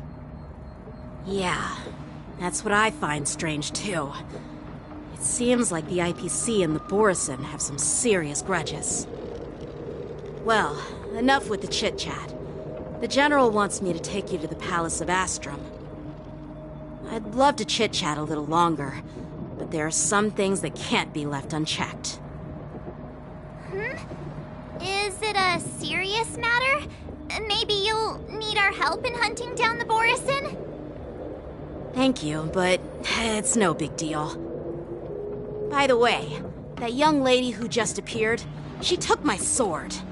I'm thinking of filing a lost property report at the Realm Keeping Commission to see if I can get it back. I doubt she did it on purpose.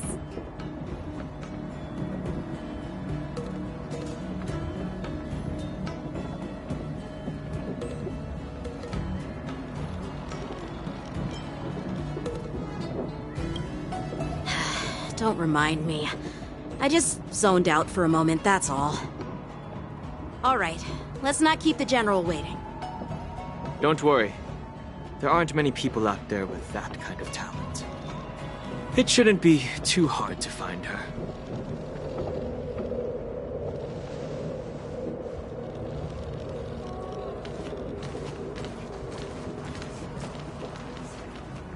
There sure are a lot of troublemakers around.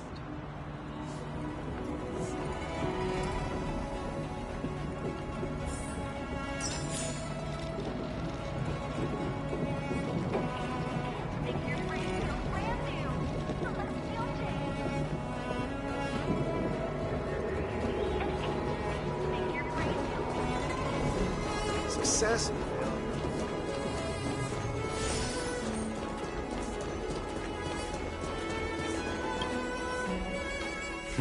It's been a long journey, Elder Hwayan. Thank you for your presence. Don't mention it. Thank you for taking the time to welcome me.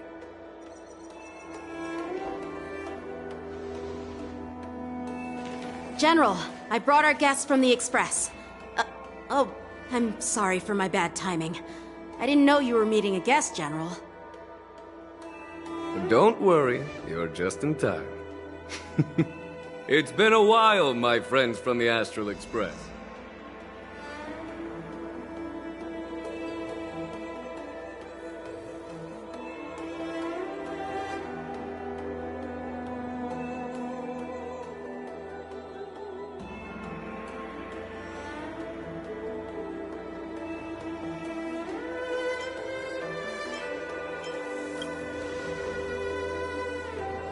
Oh.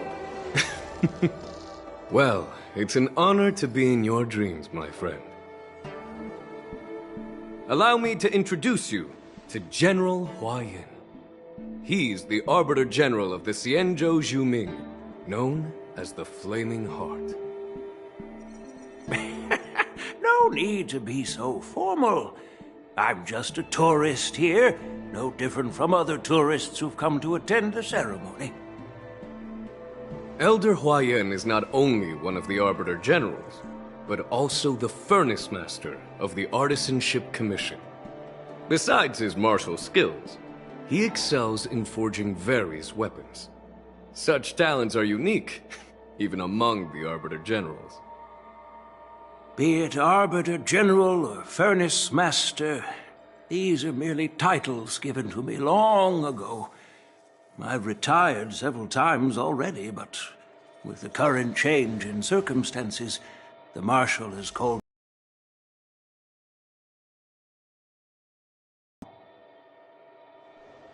Well, in the end, I'm to blame. Living such a long life naturally brings its share of disapproval. It's an honor to meet you, General Huayan. It's my honor to meet you, General Huayan.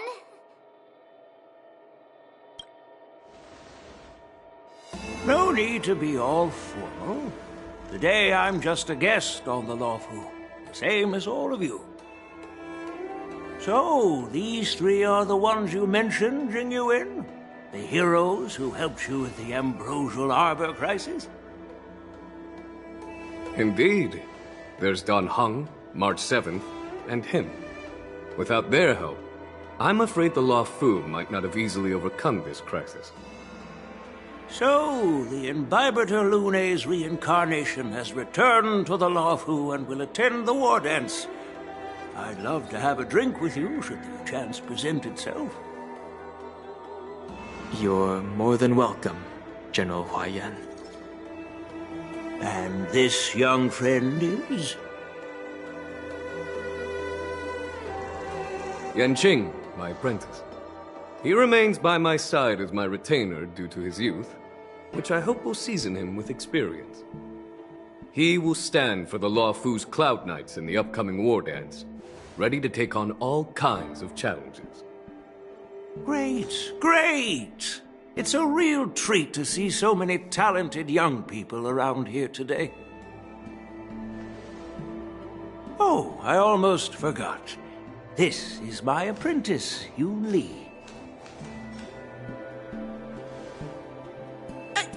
It's you! Oh, it's you. Hello. Oh, you two already know each other? Guess we don't need any introductions, then. What a coincidence! I was afraid I'd have trouble finding this girl. Oh? Now you've piqued my curiosity. Tell me, how did you two become acquainted? She helped me capture the escaped Borisin prisoners at the Starskiff Haven. Allow me to express my gratitude for you. But when you left, you took my flying sword with you. Your flying sword? Oh, so that's why I found a dagger in my bag. Turns out it's yours. Yes, it is. Now that we've met again, I hope... Nope, that won't do. Won't do? You want your sword back, right? Well, you can't just take it back. On the Juming, when you lose your sword on the battlefield, you have to reclaim it on the battlefield. As for this little sword, it was supposed to strike that escaped Borisin prisoner. But unfortunately, its owner's agitated state caused it to fly off like a kite with a broken string, and it missed its target. By the way, if I hadn't caught it and helped it hit its mark, that Borisin prisoner would have gotten away. Hold on a sec, Yun Li. You took my sword without even asking, and now you're refusing to give it back? So much for Luofu swordmasters. What did you just say? If you just stepped up and took your sword back from me fair and square, I would have totally respected you. But nope, you tried to play it down, expecting me to just hand it back to you like it's nothing. In front of everyone. With all due respect, you don't honor your sword, so you don't deserve it. Hasn't anyone told you that taking without asking is stealing? If you want to settle this with swords, fine. Let's have a one-on-one duel right now. Yanqing. Well, that's more like it. Just be careful, because I'm not as easy to handle as the Borisin. You two, be quiet and apologize to Yanqing. Hey! Whose side are you on, Grandpa? I don't take sides. It's a small misunderstanding, and an apology would be too much. I've heard about the Zhu Ming's incredible swordplay and craftsmanship. Most notably, the legendary Flame Wheel Octet. Seeing Miss Yun Li, who is among those ranks today, well, I must say, she definitely has that fiery edge. Such grandiose names. Some folks love to spin these fancy titles, trying to set the Cloud Knights apart. Yun Li is still just a young girl, a bit awkward and hot-tempered. So please forgive her if she's being rude. Well, everyone, Elder Huayan and I have some business to discuss. For now, Yang Qing, why don't you entertain our guests and take Miss Yun Li to the inn? I'll find another chance to talk with you all. I'd like to express my gratitude to the Astral Express for helping the Law Fu during the crisis. That's so kind of you. I mean, you've already thanked us so many times. Please forgive me for coming at an inconvenient time. You needn't apologize, General Huayan. All right, Yun Li. Take this opportunity to clear things up with Yanqing. Yeah. It's better to make friends than enemies. But I won't be heading to the inn just yet. I want to visit Lingsha. She just arrived in the Luofu and could use some help settling in. Yang Qing, once you've helped our guests get settled, go to the Artisanship Commission for me. I've heard about the attack and the detainment of the IPC ship. Qingzu sent word that the IPC members are protesting and wish to have their cargo back. See if you can calm them down. Don't get aggressive. Just make it clear that the Xianzhou Luofu has no intention of violating their rights. I'm on it.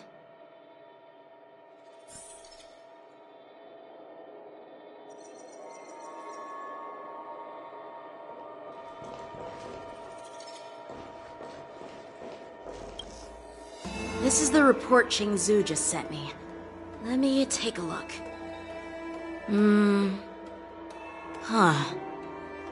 Looks like the General has given me a tough challenge. He wants me to try and help put the IPC's mind at ease.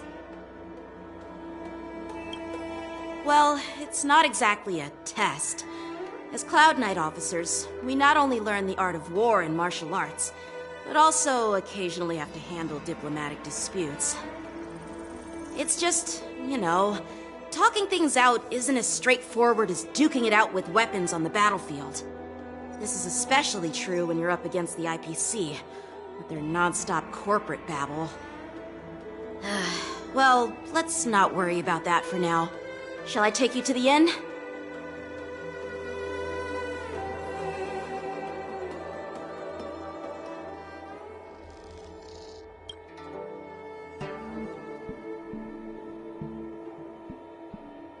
It is the Luofu's honor to have you in attendance at the war dance.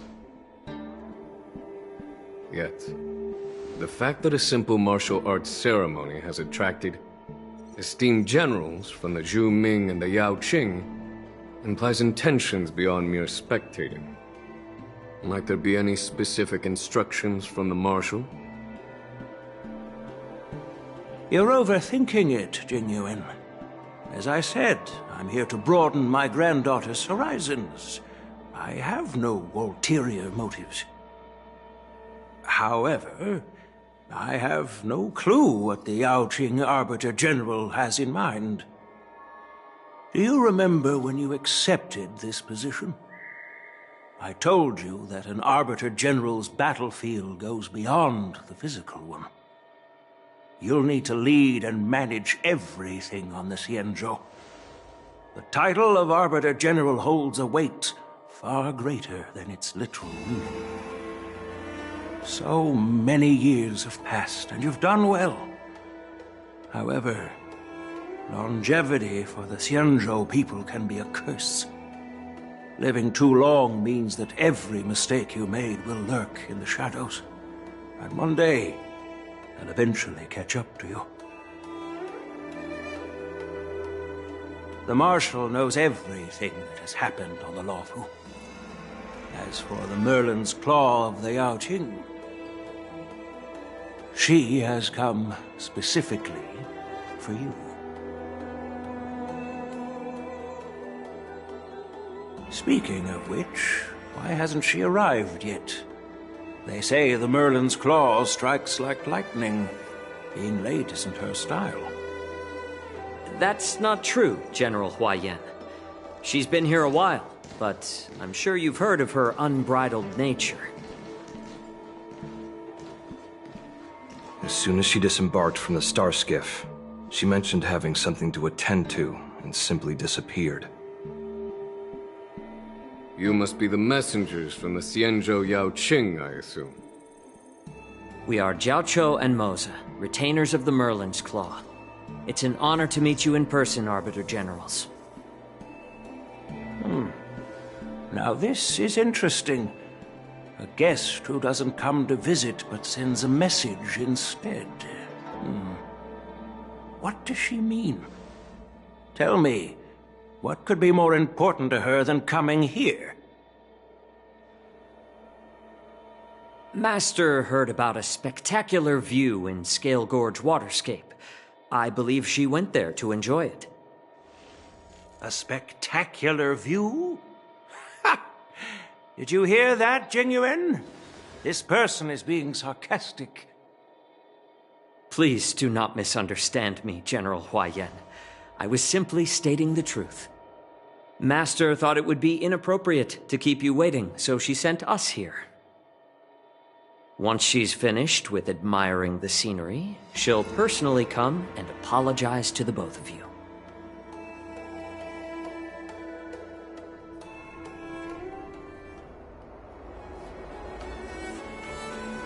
Drat, I forgot to ask Yun Li to return my sword.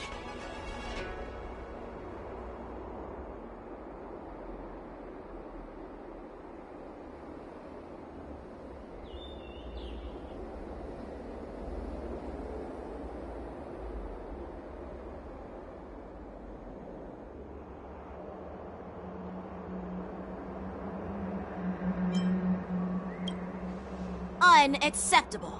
Every sword is precious to me. If it weren't for the General's interference, I would have taught that shameless girl a lesson in swordplay. By the way, I don't know if it's just me, but the General seemed a little reserved. Could it be because of Elder Huayan's visit? Reserved? Really? Maybe I'm just overthinking things. No, you're not. When I entered the Palace of Astrum, I realized that the messenger from the Xianzhou Zhuming was actually the Arbiter General himself. So, the messenger from the Xianzhou Yaoqing must be the Merlin's Claw herself, I presume. That's right. Well, that's what makes this entire thing so unusual. What's so unusual about it? They simply received an invitation from Jingyuan, just like the crew, right? The war dance is just a small festival. And now we have 2 Arbiter Generals from other Xianzhou ships here. I'm afraid they're here for something more. Maybe they've come to Hold him accountable? Come on, didn't the Luofu fall victim to the disciples of Sanctus Medicus and the Antimatter Legion? Why would they blame the victim?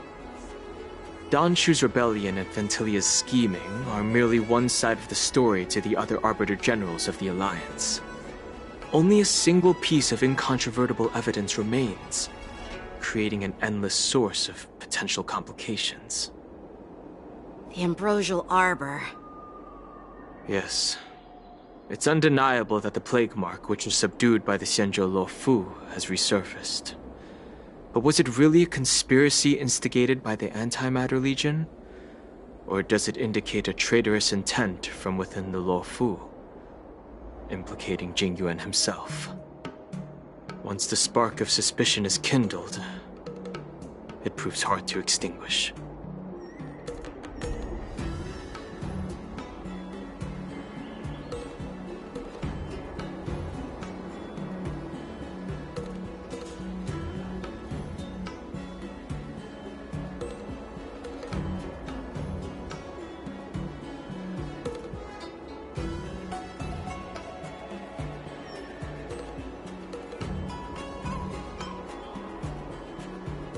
What was I thinking?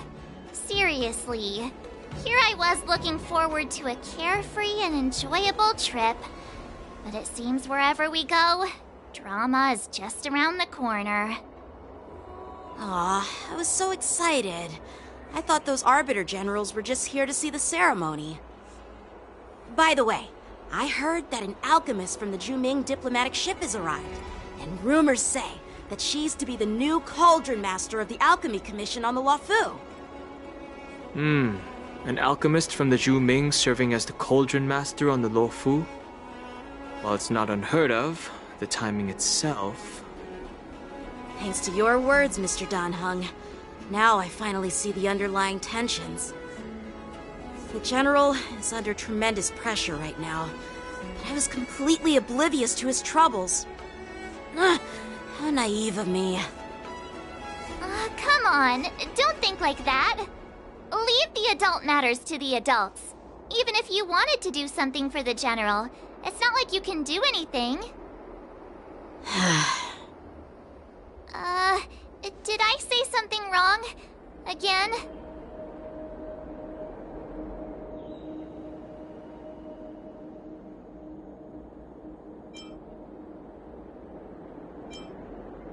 Miss March is right. I don't have the skills to share the General's burdens at the moment. Still, I'll do my best to follow his instructions. Let's go. Once I've taken you to your accommodations, I need to go to the Artisanship Commission to handle the IPC's protest. He looks like he has a lot on his mind. We can't just let him go alone. Why don't we accompany you to the Artisanship Commission? This is too much trouble.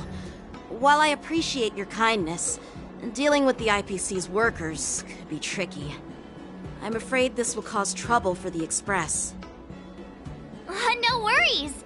We're pretty experienced in dealing with the IPC. You've heard of the 10 Stone Hearts? We've dealt with quite a few of them, right?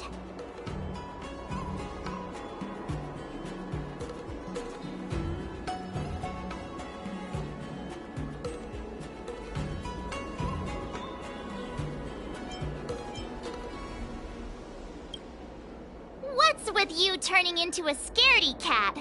I didn't see you worrying about lawsuits when you wrecked that giant mech. Well, since you're willing to help, I won't decline your kindness. Let's head to the Artisanship Commission and meet them.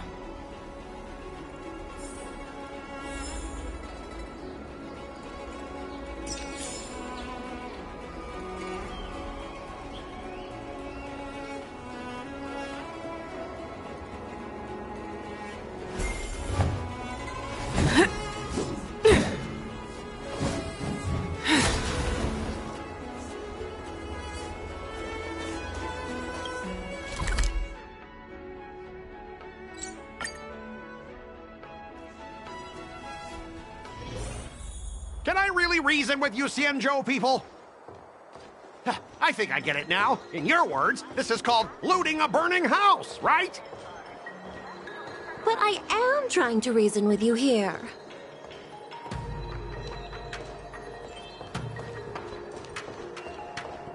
Ugh, that toxic voice sounds familiar. Haven't I heard it before in Arum Alley? You know what?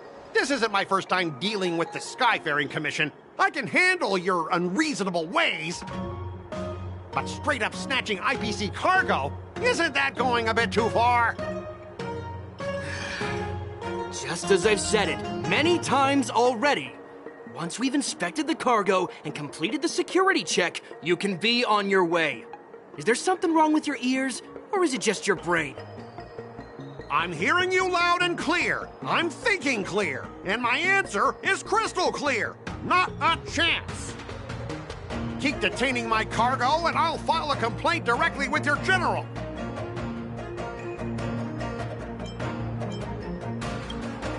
You jerk! Who are you calling a dog? Wait. Why are you here? Staying on the Xianzhou, are you? What terrible luck. Wherever you go, disasters aren't far behind. Aren't you the guest from the Astral Express? What brings you and Yanqing to the Artisanship Commission? Trouble caused by the IPC? I'd say it's caused by the Skyfaring Commission! Looks like you've met this IPC worker before. I'm not sure if that's a good or a bad thing. I was sent here to deal with the IPC protest, Miss Shikue. What's going on here? As you know, this IPC transport ship was attacked by the Borisin and rescued by the Juming's diplomatic ship. Then the Cloud Knights were instructed to bring it back to the dock for repairs and inspections. And this is Mr. Scott, the person in charge of this transport ship. So, you're Scott. I've heard him mention you. Weren't you kicked off the Lafu before? Why did you come back? Like I wanted to come back. I thought I'd just dock at the harbor for repairs and leave this forsaken place for good. Little did I know, as soon as the ship entered the harbor, a bunch of Cloud Knights showed up and snatched all our cargo from the hold. What do you mean by snatched? I've told you 1,000,000 times. It's a security check. Then why did you bring the cargo to the Artisanship Commission? You even brought in some shady craftsmen. It's obvious you're trying to steal the IPC's patented technology! Listen here.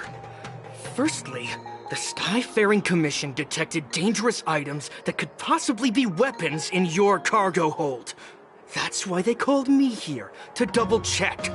Secondly, where the heck did you get the idea that I'm a shady craftsman? Even if there are dangerous items, what do they have to do with you? It's not even being shipped to the Lafu. We'll just fix the ship and be on our way. We won't unload our cargo here. But you'll have to stay in the port for several days before your ship is repaired and you can take off again. How can we just leave unchecked items sitting here? I understand, but we don't need to disassemble the cargo if it's just a security check, right? In most cases, we don't. However, our scans discovered that the cargo doesn't only contain machinery, but also some substance that resembles biological tissue. Biological tissue? Does this crate contain living things? I'm afraid we'll need to wait for the Alchemy Commission for further confirmation. In any case, according to our regulations, we need to unseal one of the crates for further examination. But this IPC specialist has been hindering us on the grounds of patent secrecy. The Alliance's regulations on biological products are very strict. Without further inspection, there is no way for the Skyfaring Commission to release the cargo.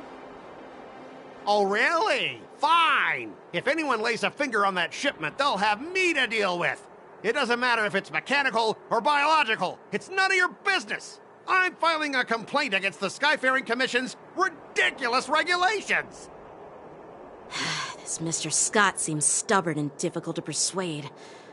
Honestly, I really don't want to have a vicious confrontation with the IPC.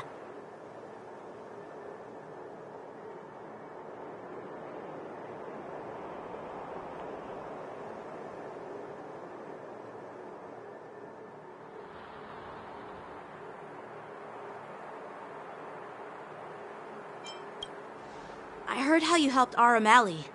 The IPC representative back then was Mr. Scott, right? Since you've dealt with him before, it looks like I'll have to rely on you again. What are you guys whispering about over there? Just hurry up and give us back our cargo.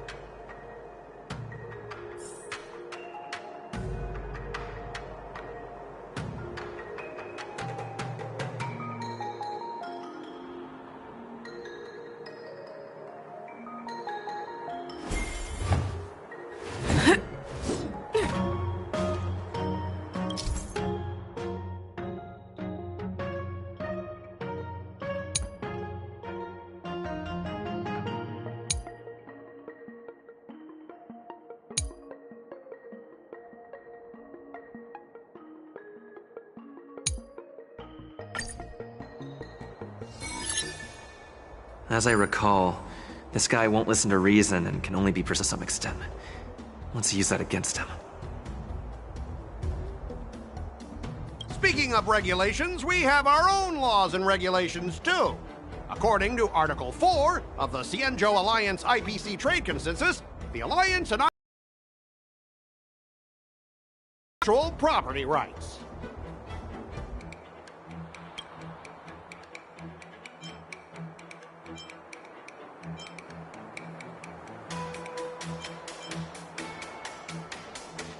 The Alliance can sign a non-disclosure agreement with you. That way, you won't have to worry about any infringements, right? We can sign a mutually acceptable non-disclosure agreement in accordance with the IPC's rules. Well, that makes sense, but how can we trust you to honor the terms?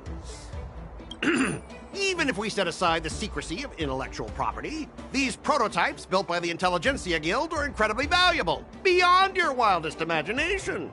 If anything goes wrong, you won't be able to pay for it even with your lives.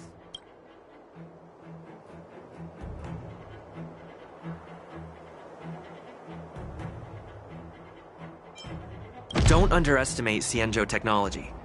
Even if they need to dismantle your cargo, the Artisanship Commission can easily put it back together.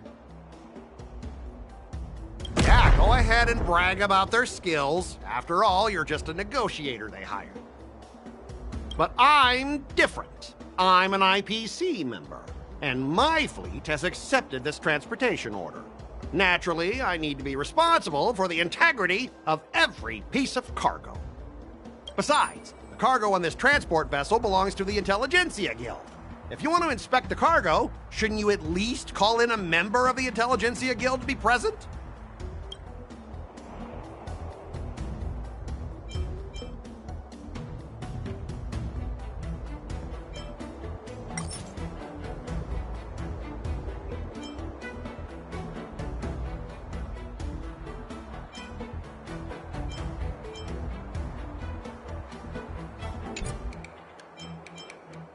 According to the principle of territoriality, since your vessel is stranded on the Cienjo, the Skyfaring Commission has the right to inspect it. Indeed. According to Article 27 of the Cienjo Legal Code, all official and private goods upon entering the port shall be subject to inspection.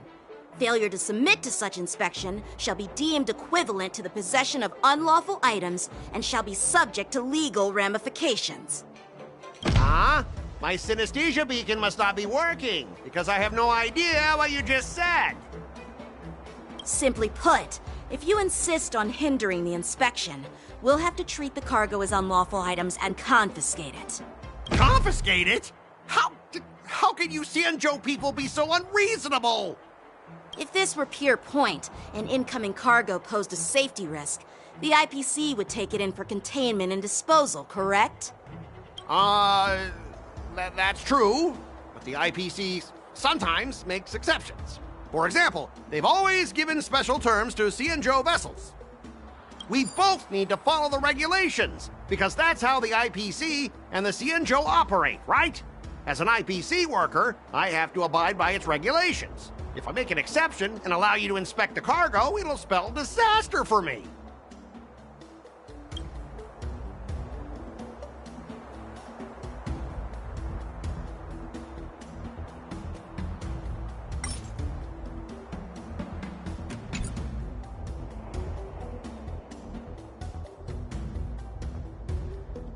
Everyone has their own set of rules. Now that you're on their turf, shouldn't you follow their rules too? Yeah, I get it. I know I'm on the Cienjo, but if I violate the IPC regulations, I'll be in deep trouble when I get back. Well, you guys sure know how to argue your case. Fine, I'll allow you to do the security inspection. It's just that, I need some time to sort things out. This is a big deal. Let me talk to headquarters first. So, Mr. Scott, are you just stalling for time and planning to leave the Cienjo as soon as your ship is repaired? To avoid the Skyfaring Commission's inspection? Well, IPC staff are free to come and go, as long as they don't break any laws. Yeah, you've got some insight there. Who are you again?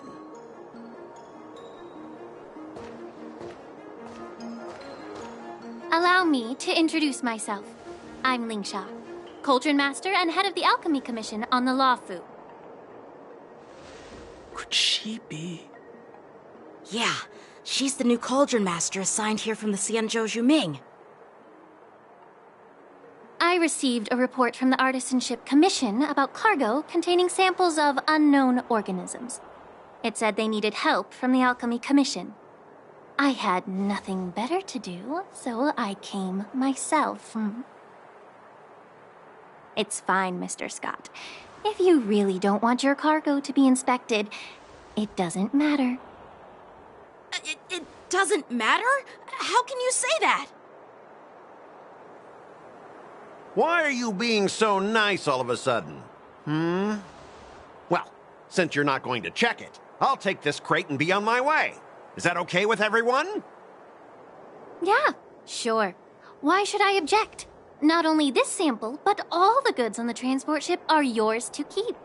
Like I said, we won't inspect them. Wait a minute!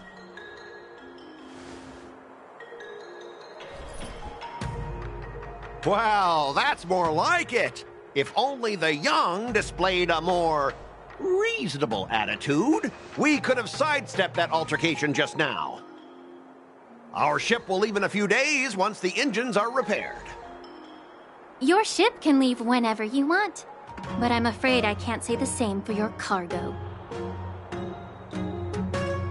According to the import and export regulation signed between the Xianzhou and IPC, all biological shipments can only leave the port when they have confirmed to be of no threat, or when all biological activity expires.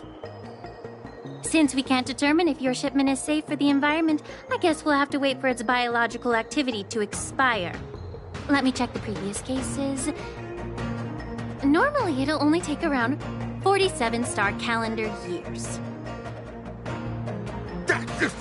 Only 47 years? Why so surprised? You're still young and full of energy. I'm pretty sure you'll live a few more decades. Have some confidence in yourself. Ha! Typical of a long-life species. Your words are dripping with sarcasm. While you may not care about time, I do. I'll be demanding double compensation from the Skyfaring Commission for every minute wasted. Sure thing, Mr. Scott. You seem pretty confident that your career and life will last long enough to witness this victory unfold.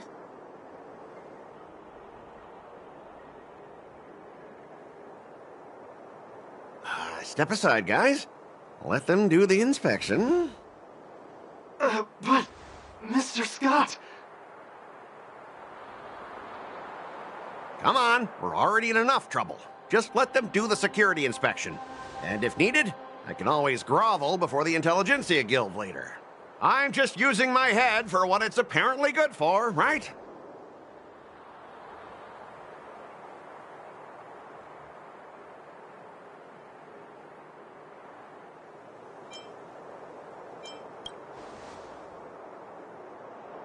Well, honestly, at least you're not as annoying as that woman.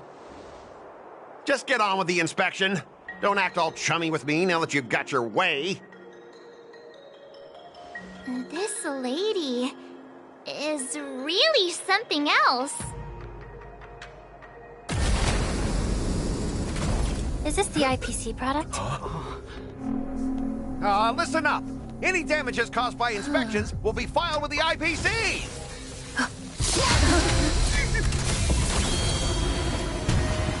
Turn it on!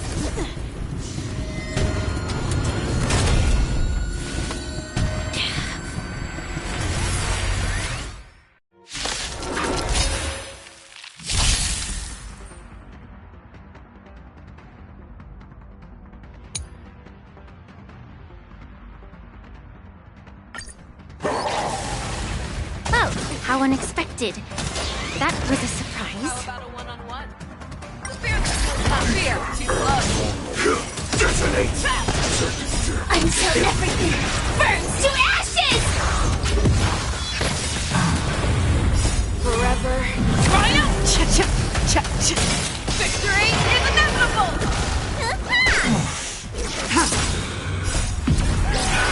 from lunar flame. Blade of moonlight. Fight to live!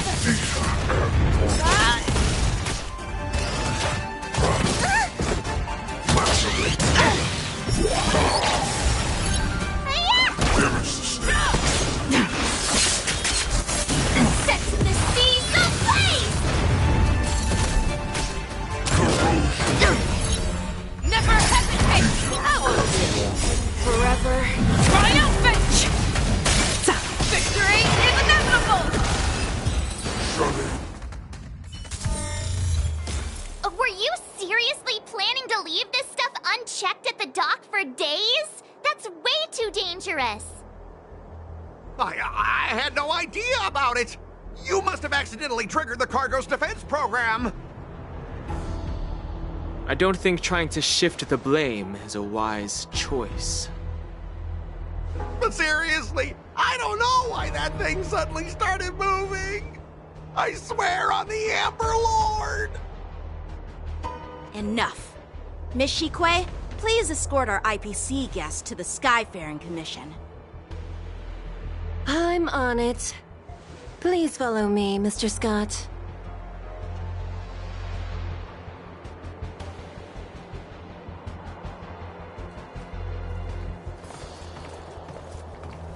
Our preliminary inspection shows that there is indeed hidden biological tissues inside, just like the craftsman feared.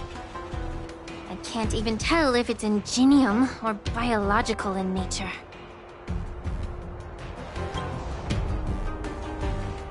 The core of this device is what they call wetware in industry slang.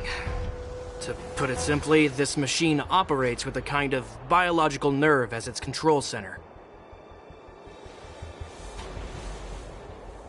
I'll take some samples for the alchemist to analyze and figure out where the biological tissue comes from. Why would the Intelligentsia Guild use such unethical technology? Perhaps they're trying to create a new weapon? Whatever the reason is, it's probably why the Borisin attacked the ship. No wonder the IPC were trying to obstruct our inspection. I'll contact the Ten Lords Commission and ask the judges to come and give their final verdict on this. According to our rules, all prisoners and weapons involving dangerous creatures must be taken to the shackling prison for further sentencing. After all, it's the safest place on the Luofu. As for you, Mr. Craftsman, please go with the Cloud Knights and explain the situation to the judge.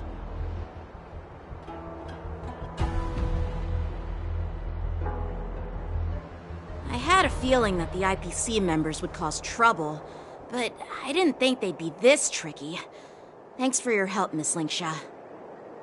I should thank you for saving my life. Your sword skills were impressive. Taking down that big guy. I thought the General's retainers were all burly martial masters. I didn't expect Yenqing to be so...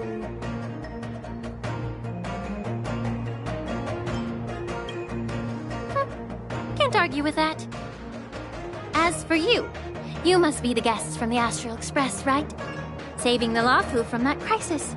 It's so impressive. It wasn't a big deal. Really. It's still early, so why don't we get some tea at the Alchemy Commission? We can discuss your suggestions for revitalizing the commission. I'd be happy to accept your invitation.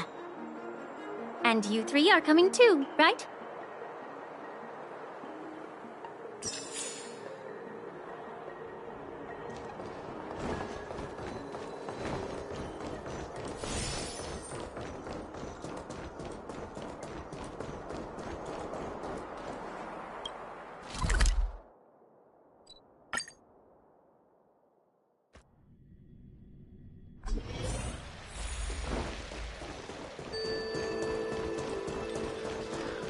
The news is spreading pretty fast. All these years, and the view at the Alchemy Commission hasn't changed a bit. The tides come and go, but the ancient sea remains the same. For us Vidyadhara, there's nothing more nostalgic than our homeland. You're a Luofu native, Miss Lingsha? Yes, I grew up here, listening to the sound of waves while researching prescriptions with my mentors and peers at the Alchemy Commission. It's kinda sad, isn't it? Everything changes but somehow remains familiar. Just like you, Don Hung, I traveled far from home, and now I've returned. Seeing the familiar scenery brings back a hint of nostalgia. The view here would be even better without the ambrosial arbor. Oh, really? I think that towering tree looks pretty impressive. Even if it's impressive, it's a plague mark. The Xianzhou have been fighting abominations for thousands of years. And now that the ambrosial arbor has been reborn, it's only natural for everyone to feel uneasy. Well, once a seed is planted, no matter how long it takes, it'll eventually sprout and bear fruit. In my humble opinion, the rebirth of the ambrosial arbor and the resurgence of the disciples of Sanctus Medicus were inevitable. The seed was already planted when the ancestors of the Xianzhou sought immortality.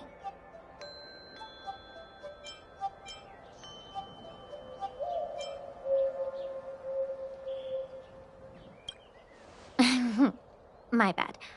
Well, since you went through the entire ambrosial arbor crisis firsthand, Dan Heng and Lieutenant Yanqing, I'd like to discuss something with you. What would you like to discuss, Miss Linksha? I was lucky enough to be chosen by the Alliance to come in and clean up all the old grime in the Alchemy Commission.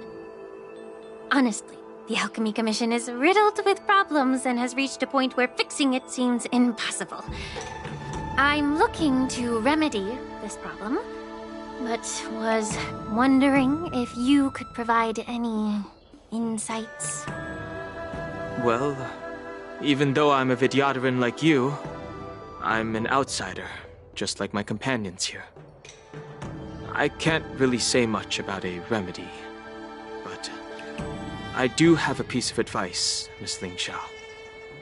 The Vidyadhara and Alchemy Commission on the Luofu have always been intricately connected. If you cannot distance yourself from these ties, Miss Linksha, changing the situation within the Alchemy Commission may be quite challenging. I may not know about politics, but I do know that the disciples of Sanctus Medicus have been operating within the Alchemy Commission for years. If you're determined to root them out, maybe you should discuss it with the General. I see. Thank you for your valuable insights. While the Lux Arrow from the Rainbow possesses unparalleled power to sever the ambrosial arbor, it can't sever mortals' desire to prolong their existence. Just like how the Cloud Knights can eliminate the remnants of the disciples of Sanctus Medicus, but are unable to calm the hearts and minds of the people within the Alchemy Commission. Our Xianzhou forebears knew this well, and that's why they entrusted the duty of guarding the roots of the arbor to the Vidyadhara. However, the Vidyadhara are still only mortal beings. 30 years ago, my mentor served as Alchemy Commission's Cauldron Master. She recognized the emerging undercurrents and sought to cleanse the source of the disturbance. Unfortunately, even though she was skilled in the art of healing, she didn't understand the human heart or how to eliminate the sickness lurking within the depths of the Alchemy Commission. In the end, she was framed and exiled to the Juming. I was also implicated and had to leave the Luofu. And guess who arbitrated the case and handed down the sentence? None other than General Jing Yuan himself. What? You heard it right. The ones responsible for the corruption in the Alchemy Commission are not just the remnants of the disciples of Sanctus Medicus, but even the Divine Foresight himself.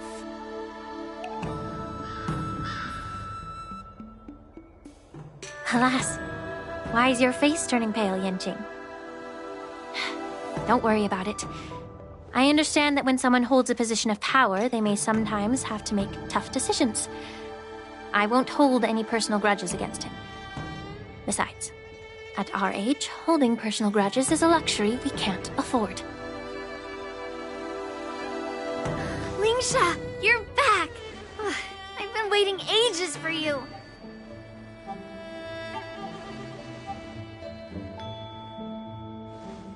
Yunli! Why aren't you with your grandpa? What brings you to the Alchemy Commission? Well, let me take this opportunity to introduce you to Yanqing. What a small world. You stole my sword! Give it back! I see. Let's skip the introduction part then.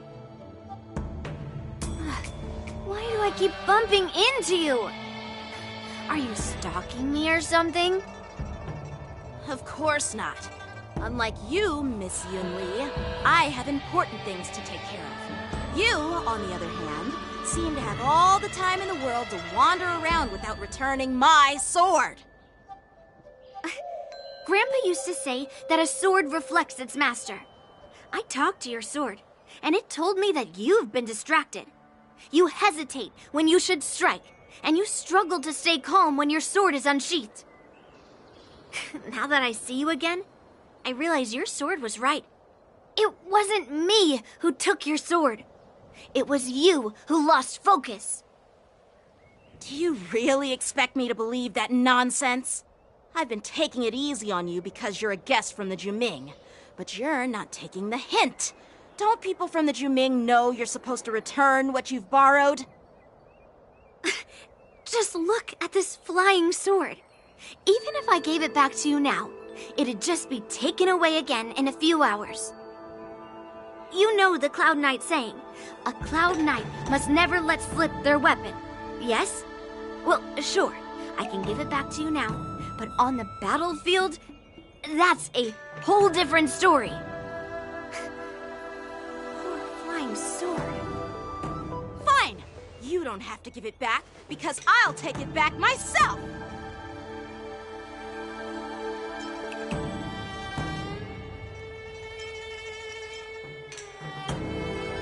Between these two, who do you think is tougher?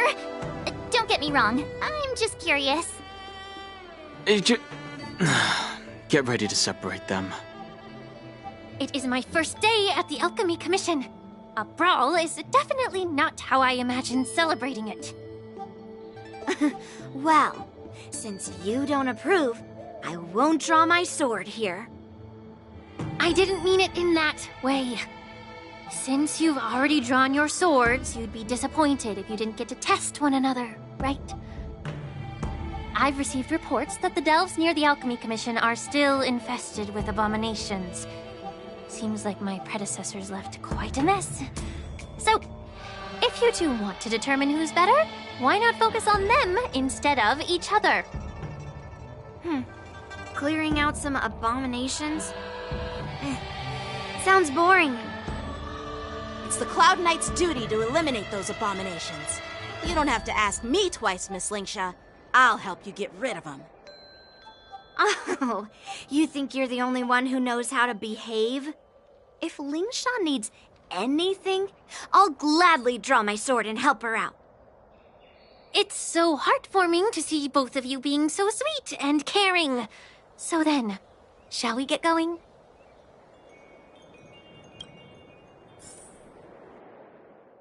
Ever since the disciples of Sanctus Medicus were eradicated, their experimental abominations have been festering here.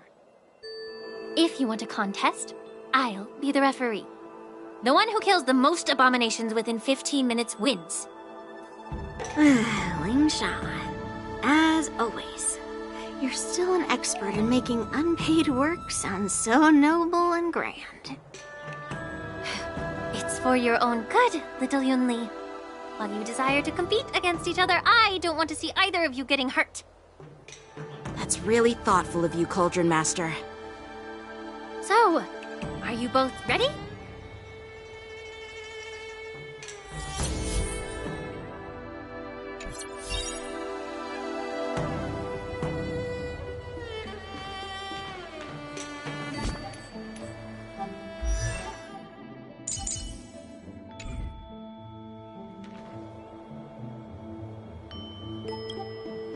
Ugh. Looks like my predecessors left quite a mess. Let me say it again. The one who kills the most abominations within 15 minutes wins. Be careful when you draw your swords, and make sure you don't hurt each other. Can we start now, Lingsha?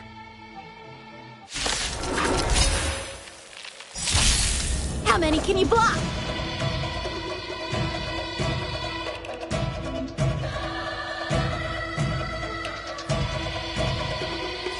Strike with heart! You bully! Never hesitate!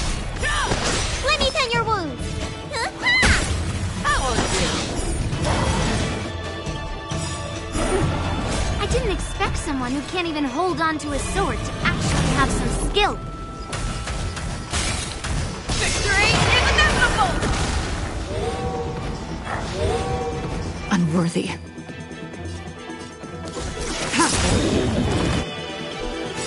All will be revealed. In lunar flame. Blade of moonlight. Time for swordplay! Blade and flight! So close! Fear me, not fear. Too slow. Need a doctor? Blade fodder.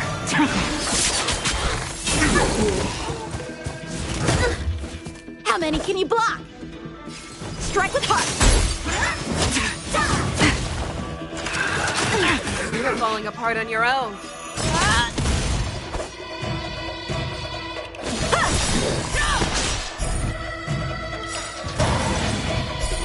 Practice is over.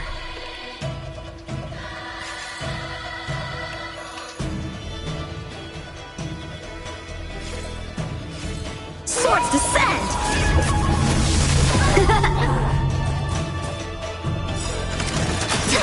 I venture forth to hunt. Forever. Triumphant! Victory is inevitable! All will be revealed. In lunar flame. You don't look so good. Unworthy. Blade of moonlight.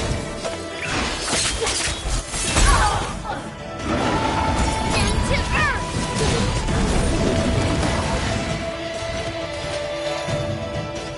Never hesitate! That won't do. Time for swordplay! Blade and flight!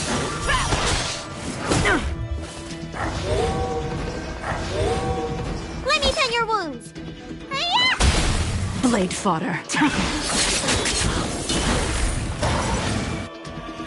I venture forth to hunt. Forever. Triumphant!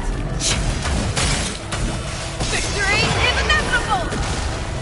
You need to get stronger. All will be revealed. In lunar flame. How many can you block? Strike with heart! Fangs and claws got dull.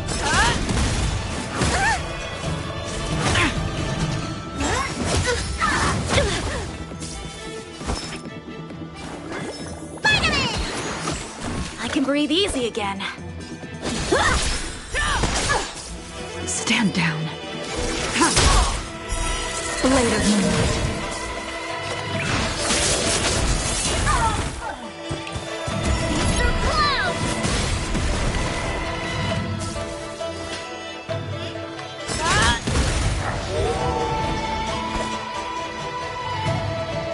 Blade and flight! Too slow. Practice is over. Swords descend! Need a doctor? I venture forth to hunt. Forever. Triumphant! Victory is inevitable! I win, Miss Yunli! You got lucky. Why don't you just give me back my sword, sincerely apologize, and then go cry your eyes out to your grandpa? Consider yourself lucky that I'm not interested in your rusty sword, as I don't have the nasty habit of snatching other people's weapons. All you did was chop down a few monsters. Don't get carried away with yourself. If you think you can just take this sword from my hand, go ahead and try.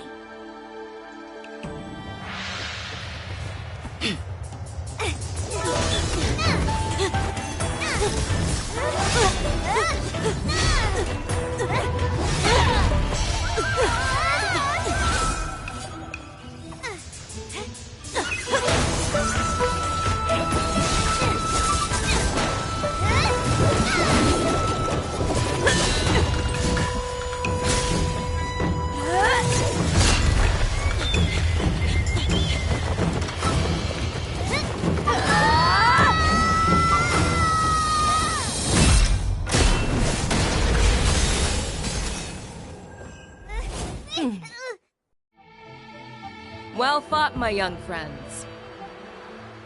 However, both of you have shortcomings. One of you focuses on dodging and weaving, while the other relies on brute strength, trying to take down targets with a single strike. Who are you? Me? I'm just a patient seeking medicine from the Alchemy Commission. A passerby, if you will. I thought I'd see my fill of impressive fights during the war dance. Yet here I am, able to witness a remarkable fight at the Alchemy Commission, of all places. Well, the Lawfu is never short of surprises. However, I have a small suggestion for you. Why don't you settle this dispute fair and square in the war dance's ring? That way, you can resolve your differences with a proper duel and put your grudges behind you. Grudges? No, not at all. Yunli and we were just sparring. Sparring? You summoned your flying swords and she swung her sword with full strength. No grudges between you. I don't believe it. Aha! What brings you here, Lady Fei Xiao? Have you finished your health consultation with the Dragon Lady? Fei Xiao? Grandpa always talks about you. Could it be that you're... The Merlin's Claw of the Xianzhou Yaoqing? Looks like I'm quite famous on the Xianzhou Lawfu, too. Of course. Everyone has heard of the Vanquishing General. Known to all and unbeknown to none. Vanquishing General? Isn't that title a bit too narcissistic? I don't like it. Ooh, I heard there's a dozing general on the Lawfu, so I came up with a humble nickname for myself. The Lacking General. Lacking in worries, regrets, and rivals. Sounds much better, right? Yeah, that's a befitting title that sounds both humble and impressive.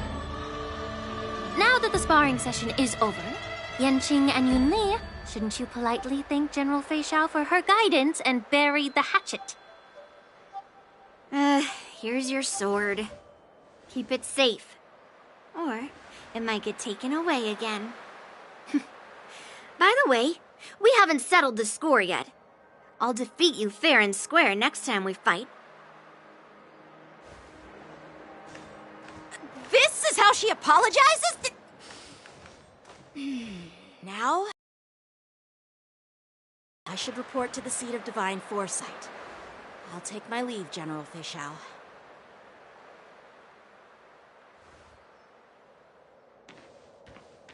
Oh, by the way, Miss Linksha, if you've got some free time, I'd like to invite you to the seat of divine foresight for a chat with General Jing Yuan. I think there's more to those personal grudges you mentioned earlier.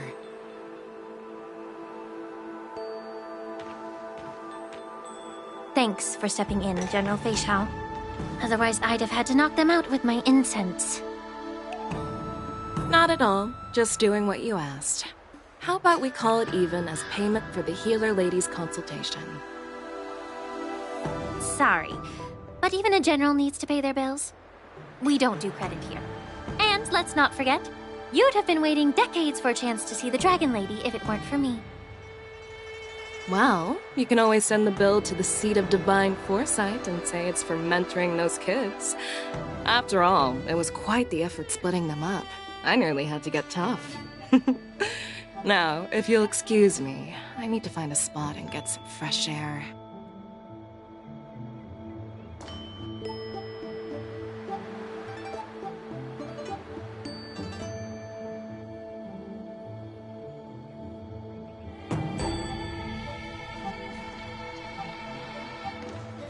Back already? You've met with Jing Yuan and wandered around for a few hours.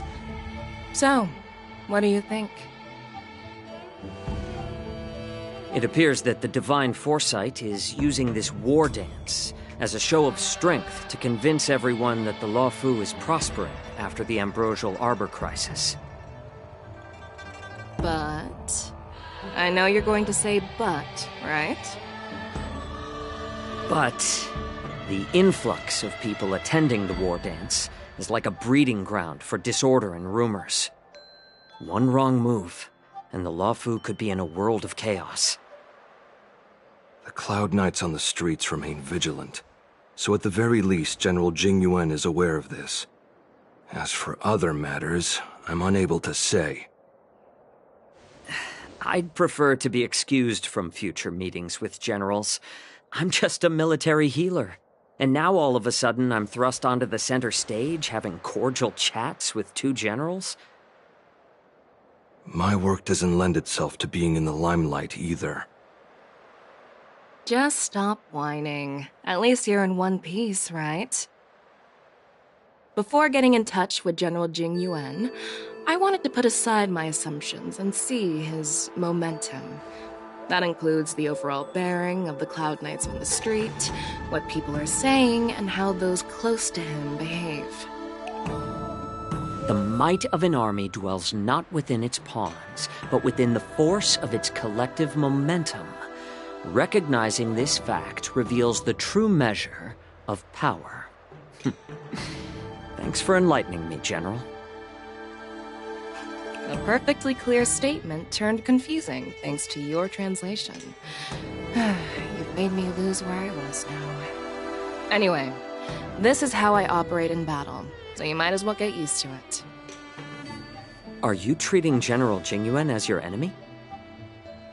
The longest-serving general of the Xianzhou Luofu. Do you think he'd have only a few enemies?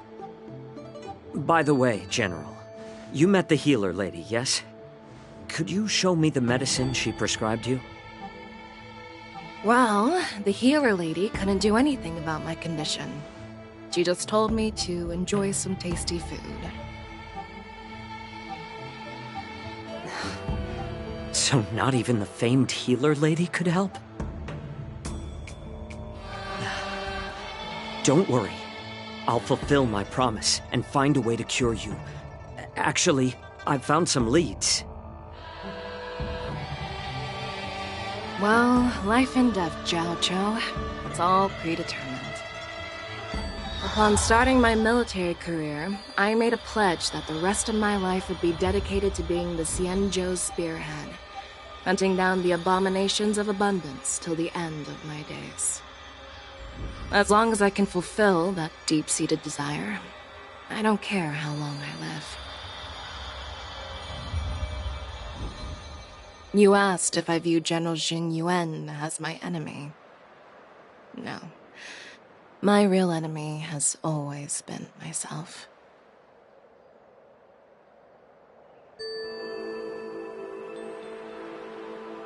Enjoy some tasty food. So, what's for dinner tonight? Jeez.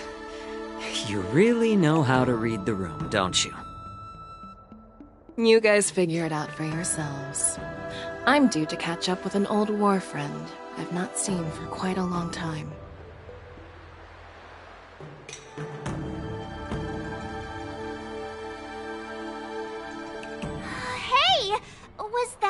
Yaoqing general who just dropped in out of nowhere? Oh, she's so awesome. I mean, when Yun Li swung that massive sword, she just casually blocked her attack with ease. And mine too. Yeah. But to go up against Yun Li is quite impressive, you know? That aura of heroism and grace. It almost makes me want to learn Xianzhou swordplay. You think so too, right?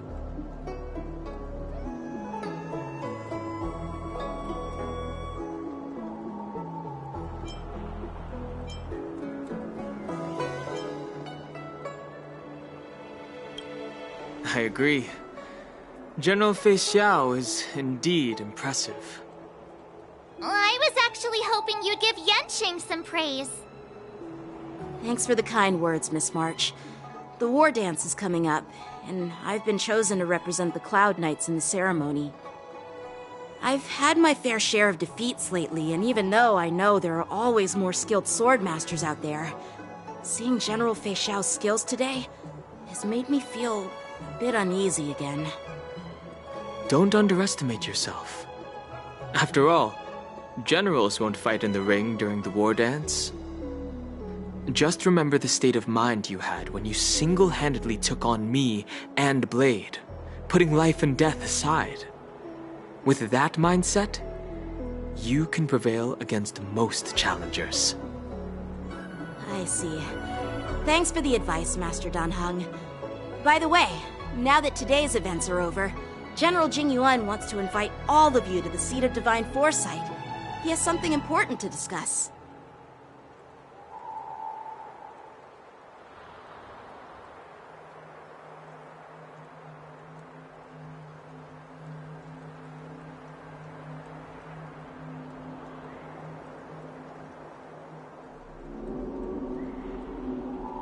I bet it's about how to deal with the generals from the Yaoqing and the Juming. I really don't want to get caught up in grown-up games so soon. I just hope Generals Fei Xiao and Huaiyan can see the truth. We don't need any more chaos on the Luofu before the war dance.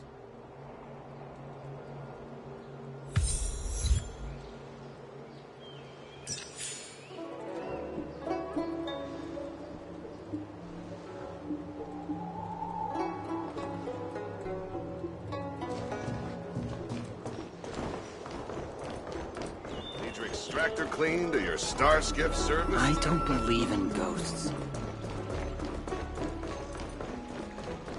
Hey,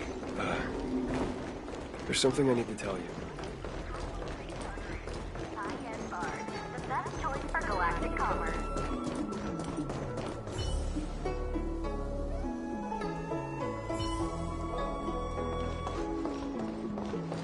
Would you like me to relay your message?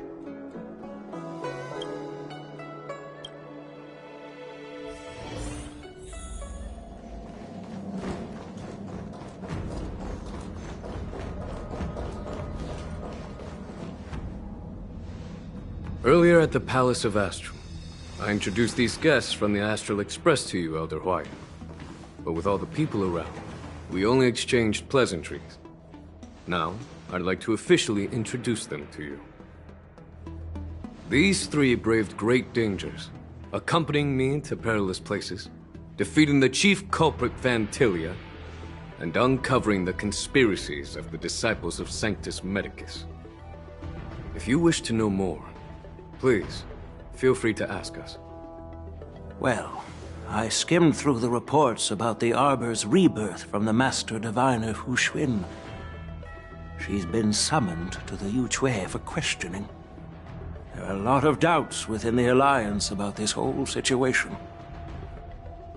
But despite all that, I believe in you. Since you joined the ranks, you have repeatedly achieved remarkable feats. After the High Cloud Quintet each went their separate ways, despite the many criticisms within the Alliance, the Marshals still stood firm against the dissenting voices, and in trying to serve the Alliance with loyalty and wisdom. You've taken down abominations in Thalassa, rescued the Xianzhou Yuchui from a siege, and destroyed the demonic planet summoned by the denizens of abundance. I still remember those battles vividly. There are fools who doubt your loyalty.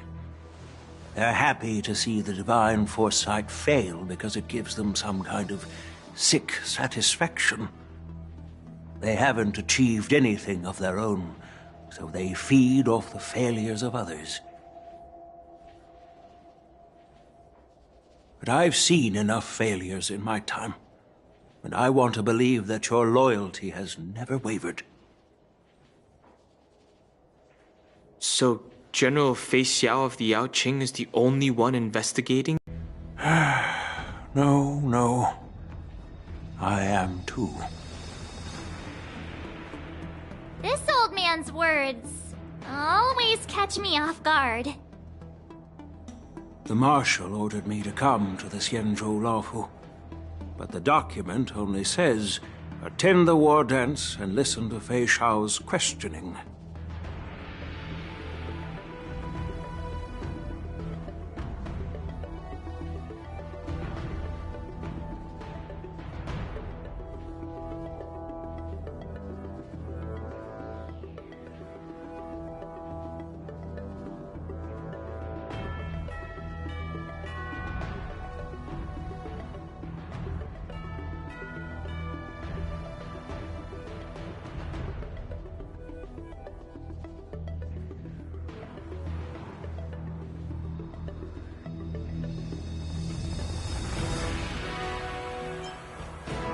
No need for that.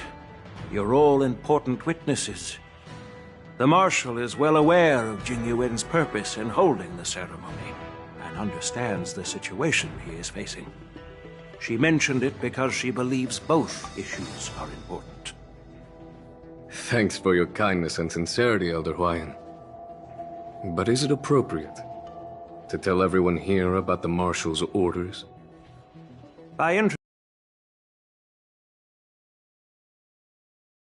To discern the intentions behind both my actions and Fei Xiao's, and whether there's any discord between us? Well, since I'm being open and honest with you, I encourage you young folk to do the same. As for the Ambrosial Arbor crisis, all I need to do is listen. General Fei Xiao will be the one asking the questions. To be honest, I'm more concerned about the timely start of the war dance. Oh, by the way, I've prepared a gift for the war dance.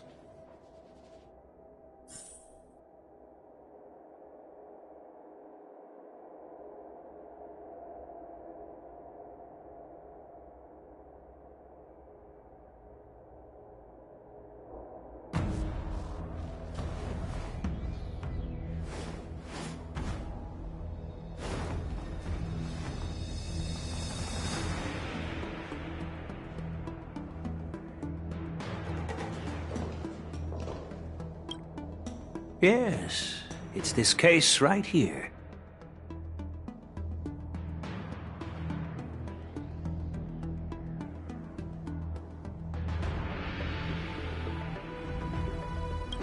There will be numerous contests and celebrations during the war dance, and the main event will be the Ringmaster's Challenge. The host will dispatch a skilled warrior to take on challengers from all over the cosmos, showcasing the excellent martial arts of the Xianzhou Laofu. When you mentioned that the Astral Express would be attending the ceremony, I thought the High Elder of the Laofu would be the ringmaster. You humor me, Elder Huayan.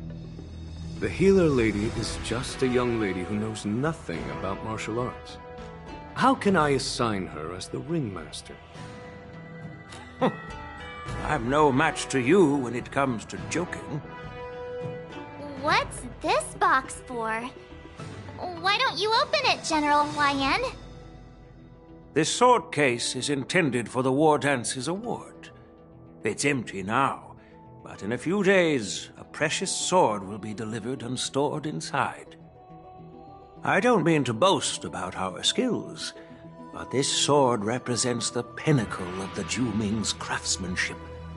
It has a legendary history, full of heroic tales from foreign lands, tales that are too detailed to be summarized in just a few words. Since the delegation delivering the sword hasn't arrived yet, I'll just leave the case here for now. I've been wondering who would be worthy of such a sword. And then it hit me. I can award it to the champion of the Ringmaster's Challenge. The ceremony's champion is sure to be a perfect match for the sword. Moreover, I hear that Yenqing is an excellent swordmaster, and that he will be representing the Luofu as the Ringmaster, so it seems like a perfect gift for him. Thank you for your generosity, Elder Huayan. If you want to give me a sword, just say the word, Grandpa. No need to beat around the bush.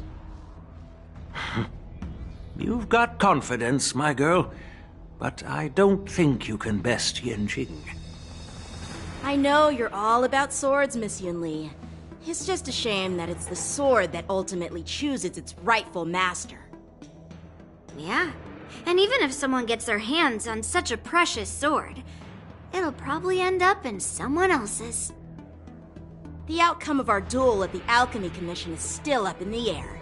Since you're interested, why don't you represent the Xianzhou Juming and challenge me in the ring? That's exactly what I had in mind. Nobody knows who's gonna come out on top. It could be me, could be someone else. It'll probably be me. But whatever happens, it won't be him.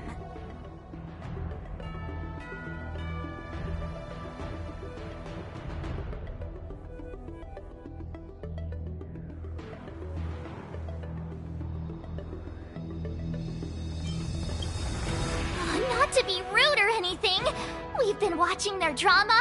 I'm dying to find out who beats who. Quiet down. We have other guests here. I've prepared this sword to add some excitement to the ceremony, not to have you two squabble. It's not a good look for the Alliance. While you both seem confident that you'll win, you need to remember there can only be one winner and one loser in the ring, which could lead to hard feelings. Actually, I have an idea. We don't know who the winner will be, and it might not be either of you. But if you're eyeing that prize, you'll need to work together. I want you to take on an apprentice who will take part in the war dance and win at least one match. How does that make sense? In my humble opinion, while a Cloud Knight is commendable by securing victories, it's even more so to pass on your skills and spread the way of swordplay. I'd be greatly pleased if this apprentice could represent the Express in the war dance by displaying their Cloud Knight flair and prowess. Well, Elder Huayan's idea is quite interesting. Imparting swordplay skills requires teamwork, and both the winner and the loser will learn a valuable lesson regardless of the outcome. The question is, whom should the two of them take as an apprentice? Huh? Who? Wait, me? I noticed just now that Miss March seemed quite interested in the outcome of your sword fight. So I thought, why not teach her the art of swordplay? Wait, are you serious, General? Why am I being dragged into this all of a sudden? I've never practiced swordplay before. I'm a total newbie. You really think I can learn it? Well, you'll probably realize I have no hope and give up on me. And that'd be so embarrassing.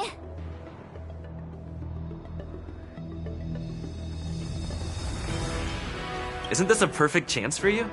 I remember you mentioning that you wanted to learn some sword moves.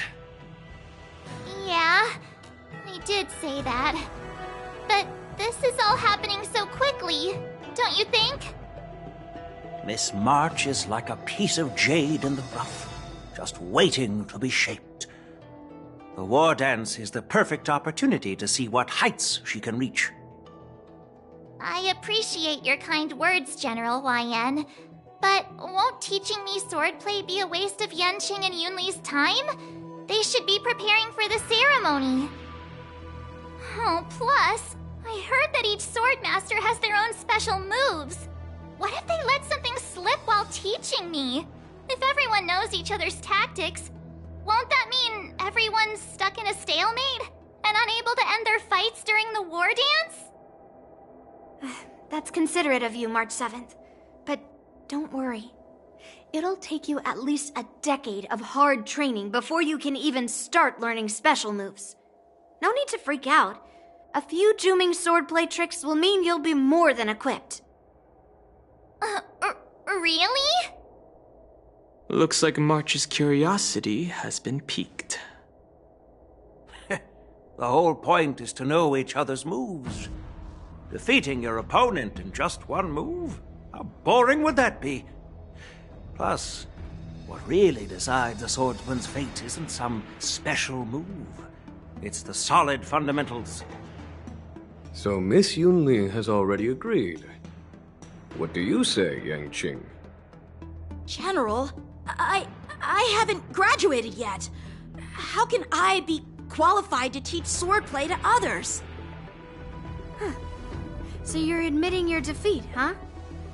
If you're not even confident to teach, why don't you let me be the ringmaster instead? Yanqing, teaching an apprentice is also a way of honing your own skills and gaining insights.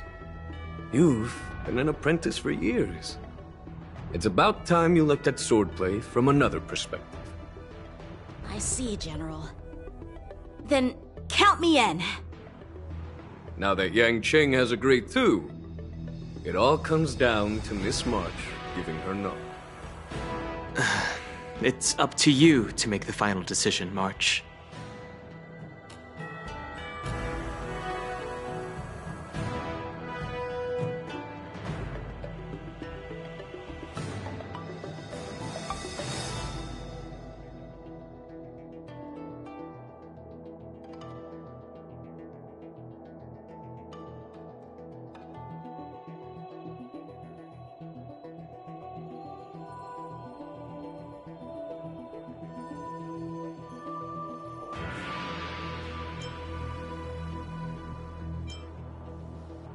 At least that way, I won't have to worry about you accidentally shooting me in the butt all the time.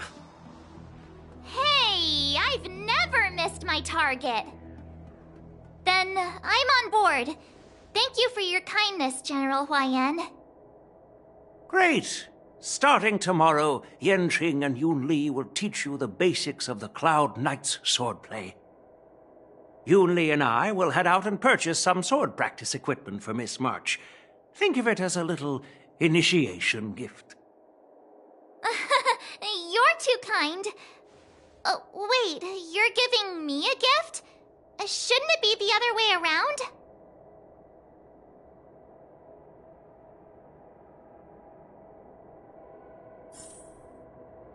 General Huaiyan's gone.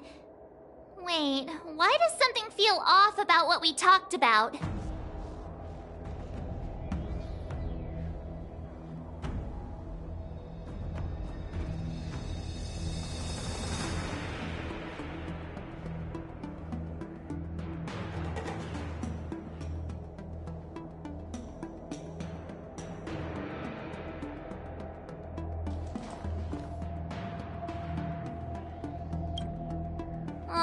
I think we strayed off topic. How did things even get to this point? Yeah, I brought you here because the General said he had some important matters to discuss. But how in the world did Yunli and I suddenly become Miss March's swordplay mentors? Because General Huaiyan wants us to stick around on the Luofu for some time.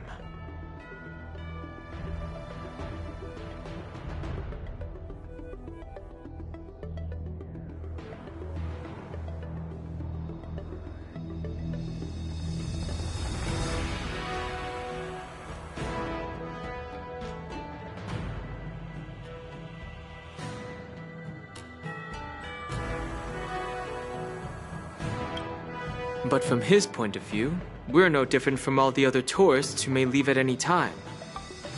Since the crew's actions were mentioned in the Luofu's operations log that was given to the Alliance, he probably wants to see firsthand if we're as capable as the report claims, or if we're just some made-up excuse to save face.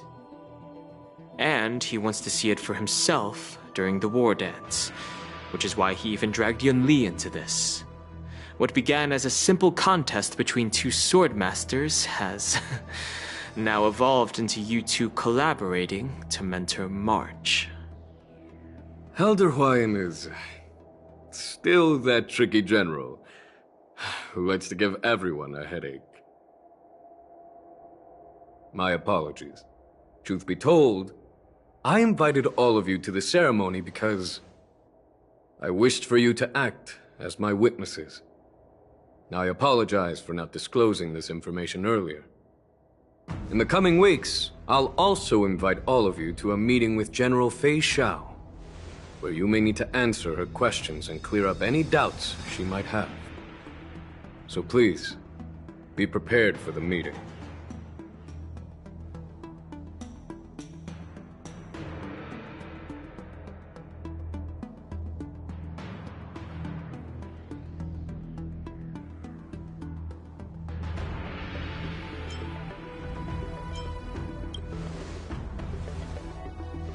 Don't worry, General. No matter what happens, I'm prepared to stay here as the Express's witness and answer any questions. Thank you, everyone. General, I know there isn't much I can do to share your burden, but... As the Luofu Ringmaster, I won't let anyone defeat me in the war dance. I know.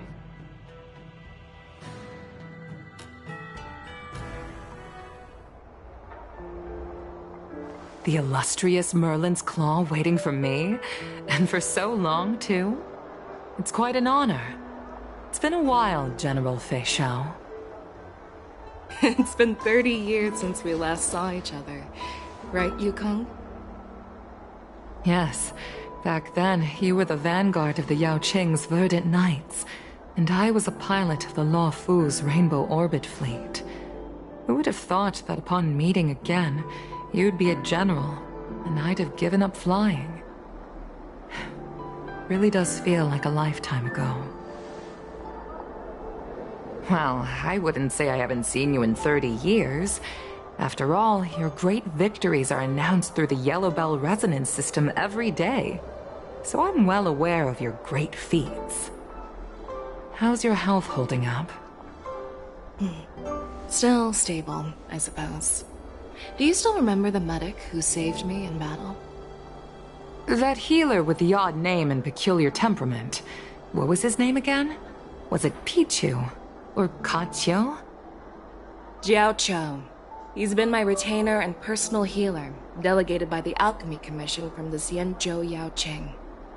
Over the years, he's dedicated himself to managing my condition. It's thanks to him that I'm still in good health today. Given my background, I'm happy to have made it this far. I'm relieved to know that you're safe and sound. Well then, since you and Elder Huayan are here, I imagine you must have received orders from the Marshal? As your friend, may I ask how the Alliance intends to punish the General of the Luofu?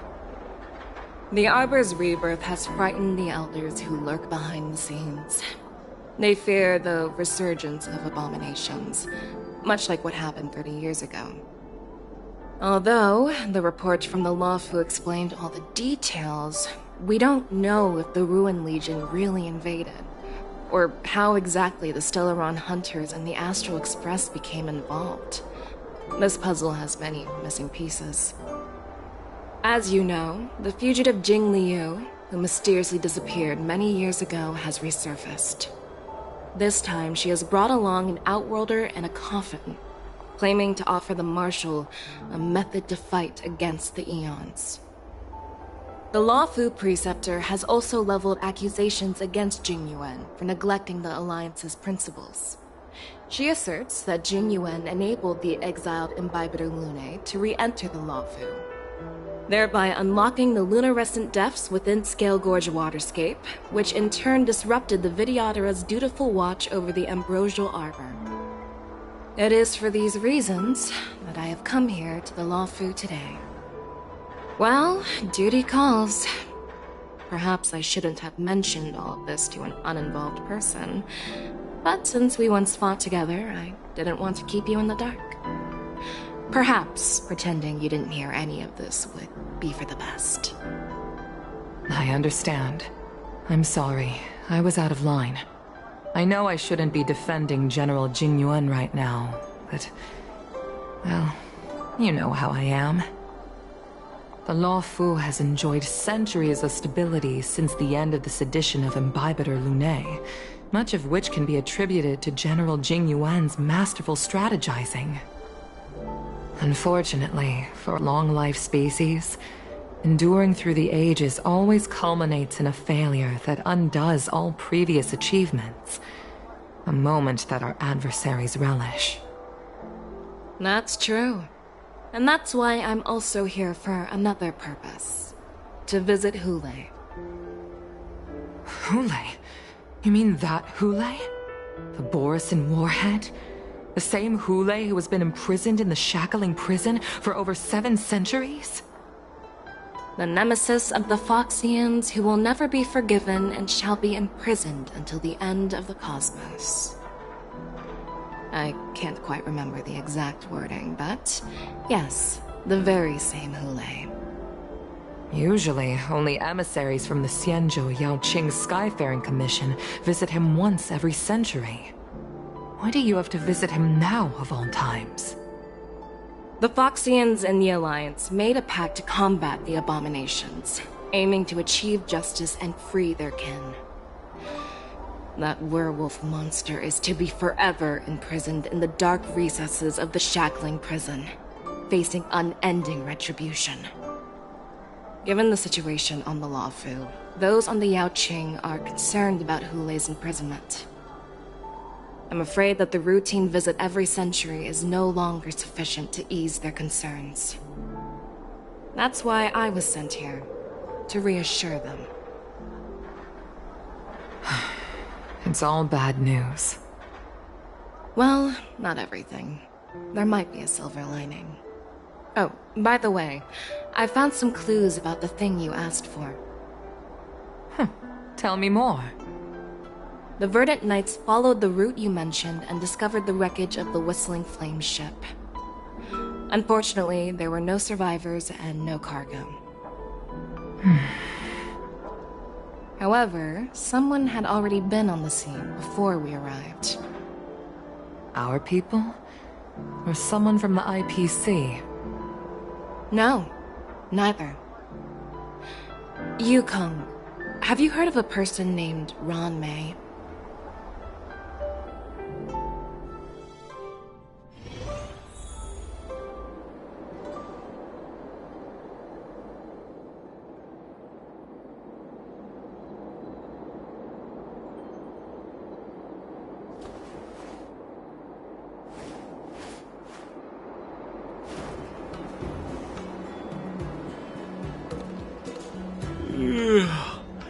I'm still feeling sleepy. Did I oversleep? Where did March and Donham go?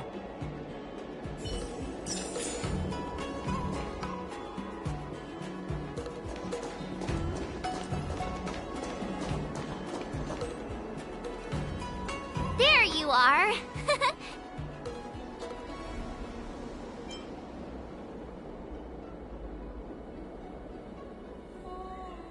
Well, it was a promise to General Huayan, after all. I woke up especially early, so I can start teaching Miss March swordplay.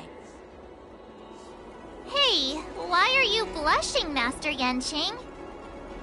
This is, the first time someone has called me Master. I need to, get used to it. Let me make it clear. Swordplay training is about improving your body, mind, and strength. It's not a casual game you can master overnight.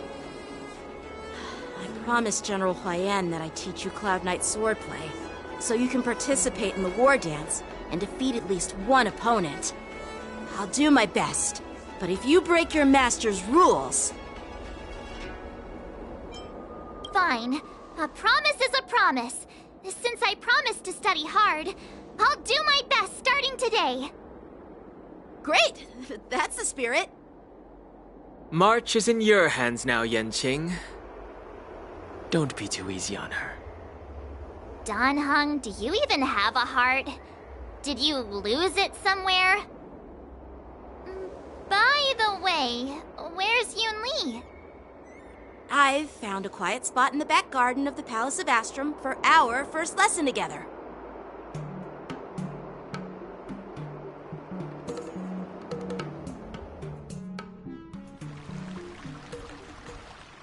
Seriously? It's the first day, and you two are already late? Why is everyone on the Luofu so laid back? So disappointing. Master Yunli, you're already here. Sorry for keeping you waiting. Oh, wait. Were you trying to teach her in secret? That's sneaky. I'm just showing you what Luofu etiquette is all about. She might be my apprentice, but it's customary for the master to personally escort their apprentice to the place of learning. As the host, I'll be teaching Miss March the essence of Luofu swordplay, after which she'll emerge victorious in the war dance ring. You won't be complaining about Luofu swordplay then. Stand aside, rookie. Let me show you how we Ju-Ming swordmasters treat their apprentices. Quickly, over here, Miss March. This is a reverse mentorship gift from me to you. I hope you put it to good use. What's this? Xianzhou clothing? It's so beautiful! Sword practice requires precise movements. This outfit is tailored to fit perfectly and allows for smooth movements.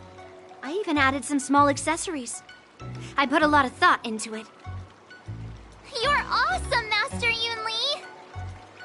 See? See? How can you compete with me? I'll teach March 7th the essence of Ju-Ming swordplay so she can win the contest with my sword skills.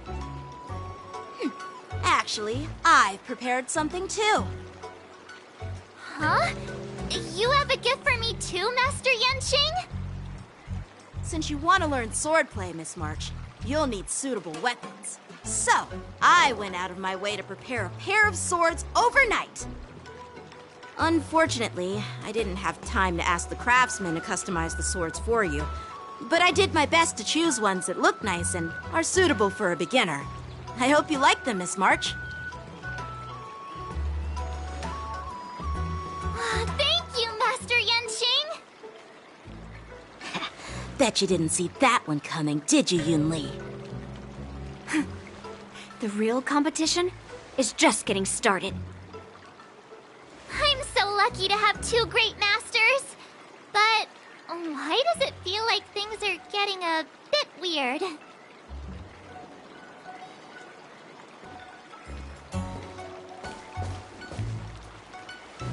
So what do you think, Masters? Does this outfit suit me? Perfect. I chose it carefully. It's perfect for beautiful young swordswomen like you and me. All right, let's get started with the training. The person next to me is a Cloud Knight instructor I've brought in. For your first lesson, try exchanging a couple of moves with him. Wait. We're having actual combat training for the first lesson? Isn't that a bit too intense? Well, I heard you have some experience with archery and martial arts. The first thing we're going to do is see just how strong your fundamentals are. Come on, step forward and strike with the sword in the most natural way you can think of. It's important for us to grasp your natural movements so we can decide where to start and what you need to learn. If you're ready, let's begin. Okay.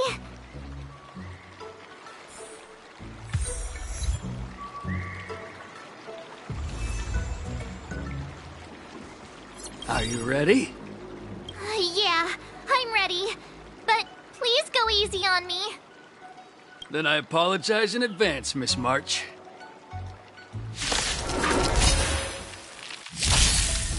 Ready to shine.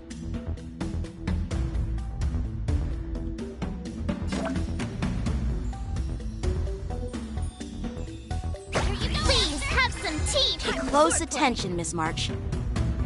Lawfu swordplay is all about being swift and agile in your movements.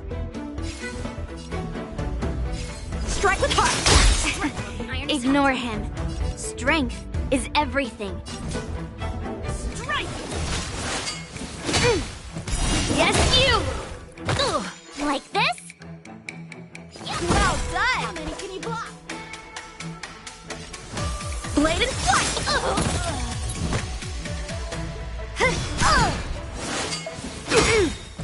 Right on time. Strike with heart! Time for swordplay!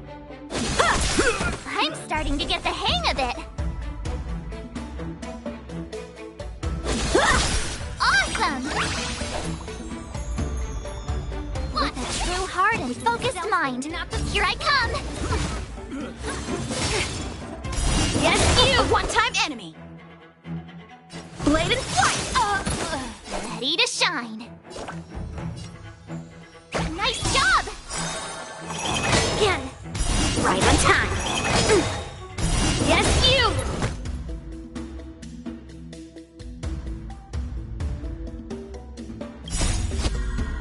Melt!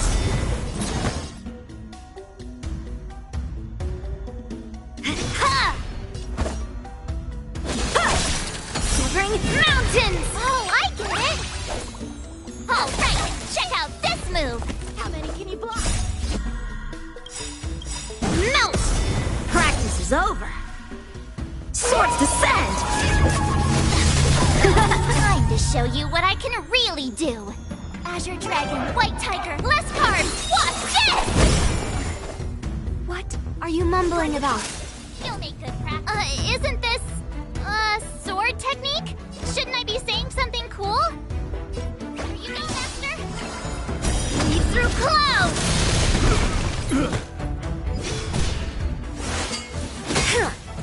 Right on time. I didn't expect the first lesson to be so intense. Miss March has quick hands and a flexible body. She's a perfect fit for practicing Lawfu swordplay. However, she lacks strength, and her strikes were a bit unfocused. But don't worry, that's totally normal for beginners. Once she starts practicing Juming swordplay, she'll make heaps of progress. Given the situation, I believe Miss March should start by working on her strength. Seriously, do you actually know anything about swordplay, or what? I could ask you the same thing. Dual swords require agility. So what's more important than footwork?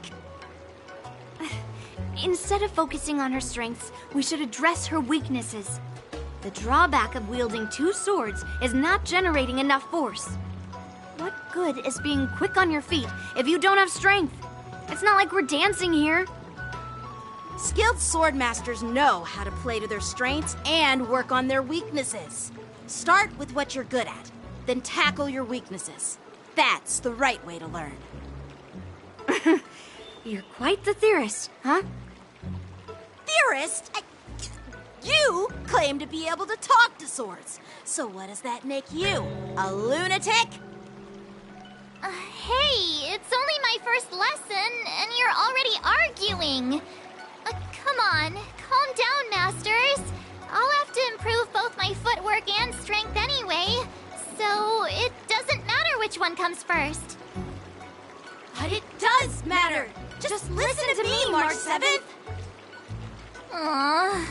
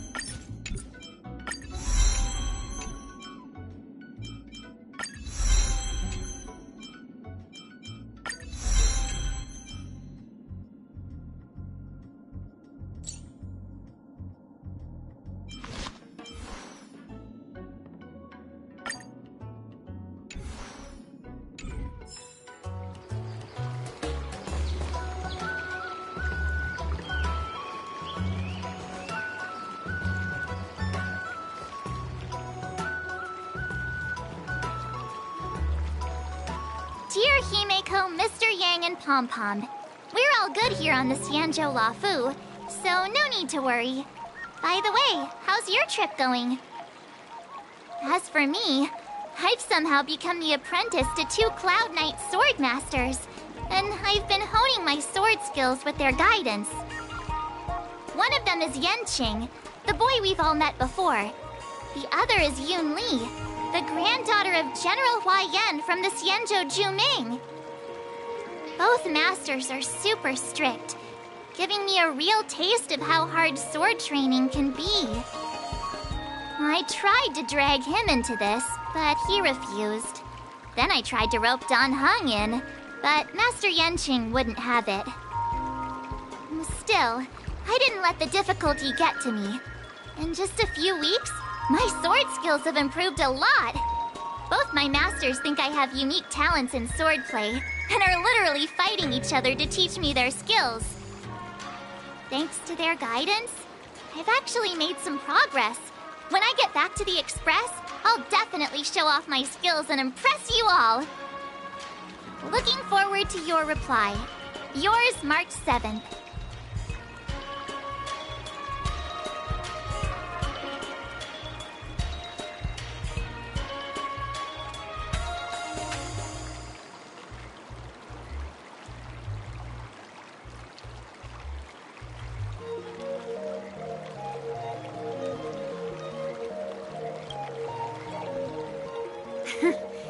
Well done!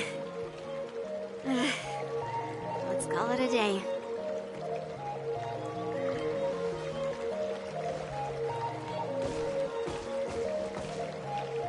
Miss March's sword skills are really coming along. She'll hold her own just fine in the war dance.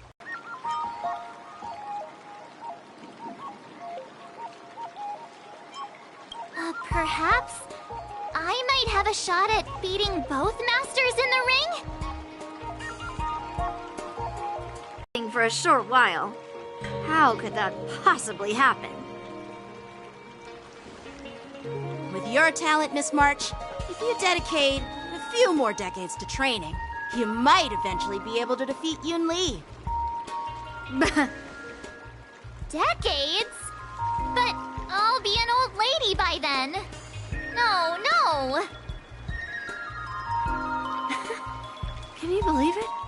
March 7th has actually become a pretty decent swordmaster in such a short time. Now I understand why Grandpa always had a grin on his face while training me. Are you sure he wasn't laughing at you? Oh, shut up! It's all thanks to your amazing guidance, Masters. Miss March, you're really getting the hang of wielding dual swords. If you're keen on advancing, trying out different Xianzhou blades can improve your touch. Oh, let me see.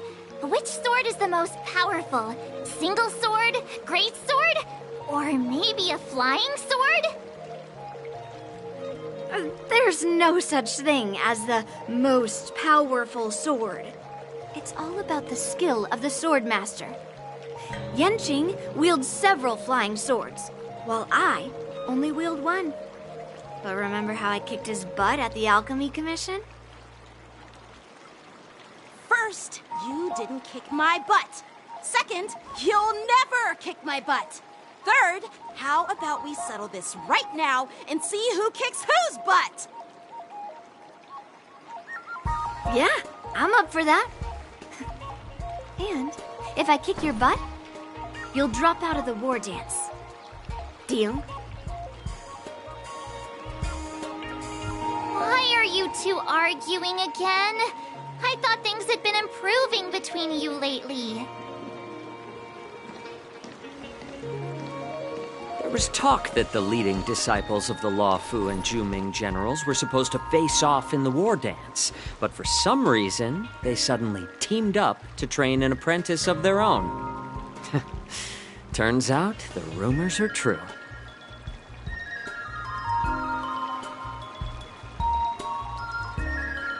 Tomorrow is the big day of the war dance. Shouldn't you two be focusing on honing your skills instead of teaching swordplay here? You're... Oh, that's right! You're the pink-haired fox from the Yaoqing!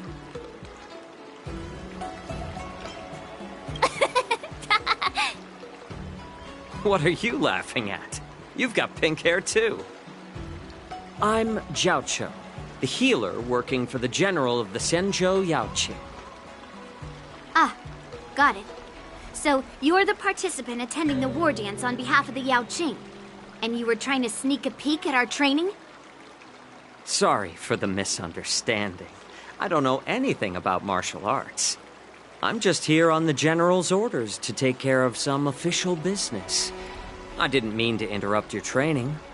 I'll be on my way. If you know nothing about martial arts, why were you smirking earlier? Well, my curiosity got the better of me, I suppose. When I heard Miss March's pondering about what to learn, I couldn't help but wander over. From my professional experience, cleavers, slicers, chopping knives, and carving knives are all just tools. Kind of like frying, sautéing, boiling, and deep frying in cooking. They're just ways for people to show off their skills. How you use them really depends on the ingredients you're working with. It's like your sword teaching methods. If you align your ingredient, in other words, your apprentice's natural tendencies, with the right cooking method, by which I mean the teaching method that best suits her, she'll make double the progress in half the time. For example, golden eggplant tastes best when fried, cloud peppers when stir-fried, and yellow boulder beef when simmered. It's all about discovering the nature of the ingredients. Apprentice.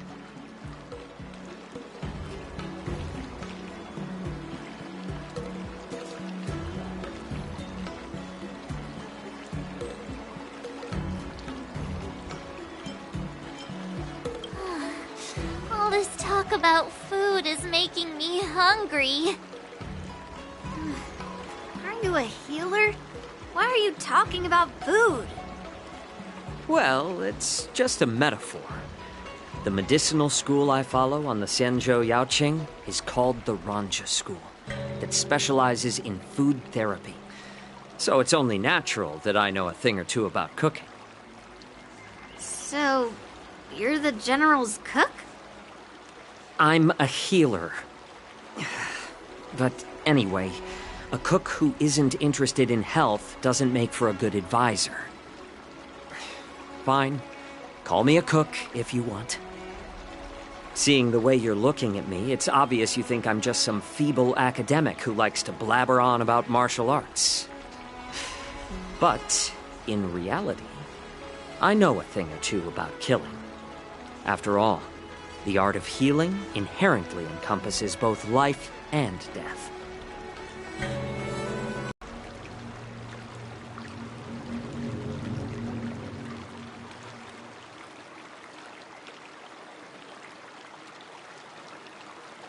Why is this guy suddenly getting all serious with kids? Do you recognize this bottle of medicine in my hand? No. This is called tumble dust, an extract from an exotic flower named Yabra. Is it poison? Well, it depends on how it's used. With just one drop, it's able to numb a patient's body during surgery, making them painless throughout the entire process. However, increase the dose or the potency, and it'll slow the metabolism, making the blood thin and resulting in the loss of all senses. Even long-life species cannot escape its effects. This thing can save lives or take them. It's more powerful than the swords in your hands. That may be so, but still, I prefer settling things with a sword than, you know. Huh. Looks like I did get you all wrong. You're not a feeble scholar, but a sinister, and despicable one. Hey, why the insults all of a sudden? I'm just sharing some medical knowledge here, not persuading you to poison anyone. Seems like you get real excited when talking about poison. I can't tell if that's an honorable thing or sinister. Picture this. 2 individuals. The one standing is full of malice. The other lying down is honorable and righteous. How can the one who's lying down label the one standing as sinister? In the throes of combat, where life and death hinge on a singular moment, every idea fades into nothingness. The only thing that matters is staying alive. Surviving the battlefield reshapes all notions of worth, be it integrity or treachery. In my eyes, their significance is negligible. Perhaps you've underestimated Yunli and me, Mr. Jiaoqiu. We may be young, but we've seen our fair share of war. Well, then you should know that the war dance is nothing more than a contest. So why are you so focused on it? When I was appointed as the ringmaster for the war dance, I asked the general, we Cloud Knights are supposed to charge into the fray and slay enemies. Why do we have to swing swords in a ring just to please an audience? And this is how the general replied. To unsheath your sword in a ring is no different than on the battlefield, as your sword reveals the might of all Cloud Knights. The war dance is the perfect chance to showcase martial virtue and forge alliances from all over the cosmos. When we unsheath the sword without drawing blood, we not only display our might, but also the martial virtue of the Cloud Knights. That's quite an insightful statement, Yanqing. Well, my apologies for being so short-sighted.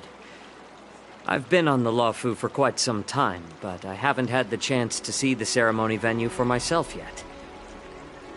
Hearing you speak so highly of it has piqued my curiosity. Would you mind showing me around? You want to see the Sky Splitter ship where the war dance will be held? Let's go! I bet Yunli and Miss March haven't seen it either, right? Well then, I'll give you all a tour.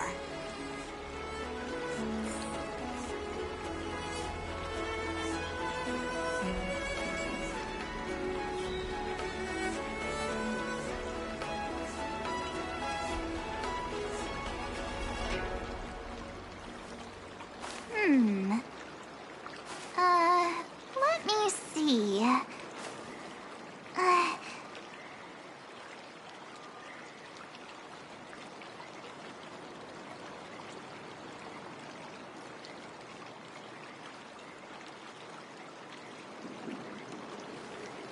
Let's go. I'll give you a tour of the Sky Splitter.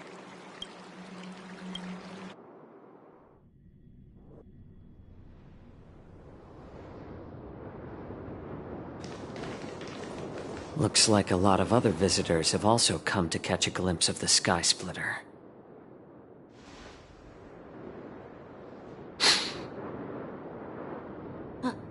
What's up, Mr. Jiaoqiu? No, it's nothing.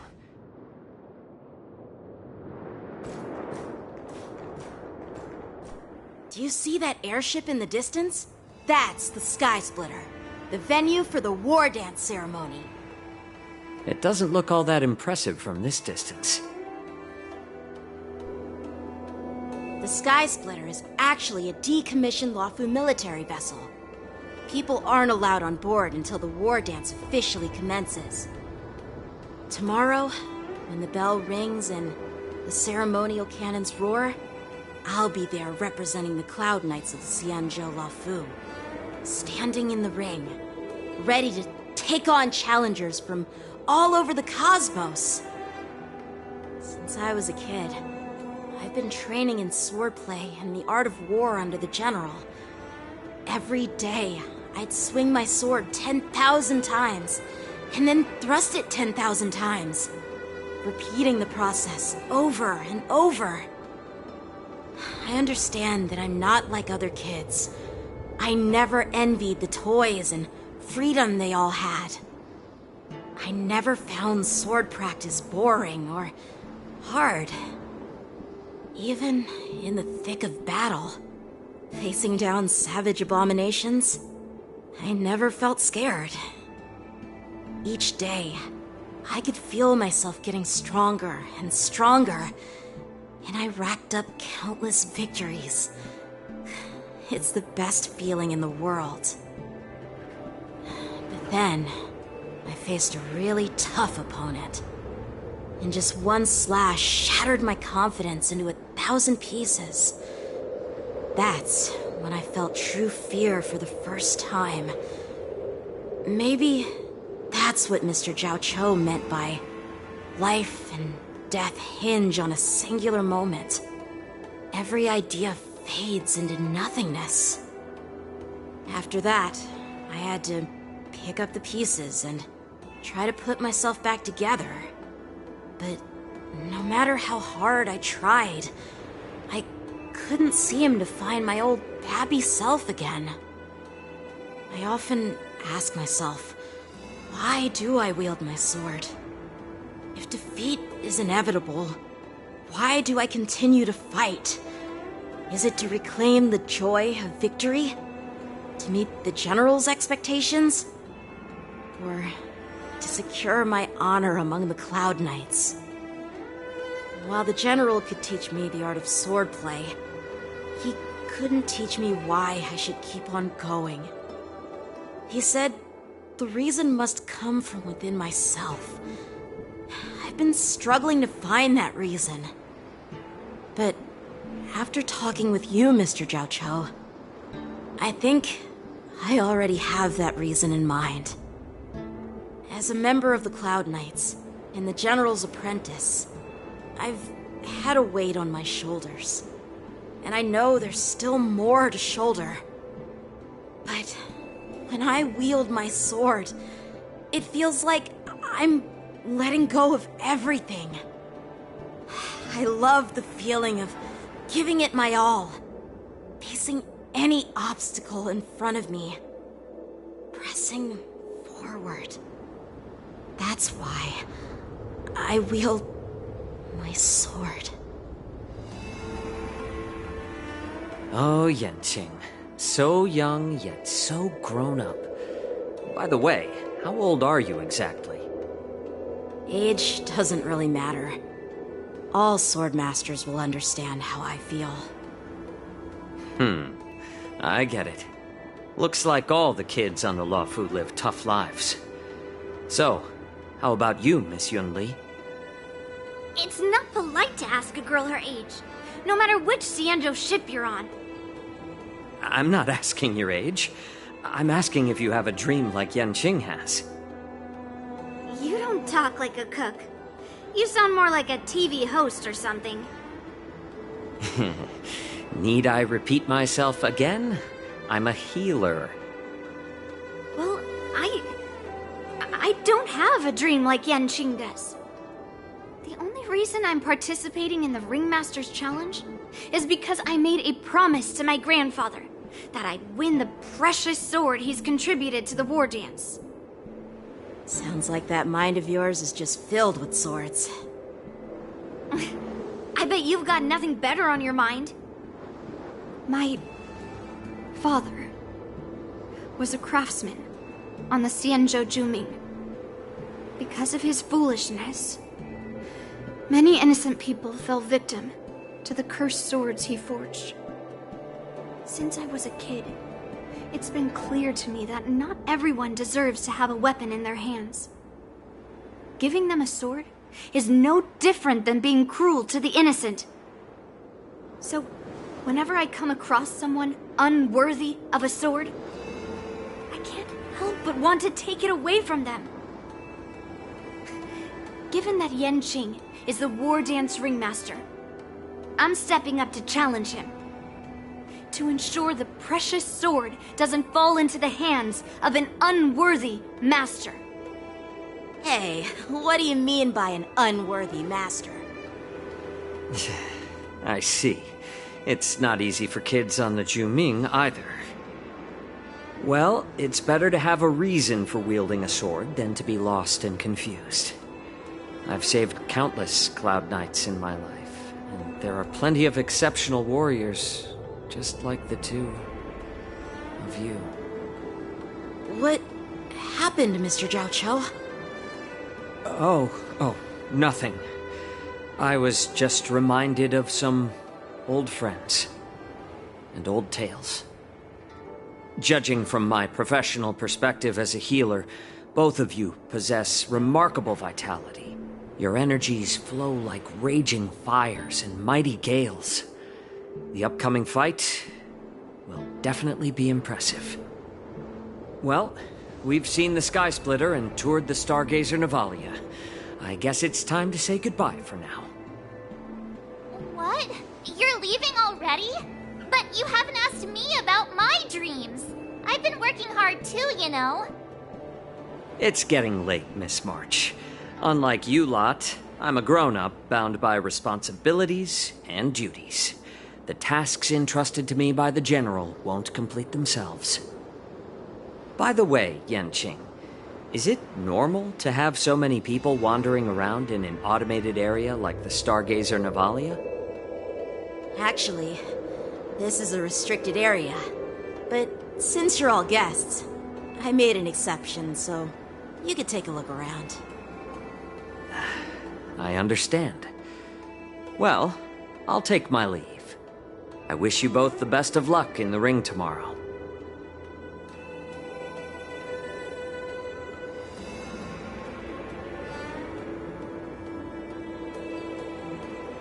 Seriously?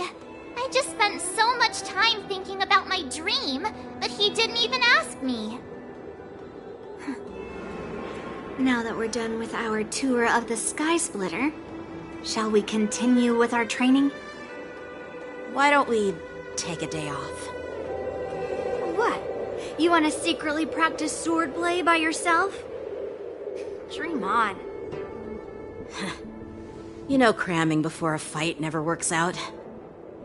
For some reason, seeing the Sky Splitter has boosted my confidence. So, I've decided to conserve my strength for tomorrow. Alright, I'll take you out of the Stargazer Navalia.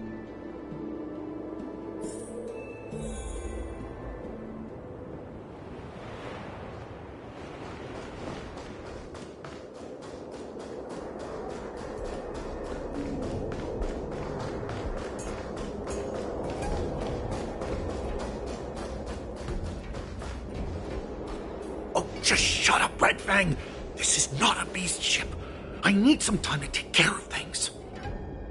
You willingly donned the skin of a lowly beast to join this mission, dedicating yourself to our glorious cause.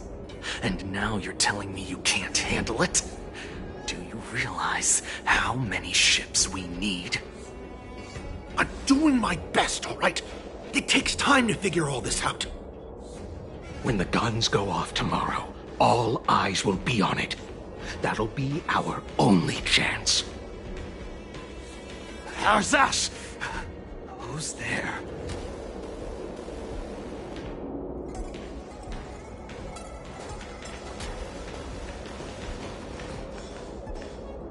Who are you guys? An impromptu inspection. Why are there outsiders loitering in Stargazer Navalia? And a bunch of kids at that.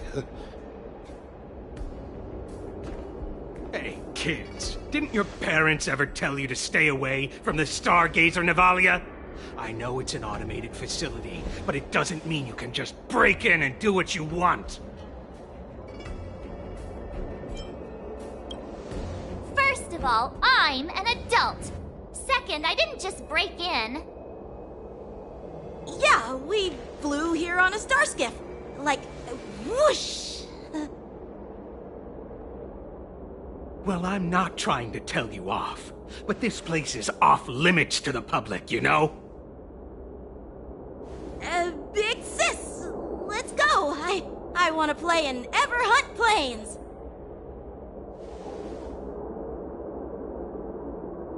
Huh? Everhunt Plains? Yeah, sure. The big sis will take you there.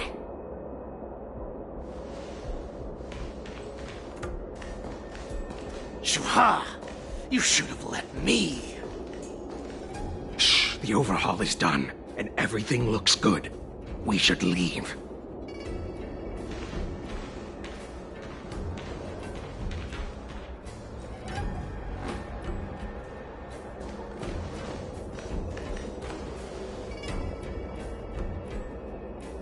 Could you repeat what you just said, Yenqing?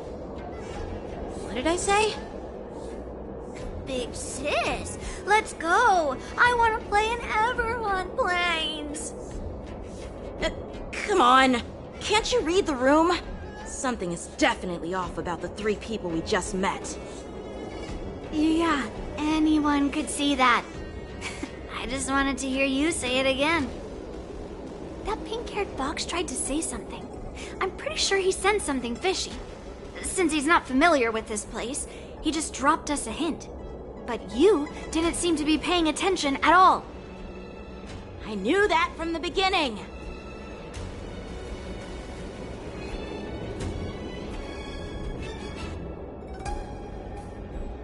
That Cloud Knight didn't recognize Master Yenqing at all.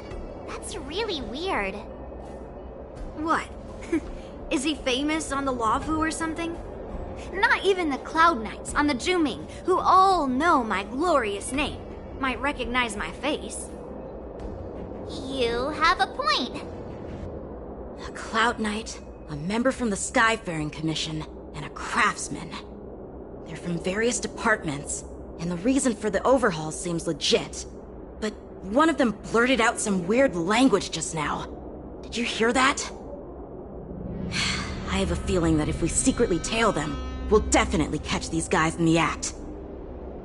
Follow my lead, and be careful not to blow our cover.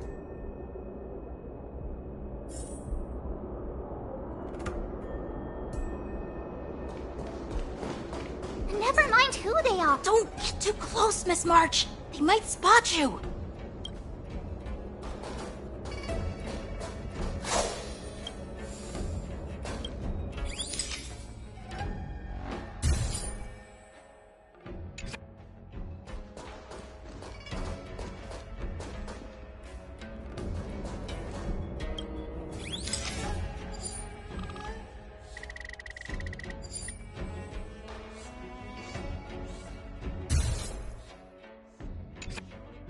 We should have just killed those lowly beasts.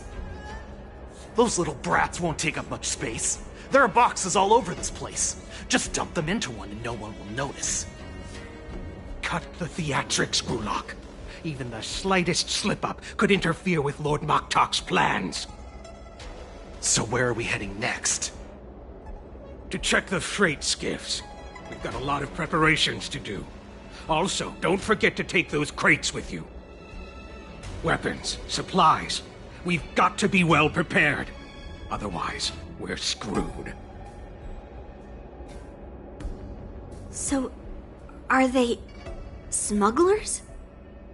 What exactly are they up to?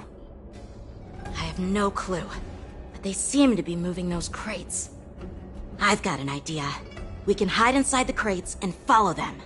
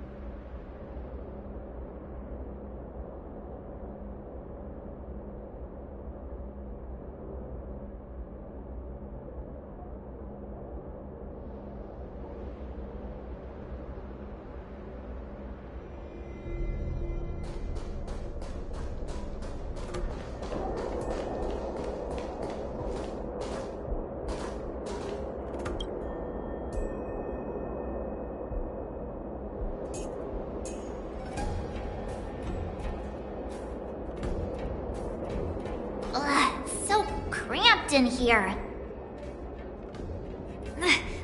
I can hardly breathe. Just hang in there.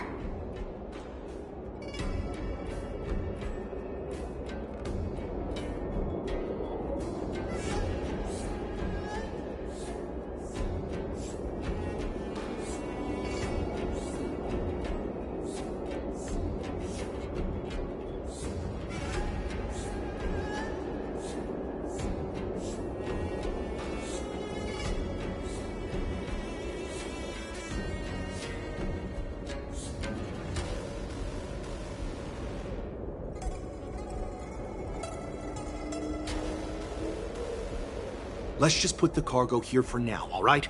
Then we'll move on to inspect the ships. Lord Moktok said that as soon as we're done, we're to board the freight skiff and leave this place. Don't worry, I've changed the shipping schedule. You two, come with me. Is it just me? I keep smelling that stench of lowly beasts everywhere we go. Don't be so paranoid.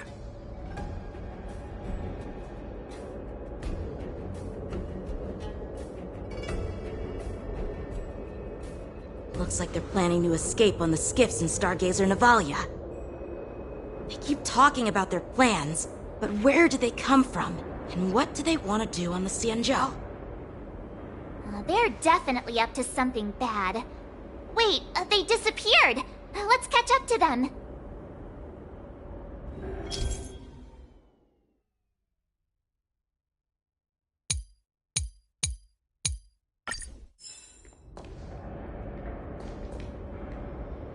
Tread softly, breathe quietly, and make sure to keep an eye on them. Hide out of sight as soon as there's any sign of activity. Watch out! They're on high alert!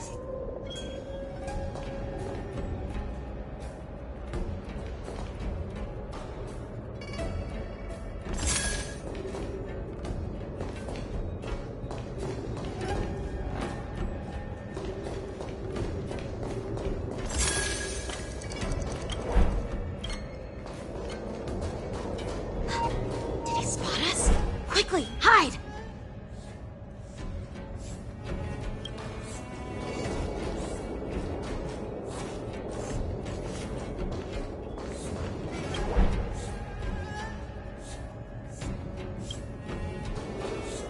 Don't be so paranoid. We're running out of time. Get over here! Shuhard, I'm coming!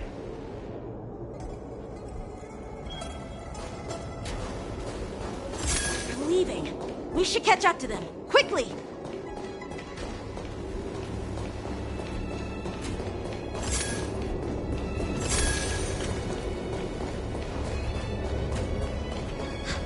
Did he spot us? Quickly, hide!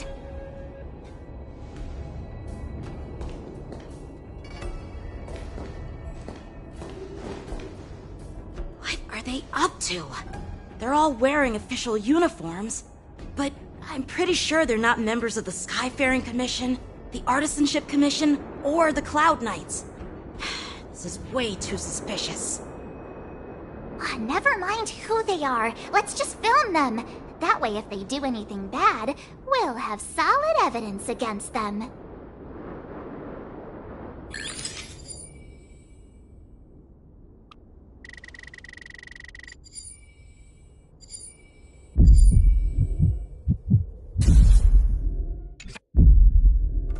Look at this. A freight star skiff with enough room to fit at least 20 of my men. I'll let the others know and have them prepare more star skiffs.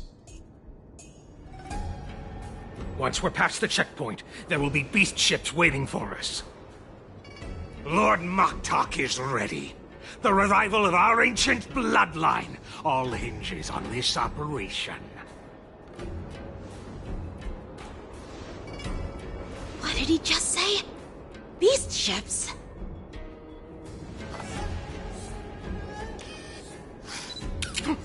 Who's there? It's those brats! I told you to get rid of them, but you didn't listen, you idiot! Wipe them all out!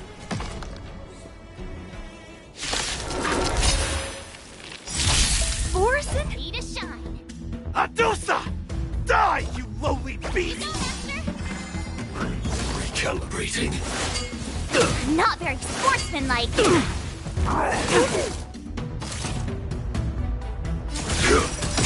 Unworthy. Time to show you. What's in your prescription? You're the best. Like fireflies to a flame, until everything burns to ashes!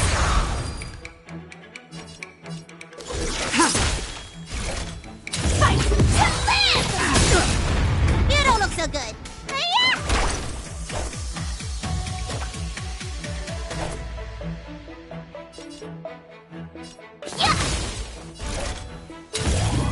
Set the seas ablaze!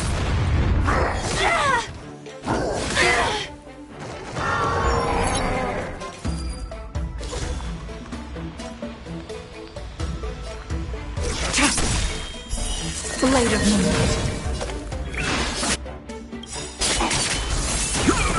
All will be revealed. In lunar flame. Need a doctor? I will claim victory for myself. Fight to live!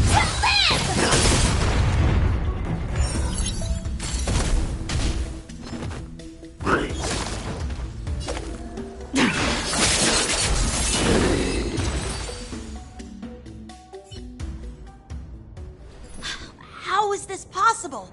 How did these Foxians change their appearances like that? They're not Foxians at all. They revealed their true form. They're Borisin, just like the bandits I defeated on the IPC ship. Wait, that means...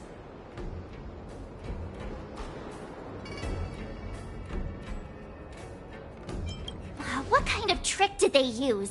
When we were tracking them earlier, they looked just like normal Sanjo Foxians. It's not just a simple disguise of wearing our clothing and shaving their whiskers. They're somehow able to alter their appearance to be indistinguishable from Foxians. They even have official IDs for the Skyfaring Commission, the Artisanship Commission, and even the Cloud Knights? Let me check this fake Cloud Knight's tag. Maybe it'll give us some clues. Lujun, an officer of the Patrol Defense Squad? Wait! What's the matter? I encountered a patrol officer named Lujun before. It was a few weeks ago, when we were transporting the Borisin prisoners. They can forge official identities and move around the Xianzhou without raising suspicion. Oh no, this is bad. Even worse. If you find one cockroach on the Express, it usually means... There are more Borisin hiding on the Xianzhou. I bet their plan is much bigger than just stealing information. We've got to report this to the Seat of Divine Foresight.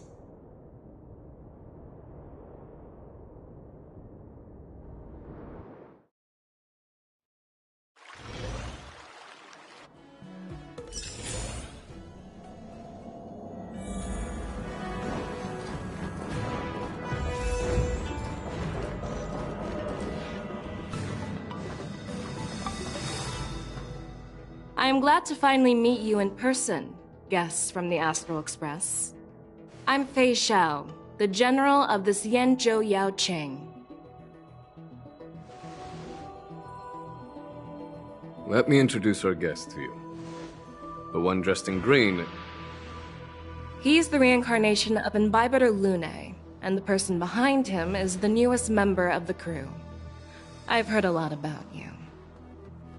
Outside the reports from the Luofu, the Skyfaring Commission of the Yaoqing has also gathered plenty of information about both of you.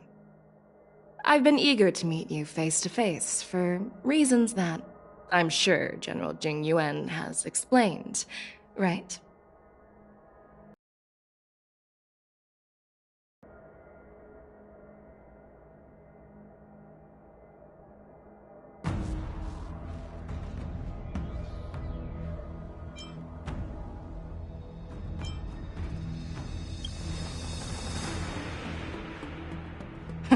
Straight to the point. I like it. According to General Jing Yuan's report, the Ruin Legion is to blame for the Ambrosial Arbor crisis, and all Arbiter Generals should pay attention to the Ruin Author's movements. Over the years, the Destruction's minions have wreaked havoc on countless worlds, and the Alliance has been keeping an eye on them, but no one expected them to join hands with the remnants of the Abundance. The damage caused by the Ambrosial Arbor crisis was far less severe than expected, which is good news for us. However, it was quite different from the Ruin Legion's usual style of destroying life wherever they go. While I trust the bravery of the Divine Foresight and the Nameless, I'm curious about some details missing from the report. I'd like to take this chance to have an exchange with both of you. Let me be clear, the questions I'll ask might not reflect my actual thoughts, so please don't take offense if any of my questions seem a bit harsh. Please go ahead, General. But keep in mind we can only answer based on what we know. And perhaps you already have the answers to your questions in your heart. You have a clever tongue. I like it. The Merlin's claw is quite articulate. Right now, her intentions are unknown, and Jing Yuan wants us to be honest. Maybe I'll just stick to the facts we know. Let's cut to the chase. Before the crisis struck, the Astral Express was guided here by a Stellaron hunter, a wanted felon, in an attempt to resolve the Stellaron crisis. However, everyone in the cosmos knows of the Stellaron hunter's reputation. So, why did you place so much trust in them? Could it be that some of you have a connection with them?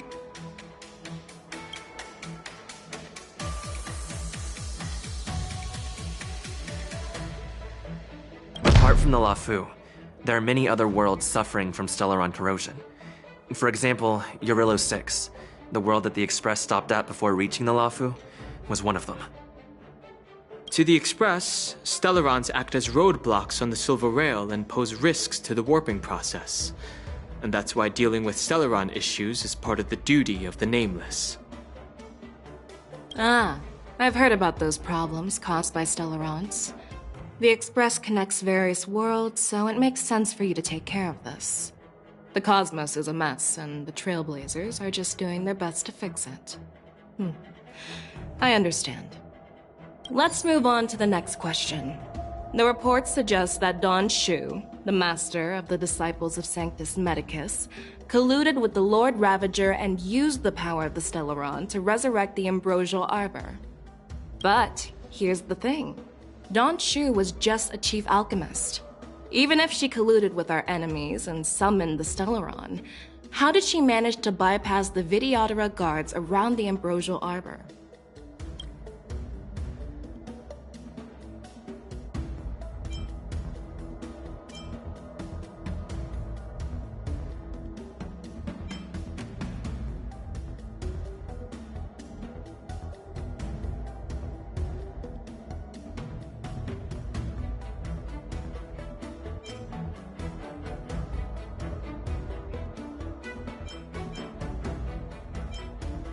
I personally met Don Shu once. Her closest friend was killed during the war on the Fanghu, and she harbored deep hatred towards the Hunt. So she spent years making preparations in the Alchemy Commission, in order to take revenge on the Xianzhou. Revenge is also a form of the Hunt. However, that doesn't explain how she managed to bring the Stellaron into the Scale Gorge waterscape, which was guarded by the Videodora. Well, you should ask Don Shu herself for the answer. Unfortunately, Don Shu is dead, and even her corpse has crumbled into ash. That's one less clue we can pursue. According to the report, Lord Ravager Fantilia is the mastermind behind the entire conspiracy. She disguised herself as an ambassador of the Skyfaring Commission and traveled with you, only to vanish without a trace later on. It seems too convenient to label her as a scapegoat.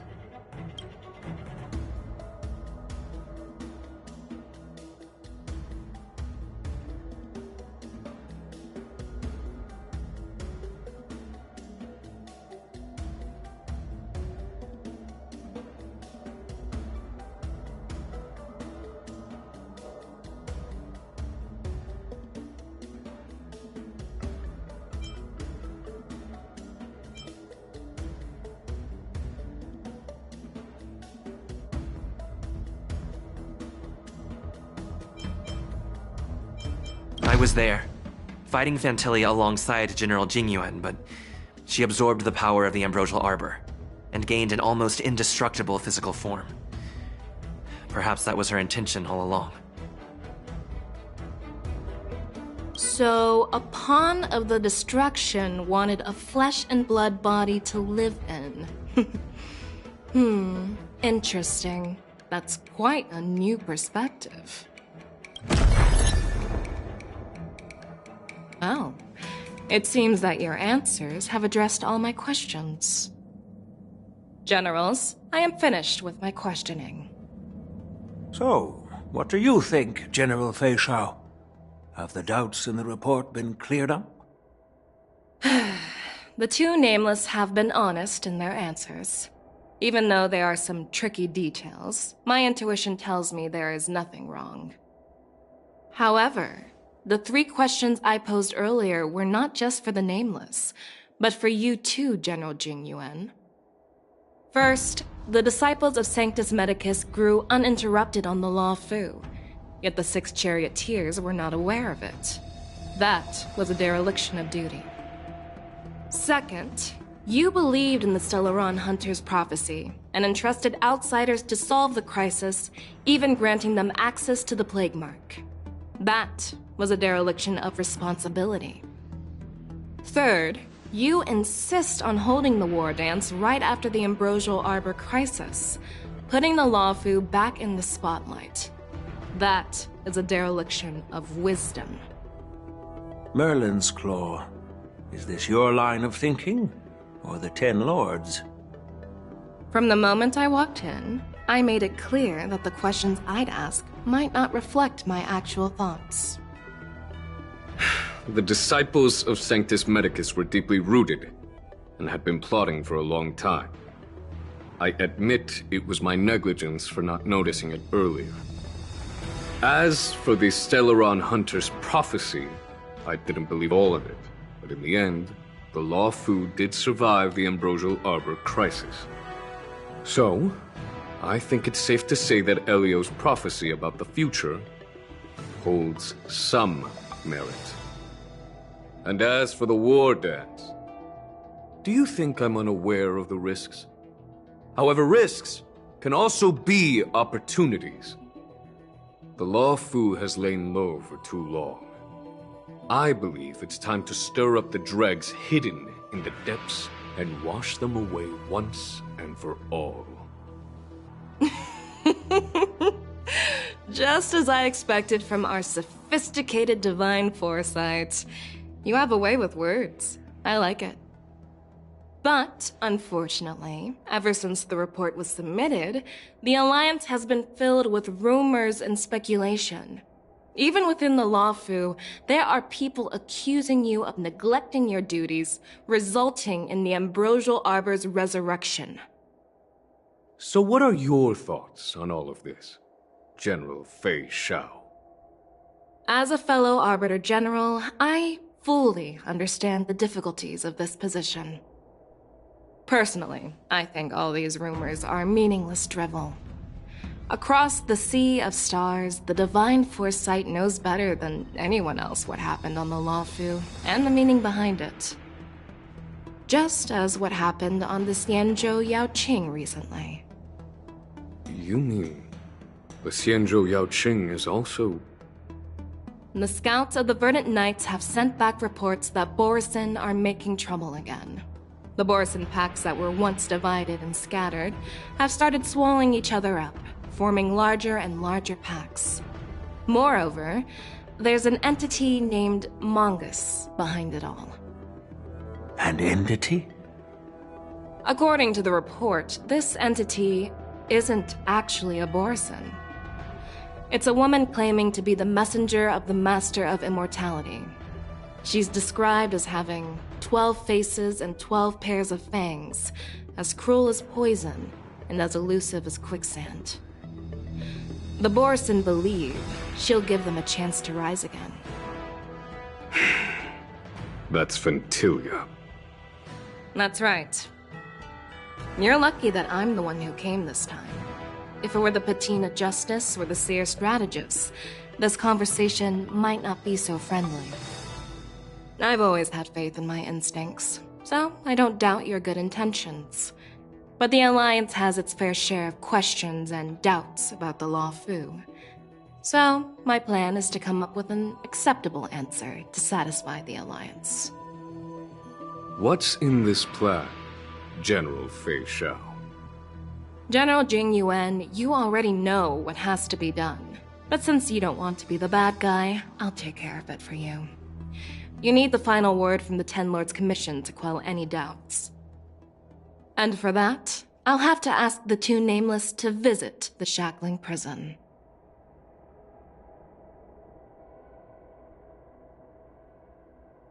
No, I'm not in division to record a detailed testimony with the karmic mirror from both of you. Worried that I might go back on my word and keep you in the Shackling Prison? Relax. If I wanted to do that, you'd have a position within the Alliance. But I would like to urge General Jing Yuan to listen to the pleas of the Foxians on the Xianzhou Yaoqing. So, you are here for Hulei. Exactly. Hulei is locked up in the Law Fu's Shackling Prison.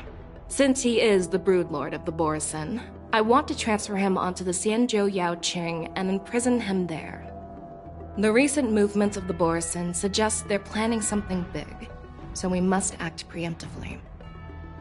It makes sense to have the Foxians keep an eye on their arch-nemesis. Since you trust my judgment, I'll repay that trust. What do you think about all this, General Huayan?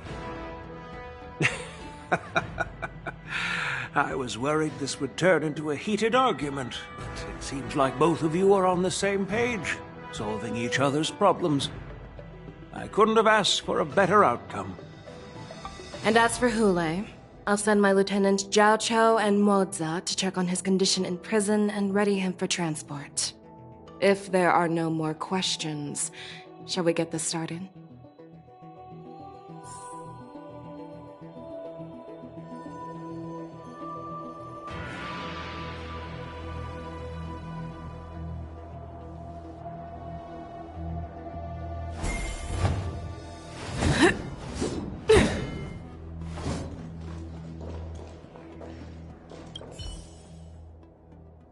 Do you actually believe in the Stellaron Hunter's prophecy?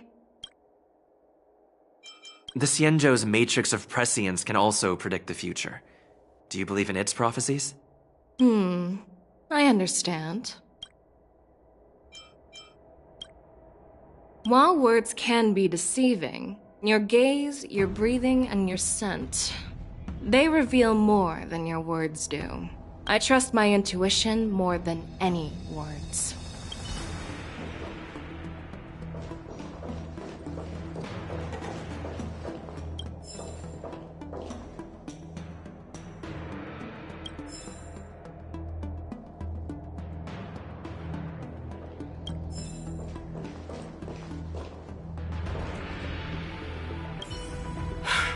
I'm really sorry about all this.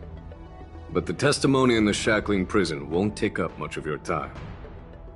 I'll call for a messenger to take you to the interrogation division. You just need to give your testimony, and then you can head back. So no need to... As you wish, General.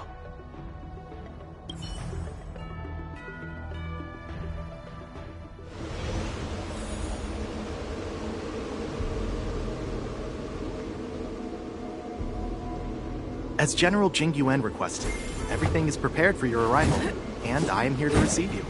The judges at the interrogation division also know your purpose in coming.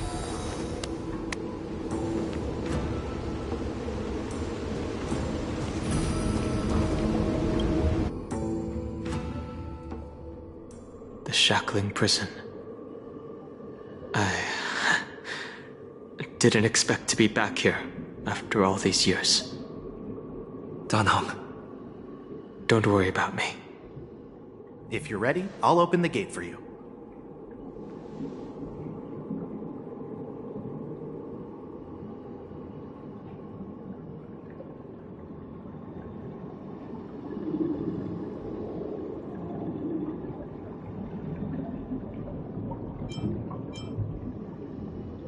Exactly. Please come on in, dear guests.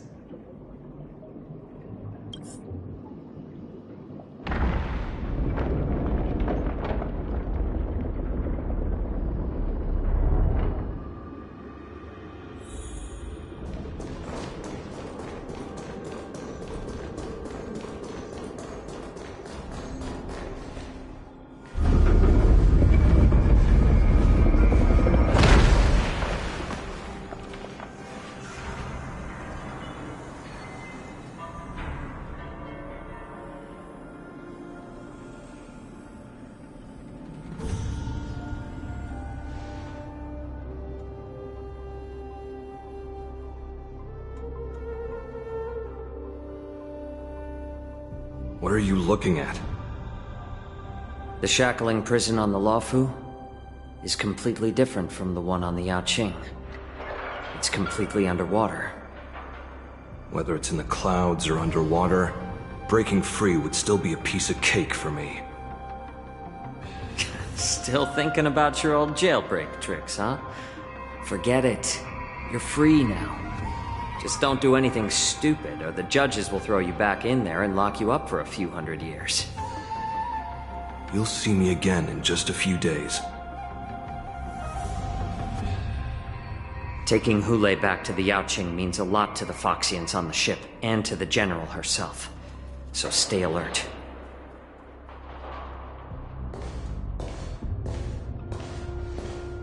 Guests, my name is Shui Yi, and I'm here on orders from the Incarceration Division of the Ten Lords Commission. We're Jiao Cho and Moza. General Fei Xiao sent us to extradite the Borisin criminal Hule to the Yaoqing.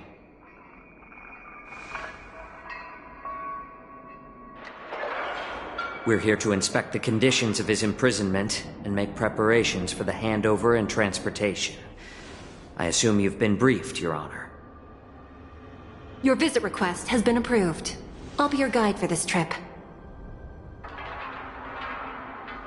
Prisoner Hule, the warhead and brood lord of the Borisin abominations of abundance and the arch-nemesis of the Foxians, is responsible for 2,123 wars of aggression and countless associated crimes. Due to his heinous acts, he has been imprisoned in the depths of the shackling prison and subjected to the punishment of the Forest of Swords until the end of time. He shall never be pardoned. No need to repeat his crimes and sentence, Your Honor. He is the greatest enemy of us Foxians. The stories of his atrocities are used to terrify our children. I'm well aware of every crime he's committed. Let's move on to the next step. When it comes to visiting criminals, there are rules in place to ensure your safety. I know you've heard legends about Hule since you were children, but your knowledge about him is likely very limited. Only the judges of the Ten Lords Commission truly know what kind of abomination is locked up at the bottom of the shackling prison.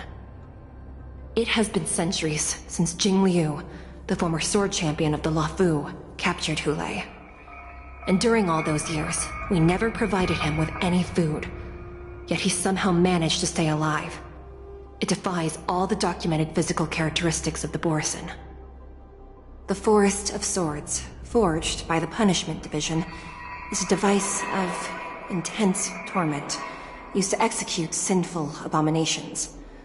Most Borisin die within 3 days in the forest, but Hule is different. Every time the blades pierce him, his body instantly heals. Despite the brutal punishment, he somehow manages to survive. The complex rules are there because of his abnormal characteristics. Do you understand now? I apologize for any offense caused. Please continue, Your Honor.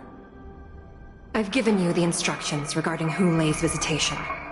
Please make sure you read them carefully.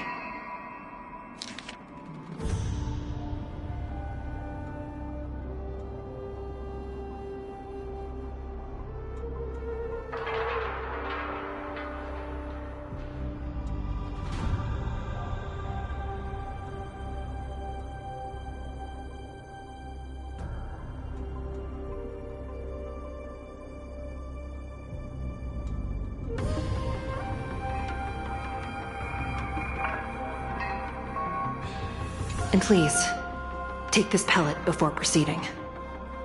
No, I'm not taking random medicine. Just swallow it already. Hulei is like all Borisin. He can release a pheromone called lupatoxin that induces fear. Thousands of years ago, we Foxians were enslaved by the Borisin. Not because we were naturally weaker, but because of their lupatoxin. This pill is for our own mental well-being. I understand. I knew you were a reasonable person. Now that we've taken the medicine, let's proceed.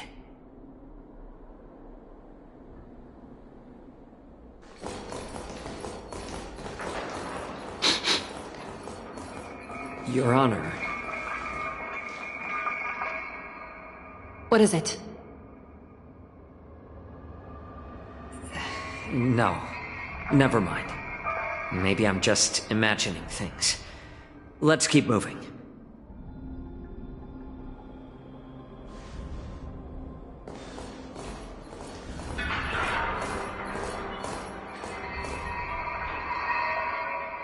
Here we are. Her Honor hasn't arrived yet. Please wait a moment.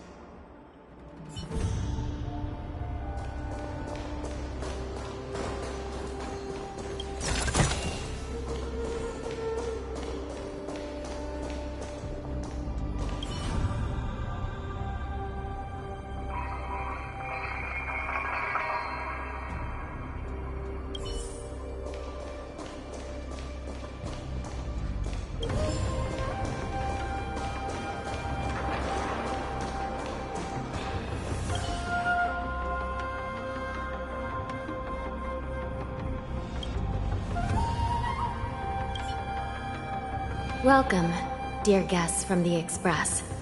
Judge Hanya of the Interrogation Division. We've met before.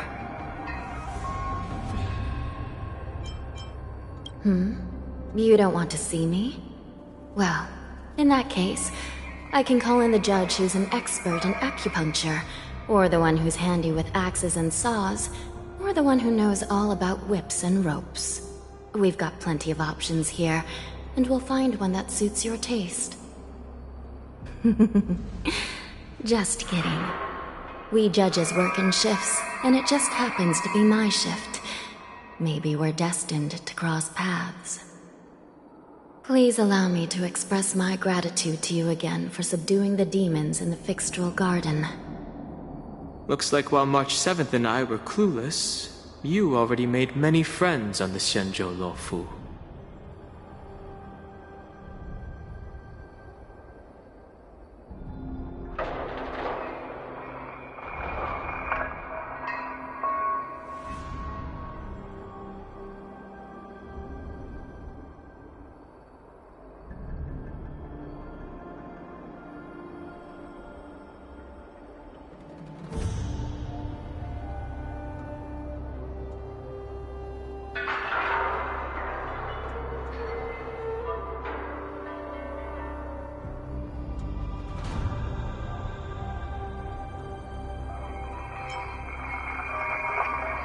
Even though you and I have met before, we can't show any favoritism under the 10 Lords. So, please do as I command as we head to Scrivener Hall and beyond. Don't do anything without my permission. This is not a place for ordinary mortals. You and Mr. Danheng, please come with me. Please lead the way, Your Honor. please let me activate the mechanism before we all move forward. And please, watch your steps.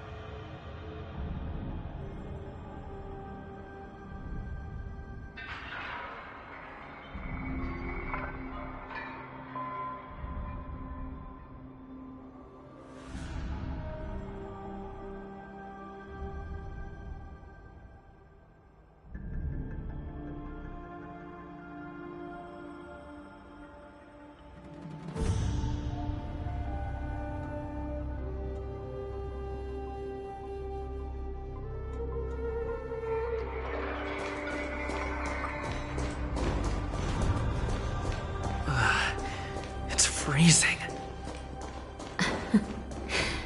This place is filled with the cold air from the northern peak of the polar delve. Even the toughest long-life species would have a hard time enduring this. Did you hear something just now? Let me check it out. Ugh, what an eyesore. This place is packed with boxes and crates.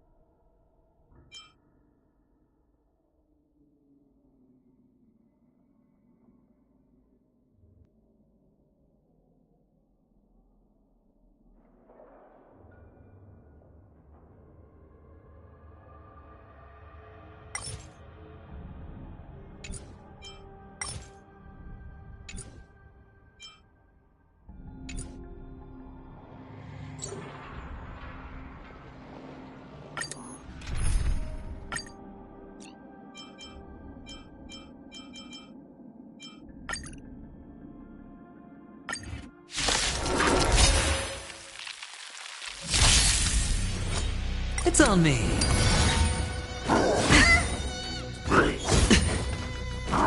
No dirty trick. Watch your head. How won't you? Never hesitate! Too close. Forever triumphant! Victory is inevitable!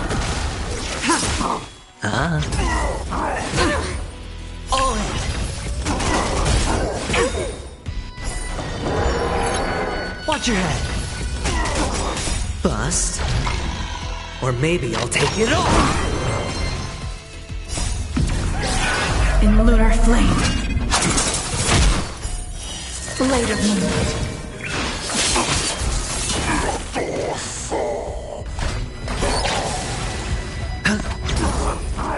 That's better. All in.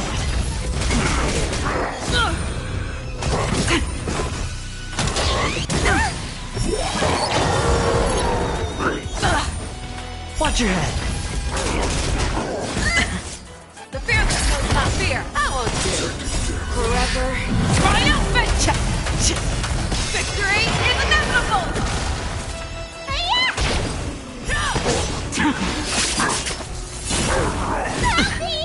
All in. You can't kill me. In lunar flame. Watch your head. It's on me. Bust. Or maybe I'll take it all. Never hesitate! Too close.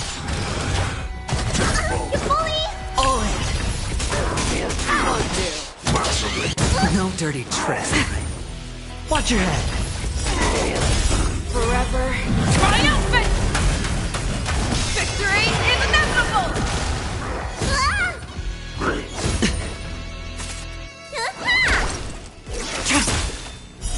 Blade of moonlight.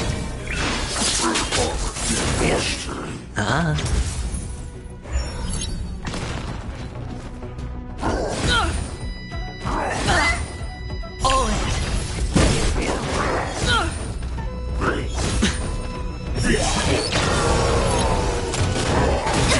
Fearless knows not fear. Victory is inevitable! All in.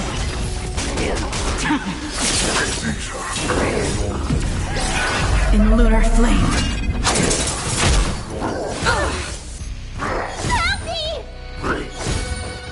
Never hesitate! Watch your head. That's better. All in.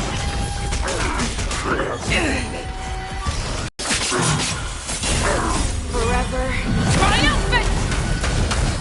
Victory is inevitable! You can't kill me. Spend freely. Bust. Or maybe I'll take it all. All in.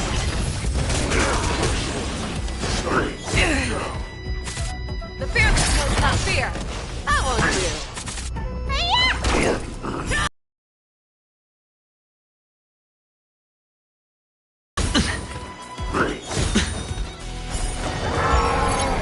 Watch your head. Never hesitate!